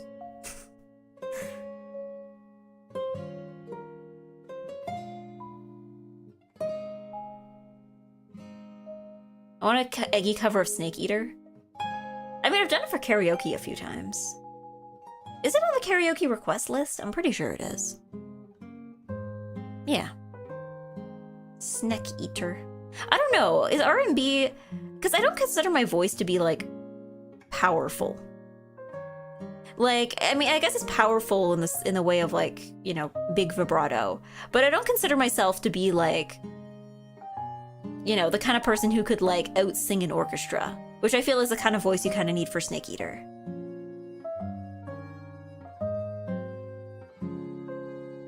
Like... You can channel a lot of power to your operatic singing. I don't know, would Snake Eater sound good operatically? Because I consider it more of like an R&B kind of voice. I give my life, not for honor, but for you. That doesn't sound right. That's what I'm saying. That's what I'm saying. I guess maybe if I mess around with the pronunciation, if I like do less like classical pronunciation.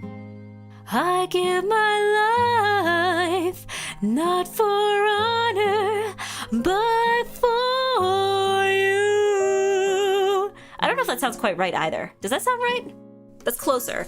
That's the thing. I've never been like, I can't belt. That's the thing. I've been trying for, ever since I found out what the technique was called, I've been trying to do it. I cannot belt. I'm just not built for it. I'm not built for it. You love doing vibratos. I don't know, vibrato is not necessarily a thing you do. I guess it's a thing you can kind of control, but vibrato is kind of... It's a thing that you do if you're... Everything else kind of falls in line. It's a thing that happens. You don't use stomach? What do you mean? What do you mean you don't use stomach? Like for breathing? Why is it called belt? I have no idea. But usually belt is essentially like, it's like hitting high notes in a way that kind of sounds vaguely shouty, but like with a bit more resonance, you know? Like think like defying gravity, right? Like she's going like, she's not going like, I think I'll try defying gravity. Like that's not how it sounds, right? Like she's hitting those same notes, but like it's a different technique. How does belting work? If I knew, I would tell you.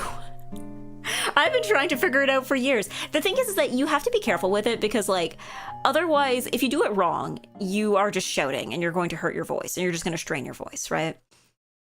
Because sometimes how it describes this, people talk about like chest voice versus head voice. So people have sometimes described like belting as being like kind of using your chest voice, but for head voice notes, like notes you usually do with your head voice. But like, I don't think that quite works. Because like, I think the closest I've get is apparently I need to be more nasal is what I've been told when I've asked voice teachers about this. You got to go like, oh, but that doesn't sound good either. That's not quite it either. And I certainly can't sing Snake Eater like that. It's the difference between like, and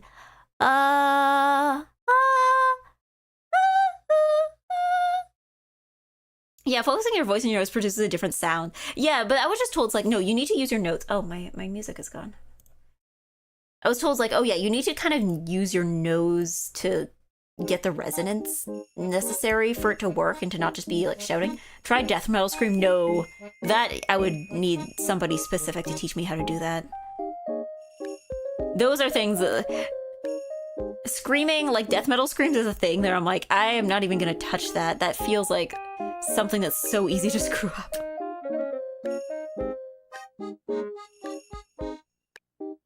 Here, I can sing Snake Eater now. Well, you also have to actually learn the song. Well, but I'm assuming you probably already knew the song. I don't know, belting is different for guys than it is for girls, though. That's the other thing, too. For like... I guess for, like, male and female voices, it's a little different. And also for different ranges. So... yeah, but no, it's you also need a lot of air to belt, because otherwise, like I said, it's just shouting, and you're just gonna hurt your voice that way. So that's kind of the other reason why I'm just like... I guess I'm also scared of learning bad habits, I guess. Because that can screw you over later, you know? It's like if you, like, learn to sit the wrong way, and then you just end up with bad posture, and then you're like, why does my back hurt all the time? And then you have to, like, go through the whole process of, like, unlearning the bad posture, you know? You could take a singing class. I mean, and I have, but usually it's just like one-off lessons where I'm like, hey, can you just teach me the one technique? And the teacher's like, yeah, have you tried this? And I'm like, no, I did not try this. I'll try that from now on. Singing classes are expensive though. Is it like off breath? It's not really off breath. It's more like you need more air than you think, right? Like you have to use more air to, I guess, to just kind of take the pressure off your throat. But I guess it's like, I don't know, one exercise I was told was like that helps is if you go like nya nya nya nya nya. Like if you go like really nasal just so you can like place the sound there and then you can kind of dial it back after. So it was like nya nya nya nya nya nya nya nya nya nya nya nya nya. Like that's the closest I'm getting to belting, and I still don't think I'm quite getting it. Nya nya nya nya nya nya nya nya nya nya nya nya nya nya. So like if I try to apply that to Snake Eater, it's like I give my life not for honor but for you. Which I don't know. It sounds a little too delicate. I feel like it's a little too. It's not given Metal Gear. It's given Disney Princess. You know.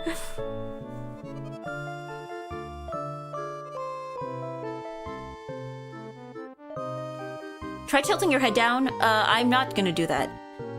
Also, that's like a bad thing to do. You should not tilt your head down. It sounds too high. Don't tilt your head down. That's actually like one thing that like choir teachers, I remember in choir, were like constantly trying to beat out of people. Do not tilt your head up to go up. Do not tilt your head down to go down. The best place to be singing is staring straight ahead. What happens if you do? Well, it's just like, it doesn't help you. And it also, like, it's bad posture. You're essentially making your posture bad on purpose. So, like, try to explain it short. You're blocking, you're straining your esophagus, you're blocking your airways. You're essentially just adding more tension to your neck for no reason. Like, it's a posture thing. It is like one of those things that feels natural to do, right? It's a bit like how when you're like, you know when you're playing Mario Kart on the DS, and you don't need to tilt the DS to turn, but you just kind of naturally do it anyway because it just feels right to do. Doesn't neck tension affect sound? Yes, you don't want a lot of tension in your neck. That's bad. That's what I was dealing with a few weeks ago before I realized that there was diseases afoot. I was like, there was notes I was able to hit lying down, but not standing up because my neck was just so tense. Eggy will teach you how to be a soprano. Being a soprano, that's not a thing you learn to do. Being a soprano that's a range. Teaching someone to be a soprano is like teaching somebody to like be tall, right? Like there's certain things you can do when you're tall that you probably have to learn how to do, but like, it's like ranges. It's ranges. Eggy are being, you know what? I did get successfully rage baited. I did get successfully rage baited. Faye used a word wrong and I got rage baited. Yeah, overtime stress of singing and vibrating your vocal cords combined with a non-neutral position just sounds like a recipe for disaster. Exactly. Like, you need to have the air pass through. You gotta have good posture. You don't want to tilt your head up or down. Unless, well, I don't know. The only reason I could think is like choreography. And even then, I feel like most choreographers who are choreographing for people who are singing are like aware of, you know, there are things that are not beneficial to that.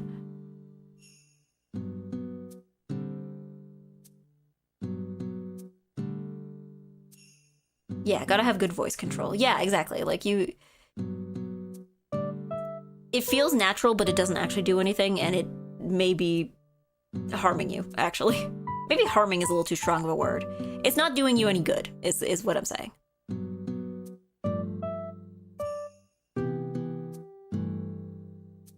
But I don't know. Then again, I got Faye rage baited me the other day when he said like, oh yeah, to be good at singing you should drink alcohol before a performance. That's what'll fix your throat. And I got rage baited again. I can't tell what's real and what's fake anymore. I can go on Twitter and have, you know, good media literacy and be able to tell like, oh, this is rage bait, this is not rage bait. this is misunderstanding, this is misinformation. And then I go into Twitch chat, and then like someone says, drink alcohol before you sing, and then I get mad about it.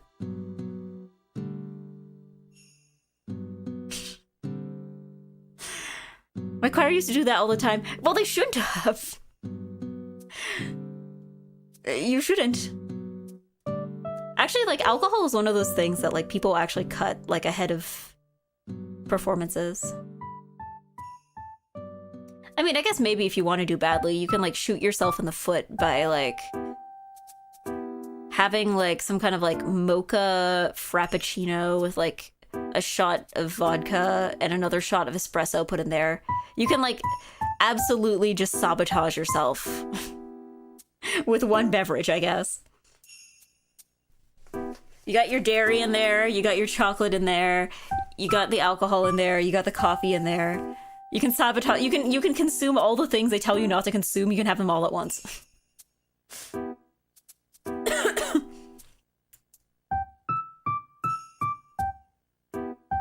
But yeah.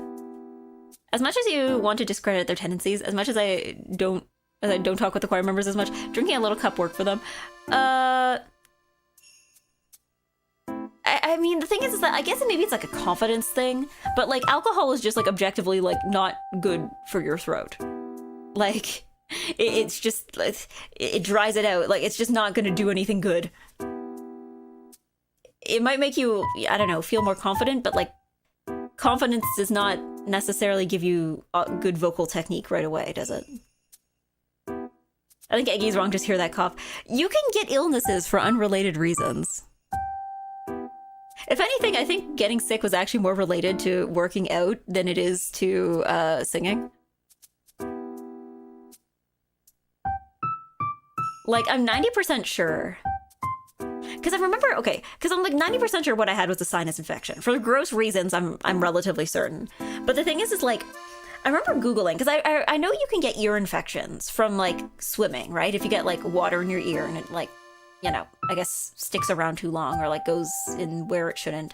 So I'm like, can that happen for sinuses? And the answer is yes. And I'm like, there's a non-zero chance that actually like going swimming caused me to encounter disease. There's like a well, you didn't touch the water. I think what had happened probably is that like, because I really like diving in the deep end. That's like one thing I like to do. More than doing laps, I love diving in the deep end. But unfortunately, like it's very easy to get massive amounts of water up your nose if you like, you know, hit the water wrong. I should probably maybe get like some kind of nose plug. Yeah, like it's very easy to get massive amounts of water up your nose. So it wouldn't surprise me if like maybe like combined with like the weather suddenly getting like way drier. It wouldn't surprise me if that's like what happened. It was just like bested by swimming pool. I've never been into diving because my air control sucks. I don't know. I love diving. I don't know if I actually look that graceful when I do it, but I like to think I do. I have full diving glasses, but it wouldn't protect the ears. I used to have earplugs. I kind of gave up on having earplugs for the pool because I kept losing them. Like, they would never stay in my ears. And I don't know. I found that it was easier... It was less uncomfortable to have water in my ear than it was to have water in my nose. So, really quick with the analogies. Thank you for the chat. I'll check you out next time. Thank you. I will be back tomorrow. I'll be streaming Katamari tomorrow. So, you can catch me then. But yeah, earplugs... I don't know. I don't like earplugs. They keep falling out and I don't care for them. So, yeah, and nose clips. Yeah, nose clips I should probably buy maybe.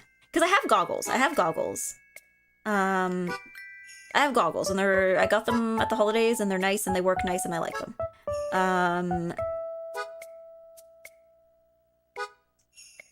Yeah.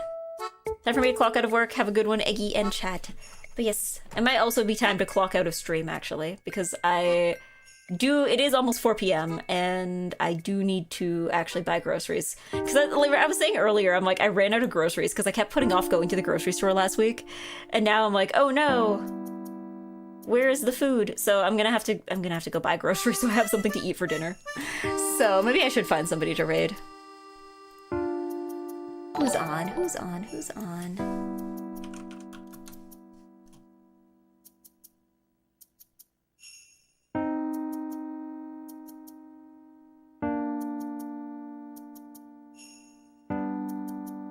Yeah, I was hoping for the stream time because he kept distracting me. Okay, get back to work. Who's on? Who's on? Who will not distract you as much? Let's see. Let's see. Tristy Alacria is streaming. Zhong.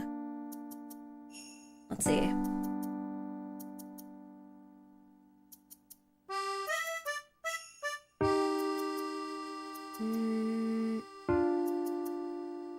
What are they looking at? There's just a giant Mahjong tile on the screen that just says Joker. Okay, who else is on? Beba's on. What is Beba on? Beba's doing Beba stuff.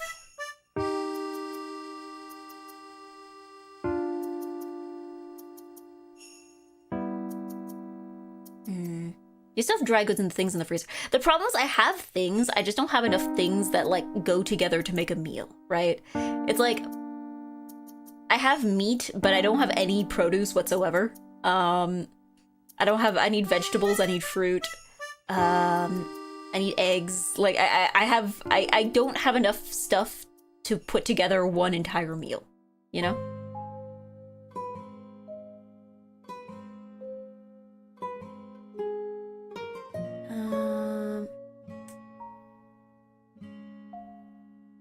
Ray is on. We could raid into Ray. I feel like I haven't done that in ages.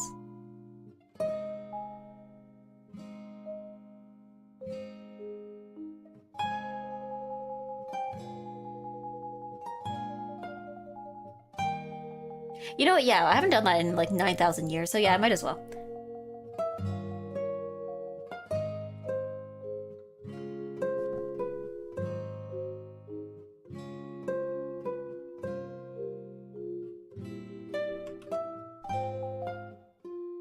Here we go. And we're talking about groceries, and I just like open up the stream, and there's just like grocery flyers. So I guess we're going from grocery streamer to grocery streamer. There we go. This isn't somebody new. There's just somebody I used to raid more often, and then I guess was gone for a while. Here we go. There we go. What are we gonna say? Let's just do groceries raid. Because that's where I'm going. Ray always looks at all these coupons on Monday. I can't believe I'm being outdone as grocery streamer. I thought I was grocery streamer. I thought that was my niche. I thought I was grocery streamer. I'm being outdone. Okay, groceries raid. Thank you for being here. Thank you for playing nice. Thank you for playing, and thank you for being nice and good, like independently of each other. I will be back tomorrow with Katamari, and then I will be back Thursday or Friday probably with Ocarina.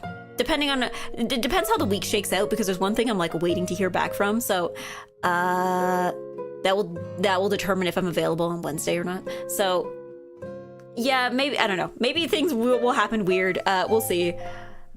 For now, it is time to raid, so thank you for being nice and good. Au revoir.